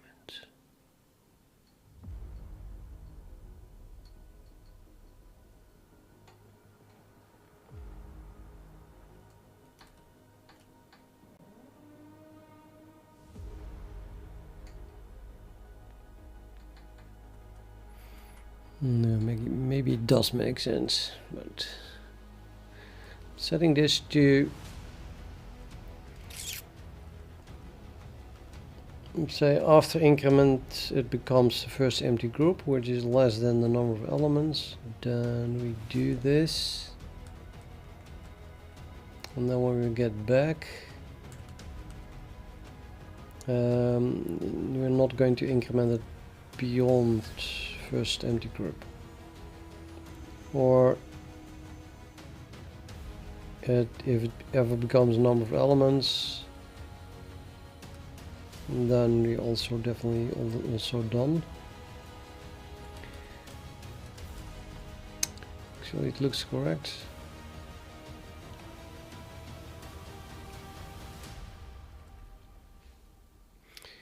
Looks like I'm having just an end iterator there.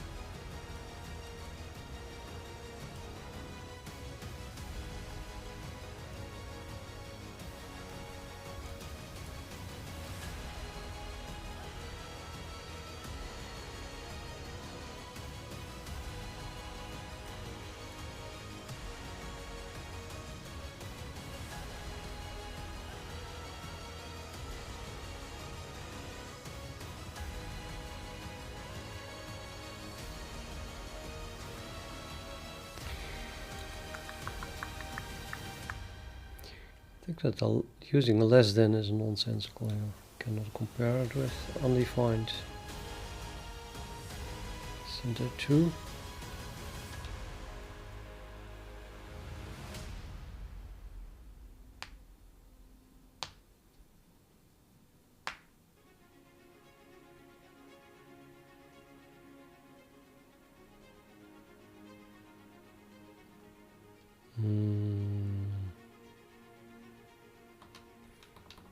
This I end is like this.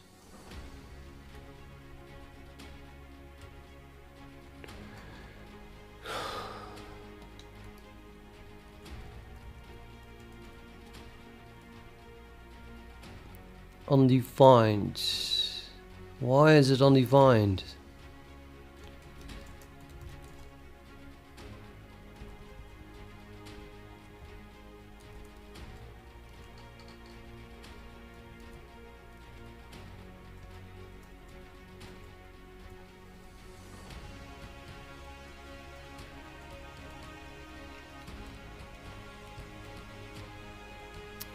The from group became undefined, yeah. I guess both are undefined because we set them both at the same time to undefined.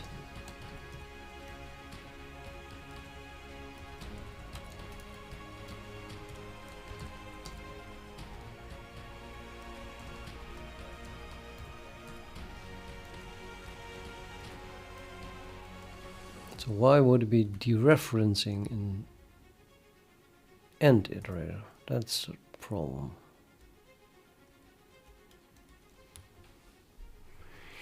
I should never get here for an end iterator because it must be unequal the end iterator.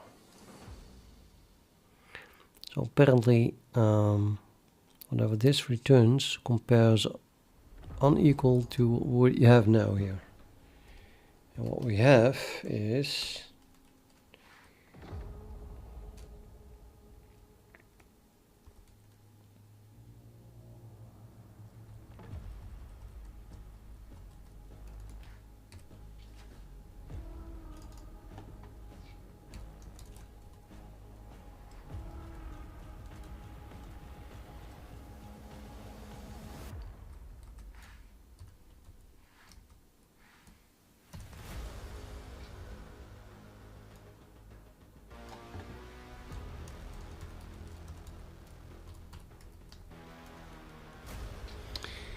what we have is from group and to group being -1,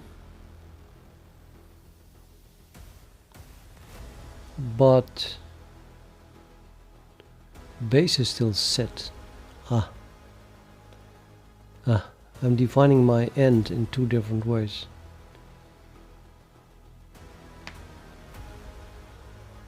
So this is still set and therefore it's not equal to end. But then base itself is defined as the end operator. So I'm having it two different ways where I'm defining my end operator, iterator. I mean.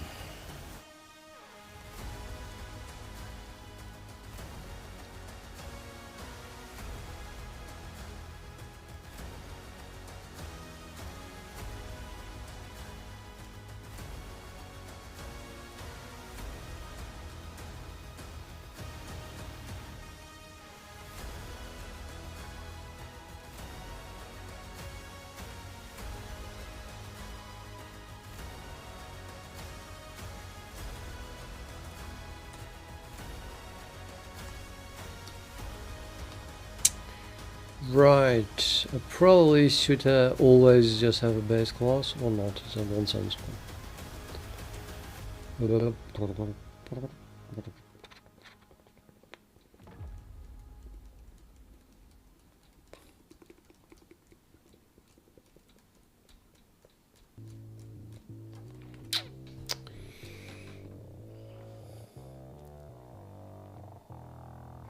I just didn't want to allocate a partition iterator base in the case of an end iterator. It just seemed silly. but now I am ending up with an iterator that was originally constructed like this, so it does have a base pointer, and that becomes the end iterator. It's also simple once you finally see it.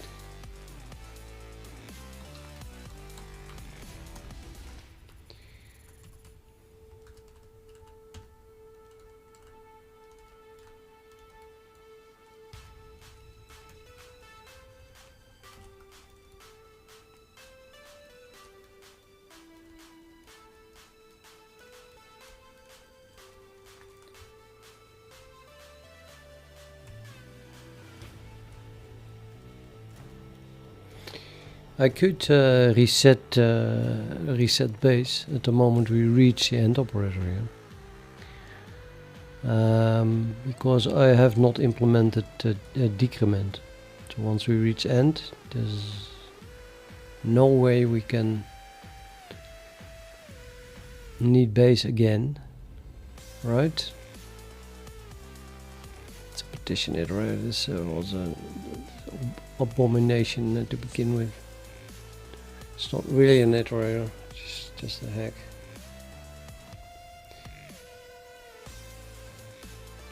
So you could add an insert here that says, like, if the base is pointing to something that is perceived as an end, then I set base to 0 and then this works. Or I can do the same test that I wanted to add here, but then here, to make this one more difficult. Which one shall it be? In both cases I must be able to check if the base class is equal to end, so let's add that first. As in, my base class iterator must have a way to tell me that it has reached the end.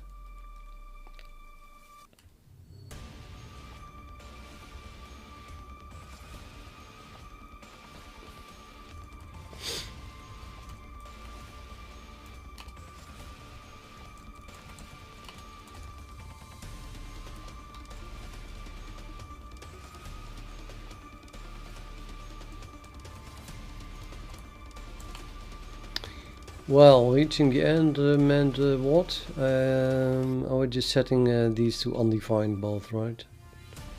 Doesn't even matter which one I pick. Let's pick the from group. But let's make it equal to this one at least. Also undefined, yeah, okay. Both are undefined. So in just return one of them, that should be good enough. So this is undefined. Then we have reached the end.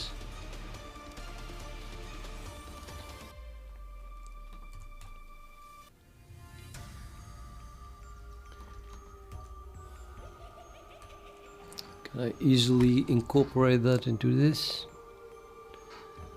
So end means that this is a null. Let's just do it a slow way so that it is readable. Left hand side is end, and bool right hand side is end. And then we do if oh wait, this must be like this. Oh no, do this like this. I'm just going to return that if one of them is not the end, then we're good.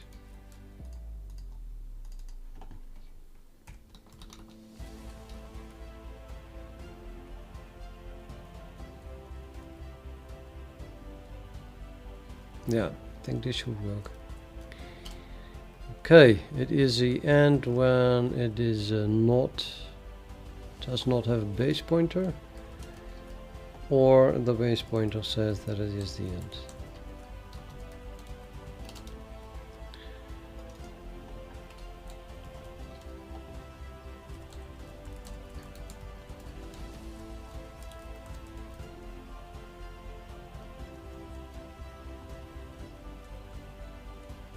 Finally, we get our 147 back. So what it did is it moved first C into D or D into C, and then it moved B into F or F into B, and then it moved A into CD or CD into A.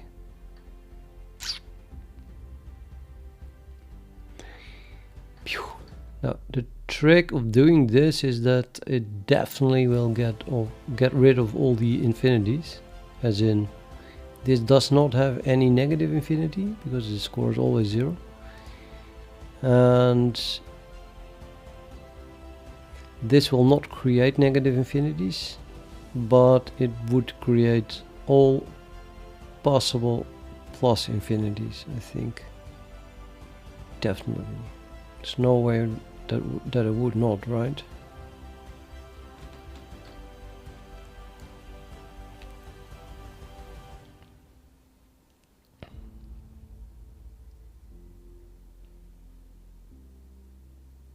Right. No, not right. Tired. I'm getting tired of this. It's not supposed to take a week. Okay, it's an NP incomplete program of NP incomplete problem that nobody in the whole world ever solved, but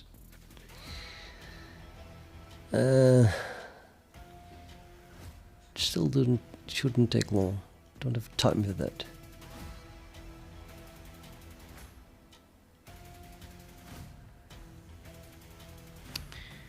Okay, where did I see the problem?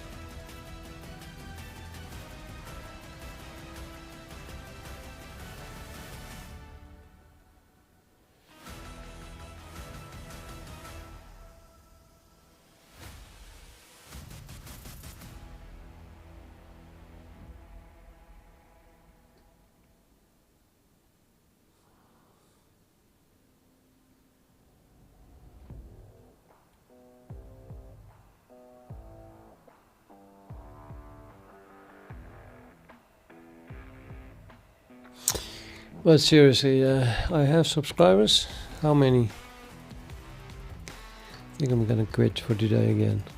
I'm tired with it. And also it gets later and later and later and later. Where can I see how many subscribers I have?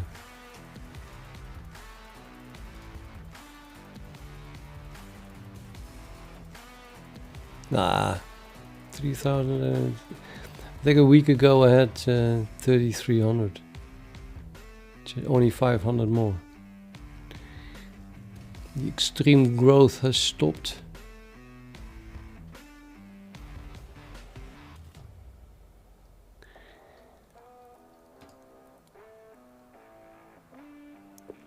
I would have been surprised if it had been 10,000, and then I would have started giving lessons. I promise that. Instead of just doing my thing and coding a little bit.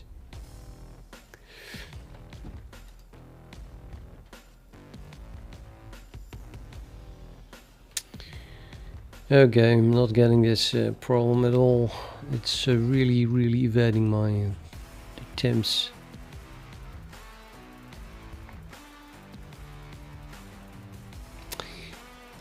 I'll do one more little thing, because that was eventually what I wanted to do, namely alternate between two different algorithms.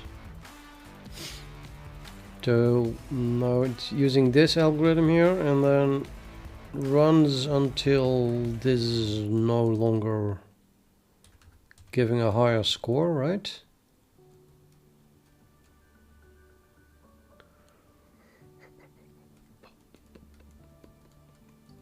Okay, so let's say I need a way to get I need to run over my algorithms. Algorithm is 0. No, I just keep alternating, so it's more like forever. Forever do that.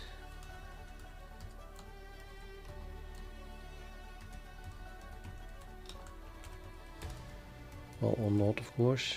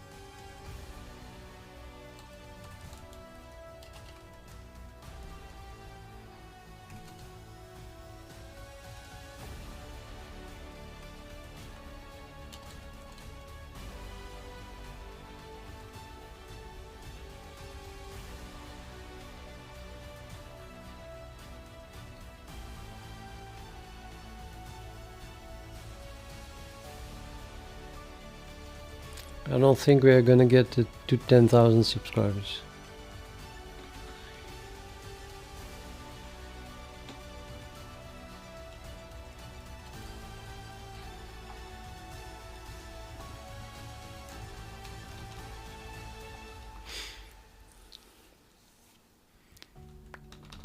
Okay, I'll just try algorithm 0 and then algorithm 1. And then how do I detect if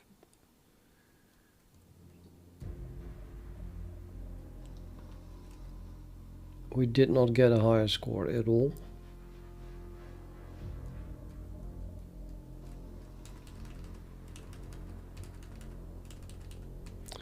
I think I need a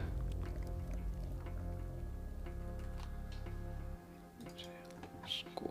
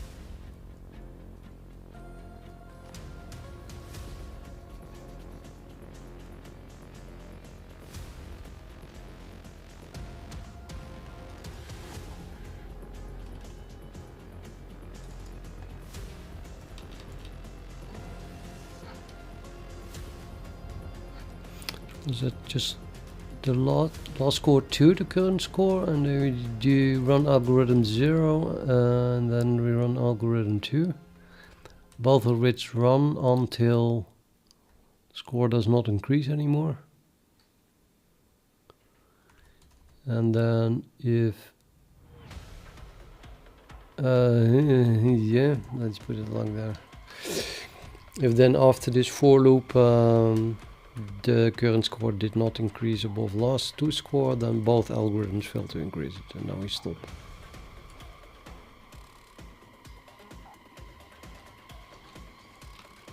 So I could even print it.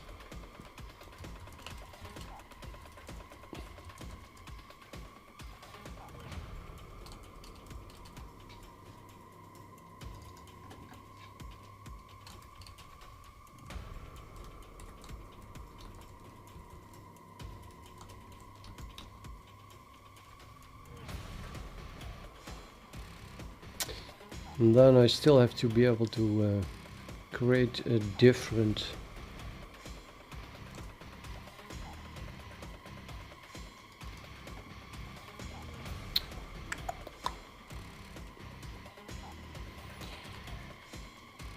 what is my begin returning? Partition iterator template thing. No, it isn't. So returning it is an algorithm, but it returns a partition iterator.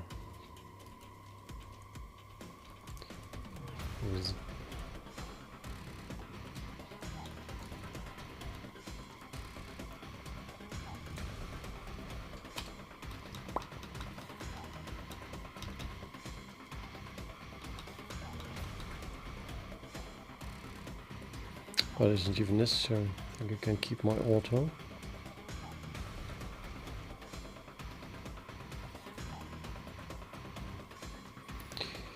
Please give us your Bitcoin address.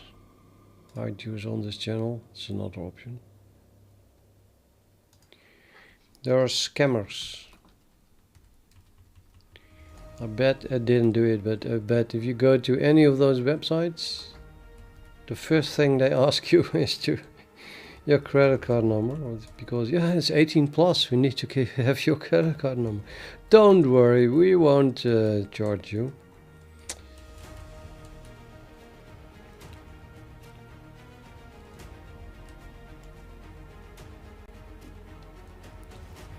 It's also a problem on Telegram at the moment, I understood. They have a God knows how many bots on Telegram, which then copy the name and the profile picture of channels, public channels, and then they use that to message people in private that are on channels, and then they try to scam you. If you react to a bot and you give a few stupid answers, and a human takes over who then tries to scam you.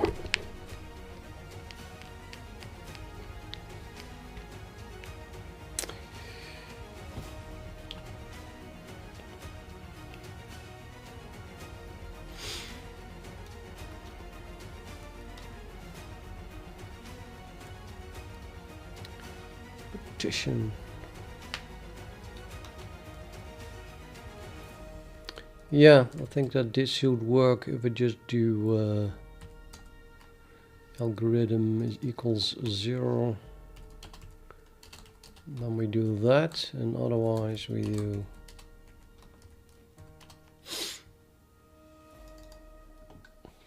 the other one. Being, but there's no single element.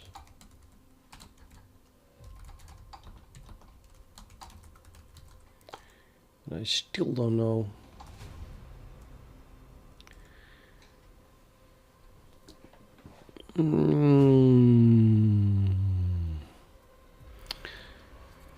The search in elements and it failed.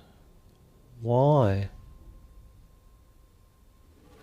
How is that even possible? Come on, how is that possible?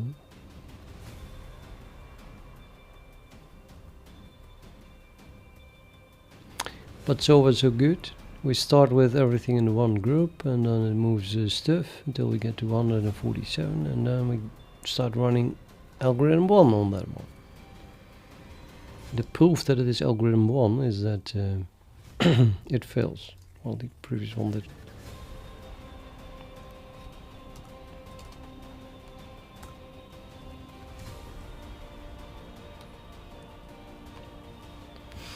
Don't try to remove non-existing elements, yeah?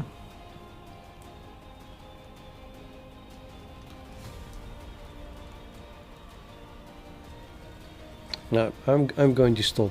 It's already 50 minutes ago I said I should stop. And this is why I go to bed later and later and later and later. Because I want to do something before I go to bed. And normally I just quit at some point and then I want to do that thing. I'm going to play with my tablet. Where's the pause button? And I play, what is it? I like Risk, of course, and I play Magical Survival. Let's see if I can make some advertisement for that. Magical Survival. Yeah, this one. This one. I love it. It's really interesting. Really good.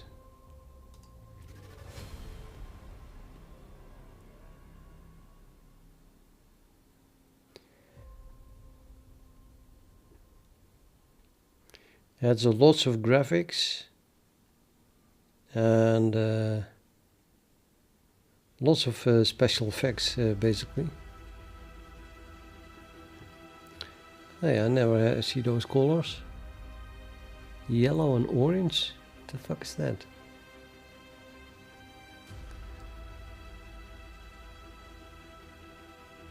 But yeah, I can recommend this one. I play it also. It's I really like it. You're just this little character here, and you have lots of magic. As you can see a little bit here, but those are not even half of the special effects that you can see here. There's loads and loads more. There's a trailer. Let's see if that works. That's how it looks in the beginning.